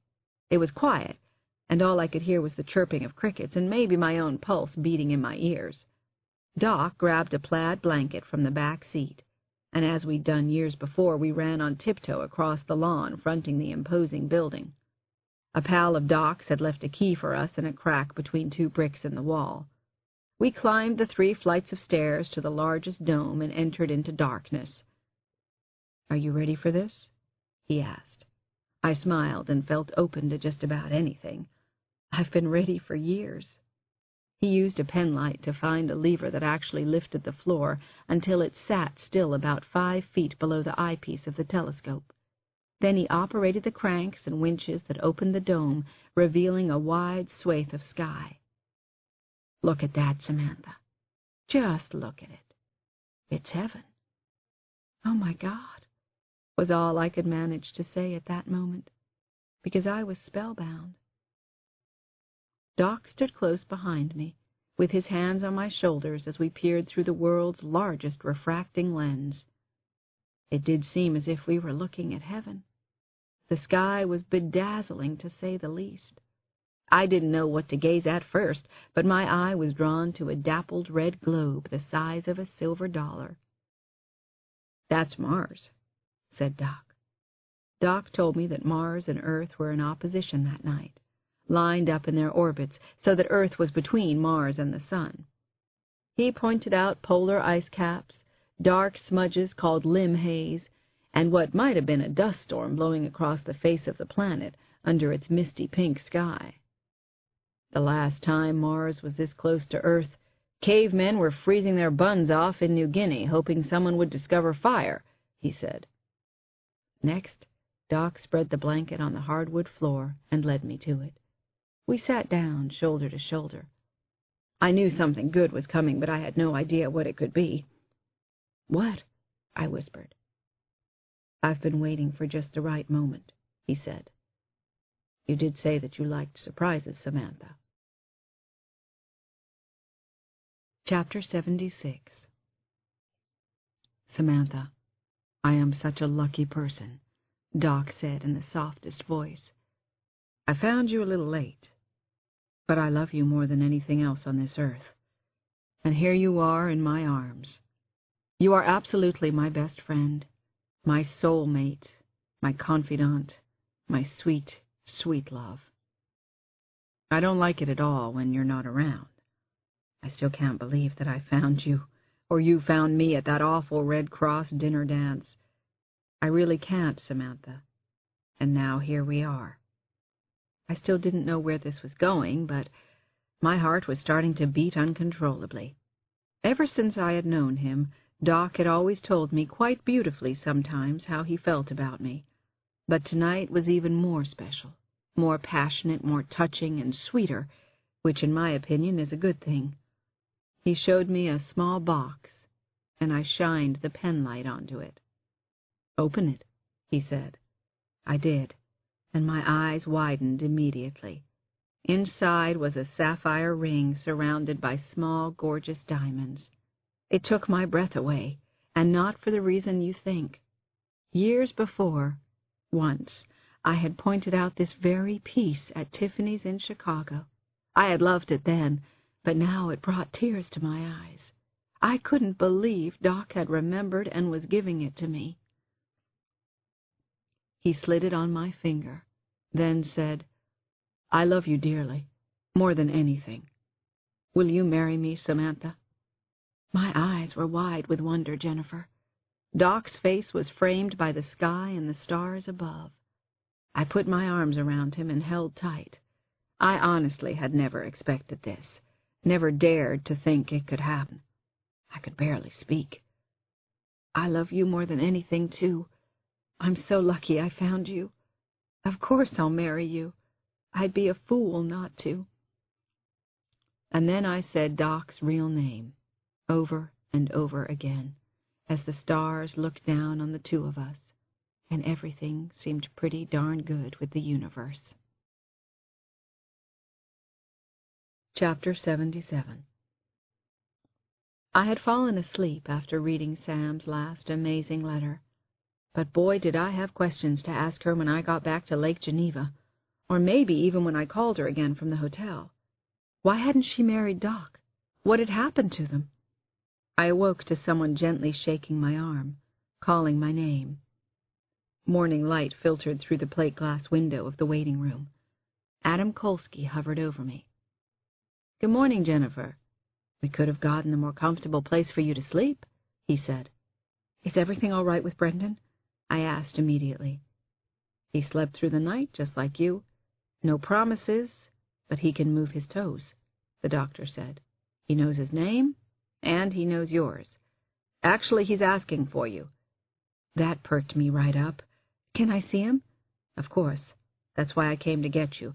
I want you to talk to Brendan. I need to find out if he really knows you. Come with me." Kolsky, the god himself, opened the sliding doors to Brendan's small room in the ICU. "Just 5 minutes," he said. I could see Brendan behind Dr. Kolsky as I eased myself into the room. There was a rolled-up washcloth in his right hand. I took it away and slipped my hand inside his. "It's Jennifer," I whispered. "Ready for our morning swim in the lake?" There wasn't any response from Brendan, which didn't surprise me, but also didn't make me feel reassured about his condition. I had no idea how much damage had been done during the operation. "I'm here. I just wanted you to know. And you're here, too." I was babbling a little, but I didn't care, and I doubted that it would make any difference to Brendan, if he could even recognize my voice. Then, as I stood by his bed, a miracle happened, or so it seemed to me. Brendan squeezed my hand. The slightest pressure, but it sent shivers through my body. I lowered my head. "I'm right here, Brendan. Don't try to talk. I'll talk for both of us. I'm here, sweetheart." "Are you real?" My head shot up, and I looked at him again. My God, he had talked. "I'm here," I said, my voice cracking with unbelievable emotion. Brendan had talked. "Can you feel my hand? That's me squeezing." "I can't see you," he said in a hoarse whisper. "That's because your eyes are swollen shut." He was silent for a long moment, and I thought maybe he'd fallen back to sleep. "I didn't think I'd make it," Brendan said at last. I could see he was trying hard not to cry, but then tears leaked out of his tightly closed eyes. "We're going to be okay," he said. Suddenly I was seized with such an overpowering feeling of humility, but also love for this man. Brendan was reassuring me. He was there for me, even now, after his terrible operation. His voice was kind of far away, but it was Brendan. Definitely my boy. And he wanted to talk. "I was thinking, you sitting on the dock, shielding sun from your eyes, looking at me. I held that thought." I looked at Brendan's face, loving him so much, and then another miracle happened. His eyes opened to slits, and he struggled to make a cracked, semi-drugged smile. It was only the best smile I'd ever seen in my life. "I love you so much," I whispered. "Oh, my God, do I love you." "Don't fight me on this. I love you more." And at that moment, I understood something that had seemed impossible. Brendan was going to live. Chapter 78. During the next few weeks, everything in life seemed incredibly precious and had more meaning for me. Suddenly I was a regular at the Mayo Clinic and the Lakeland Medical Center in Lake Geneva. All I was missing was a student nurse's uniform. Brendan's recuperation was slow and excruciating, but he kept getting a little stronger every day, week after week. He was a favorite with his therapist, partly because he wore a different goofy hat every day, partly because he went 3 weeks without letting them know he was a high and mighty doctor, but mostly because he has such endearing ways. And then, one rainy morning in October, we were summoned to Adam Kolsky's office in the St. Mary's building. The god showed us some x-rays, then abruptly told Brendan that he could go home. He was in remission. "You can go home too, Jennifer," Kolsky said, and offered a rare smile. The next day, Brendan and I set sail for Lake Geneva. On the way to Wisconsin, I was jumpy with excitement, and maybe even a little case of the nerves. We were going to see Sam. She was back at her house, and there was something else. When I called and told her the news about Brendan, Sam said she wanted us to meet Doc. Early October was a time of year I had never loved, because the sun drops below the horizon a little earlier every afternoon. But I was happy to see this particular October.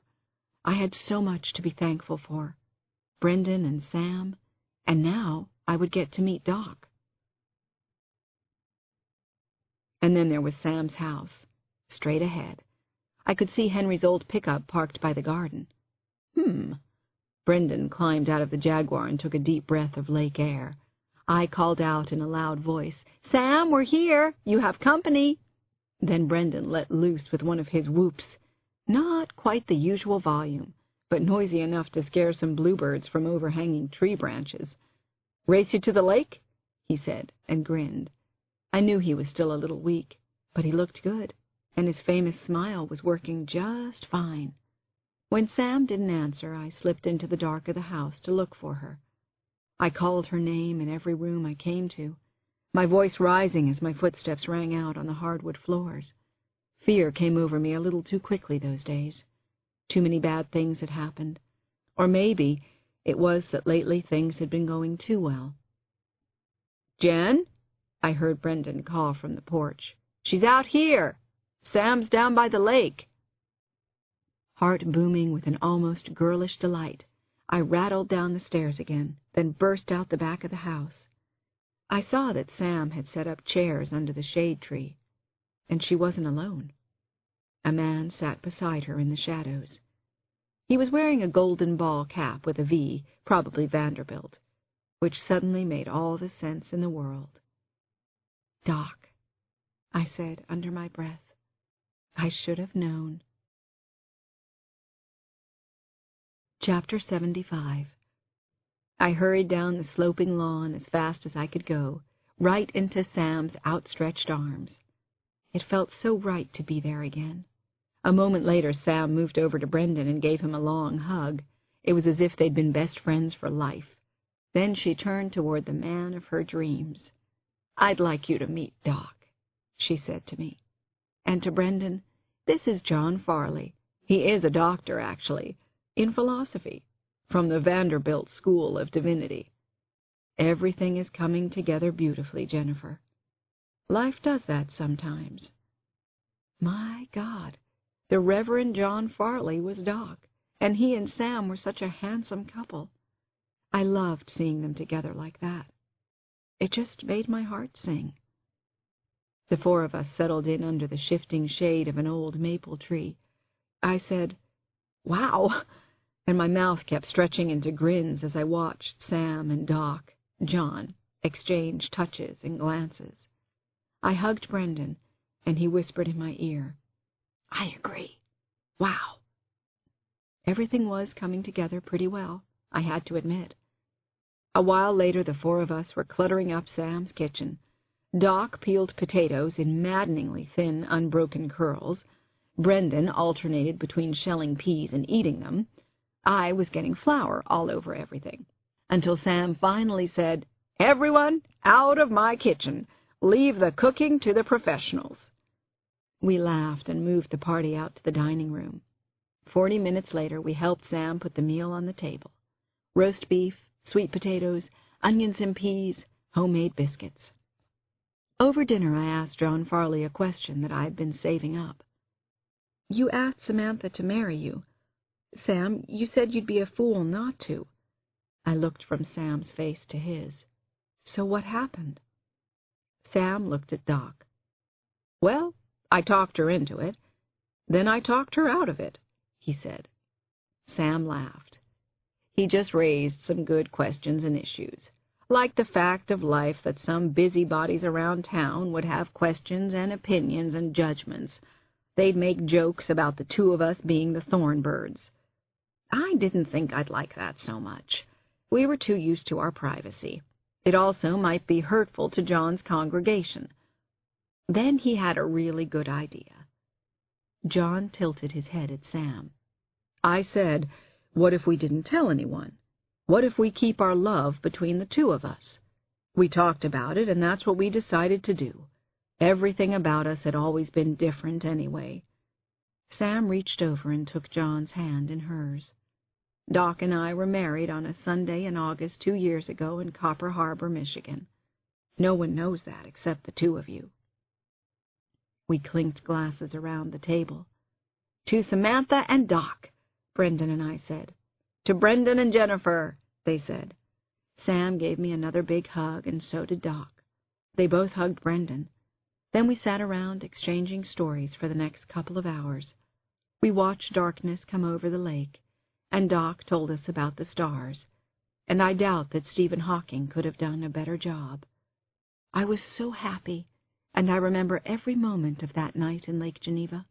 I always will, because less than 3 weeks later, something really terrible happened. Chapter 80. In Sam's words, life works like that sometimes. Early in November, I sat on the old blue velvet sofa in Sam's living room. Brendan held one of my hands, and Doc held the other. "It will be all right," Doc whispered, touching his chest with a shaking hand. "She's safe inside us. Sam is at peace." Every minute or so, an umbrella would tip-tap the porch floorboards. Then the front door would whine open, and another of Sam's friends would blow in on a damp gust of wind.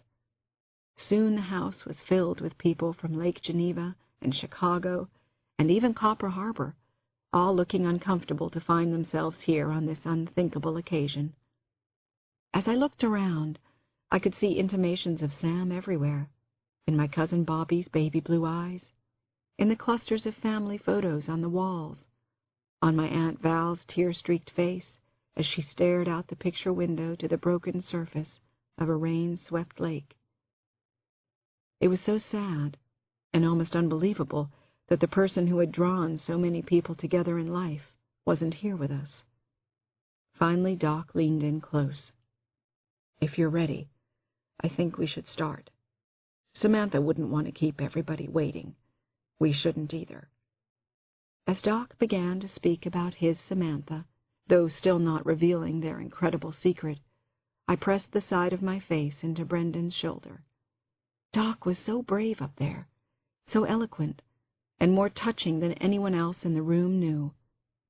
Meanwhile, the deaths of other people I'd loved flashed through my mind. My Grandpa Charles, my mother, Danny. Brendan gently held me, and I listened to Doc and then Sam's other friends, each telling a cherished story or remembrance. Then there was a lull, and Brendan finally whispered, "Go ahead, Jen. It's your turn." Chapter 81. I don't like public speaking or being the center of attention, but I felt that I had to get up and talk. This was my grandmother, my Sam. I experienced the lightheadedness that comes just before you faint as I walked to the front of the room. I stood with my back to the lake, a favorite black-and-white photograph of Sam to my right. I looked out at all the sad yet expectant eyes of my grandmother's friends. Brendan smiled encouragement. Doc winked, and a calm finally came over me. This is what I said. "Please bear with me. I'm not good at this, but there are things I have to say. When I was growing up, I spent my precious summer vacations in this house with Grandma Sam." I started to choke up the first time I said her name. Then I didn't care if I was crying, and I surged forward. The two of us were best friends right from the start. We just clicked, had chemistry, shared a world view, laughed and cried at the same things. I loved her more than anyone, and I admired her so much. I always told her my most private thoughts when we were in bed. Sam sitting beside me, her hand over mine in the dark. Some kids are afraid of the dark, but I loved it, at least when I was with Sam. It feels a little like that now. I can't see Sam, but I know she's here. Not too long ago, I had retreated from life because, well, I think I couldn't stand the pain of living fully. It was Sam who gently coaxed me out of my shell and removed my veil of sadness. It was Sam who showed me the way to find love again. Sam led me to Brendan, whom I love dearly. But there is a secret that I never got to share with Sam, so I'll tell her now. Sam, dear, Samantha, I have something wonderful to tell you. Brendan and I are going to have a baby. Your first great-grandchild." Then I did start crying, but I knew I was smiling, too. I looked right at Doc, and he was beaming. So was Brendan. Can't you all just see Sam's face? The way it lights up, the way Sam listens as if you're the most important person in the world. Right now, I almost can't believe that she will never see our baby, that she won't find a way somehow. But I also wonder if he or she will have Sam's beautiful curls, or those sparkling blue eyes, or her amazing ability to love so many people, to have such great friends. But this is for sure. Our child will know all about her great-grandmother. What an incredible person she was. I have all of Sam's stories to tell. I know exactly who my grandmother was, and that's such a treasure. And boy or girl, no matter what, our baby's name will be Sam. Chapter 82. Sam's friends and the family told stories about her for hours that afternoon. Some close friends and some not so close stayed late into the night, and every story seemed a little better than the one before. Of course, I had more stories than anyone else. I had Sam's letters. I just couldn't tell anybody too much of what I knew. That was a secret between Doc, Brendan, and me. Brendan's uncle came up to me before he left for the night. Shep leaned in and kissed me on the cheek. "I wanted to wait until it quieted down some," he said. "You did so great today, Jennifer. I loved what you said about your grandmother. Sam wanted you to have this. I've been keeping it for you at the law office." I took a white linen envelope from Shep. Was it one more of her letters? What did she have to tell me now? Another dark secret? I slid my finger under the envelope flap. Then I took out a single page and began to read. "Dearest Jennifer, I guess this is our last talk, and don't you dare be sad. That was never our style. When your grandfather and I bought the lake house 50 years ago, it was a near ruin on stony soil, but it had the most gorgeous views of the lake. I have so many glorious memories of this place, and so do you. I can still see you and your mother curled up on the couch in front of the fire while I cooked one of my dinners. Valerie gave birth to Bobby upstairs in the east bedroom, and both you and your cousin left permanent ice skate tracks on the kitchen floor. Of course, I knew you did it. I remember all the summers we spent on the front porch. But most of all, I remember the times I've had with you, Jennifer. You were always my best. I'm looking out across the lake now as I write. Winter will be here before long. The branches will glisten with ice, and snow will blow across the lake like a fine lace curtain. I can't wait for that to happen. But I am also already looking forward to spring. The freshly painted docks will go back into the lake.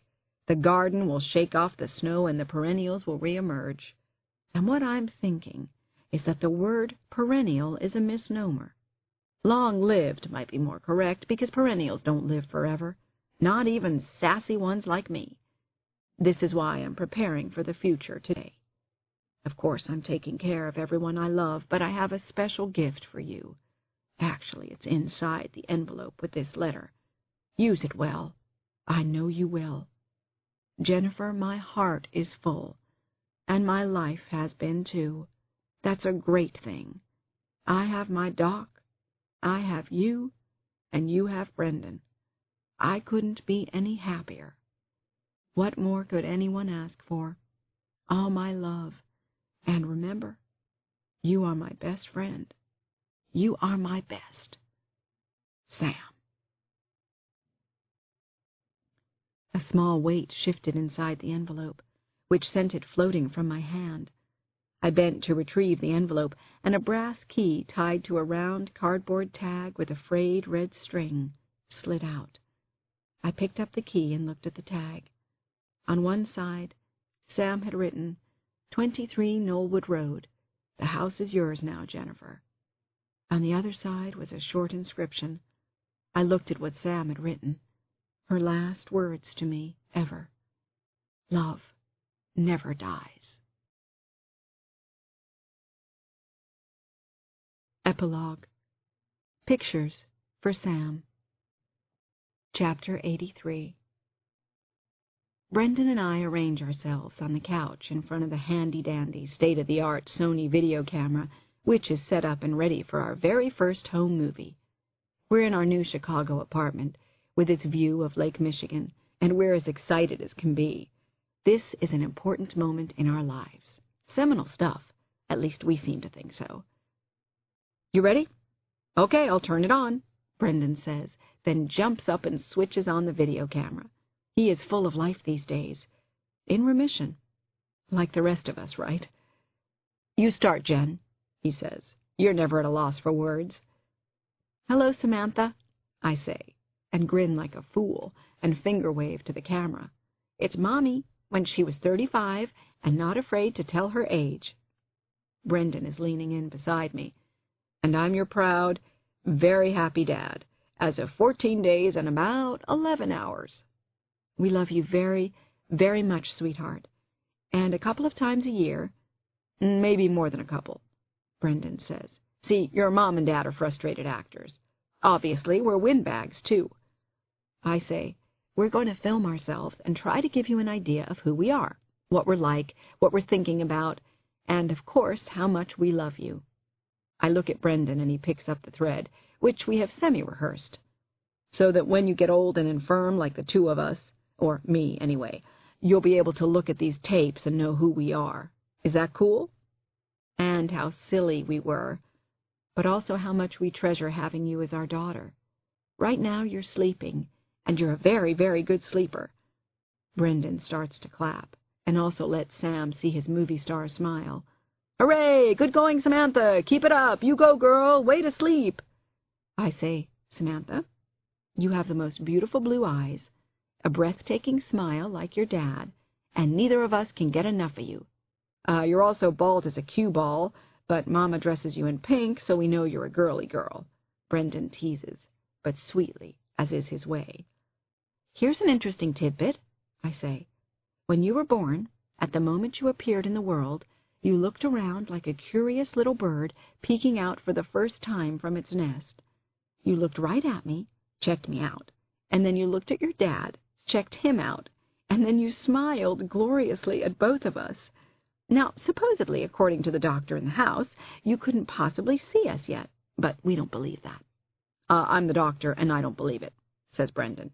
Did I mention that you're bald as an egg? You did, I said. Now, let us start at the very beginning of this wonderful story, the start of it all, Samantha. Let me tell you how you got your name. It's a beautiful name, and an even more beautiful story. And you, Sam, are its happy ending. And then I am silent for a moment, and I don't say this, but I am thinking, love never dies, Sam. That is the end of Sam's Letters to Jennifer. It was written by James Patterson and read by Laurel Lefko. This has been an ISIS Audiobooks presentation. Other titles from ISIS by this author include Cradle and All, Suzanne's Diary for Nicholas, and Third Degree.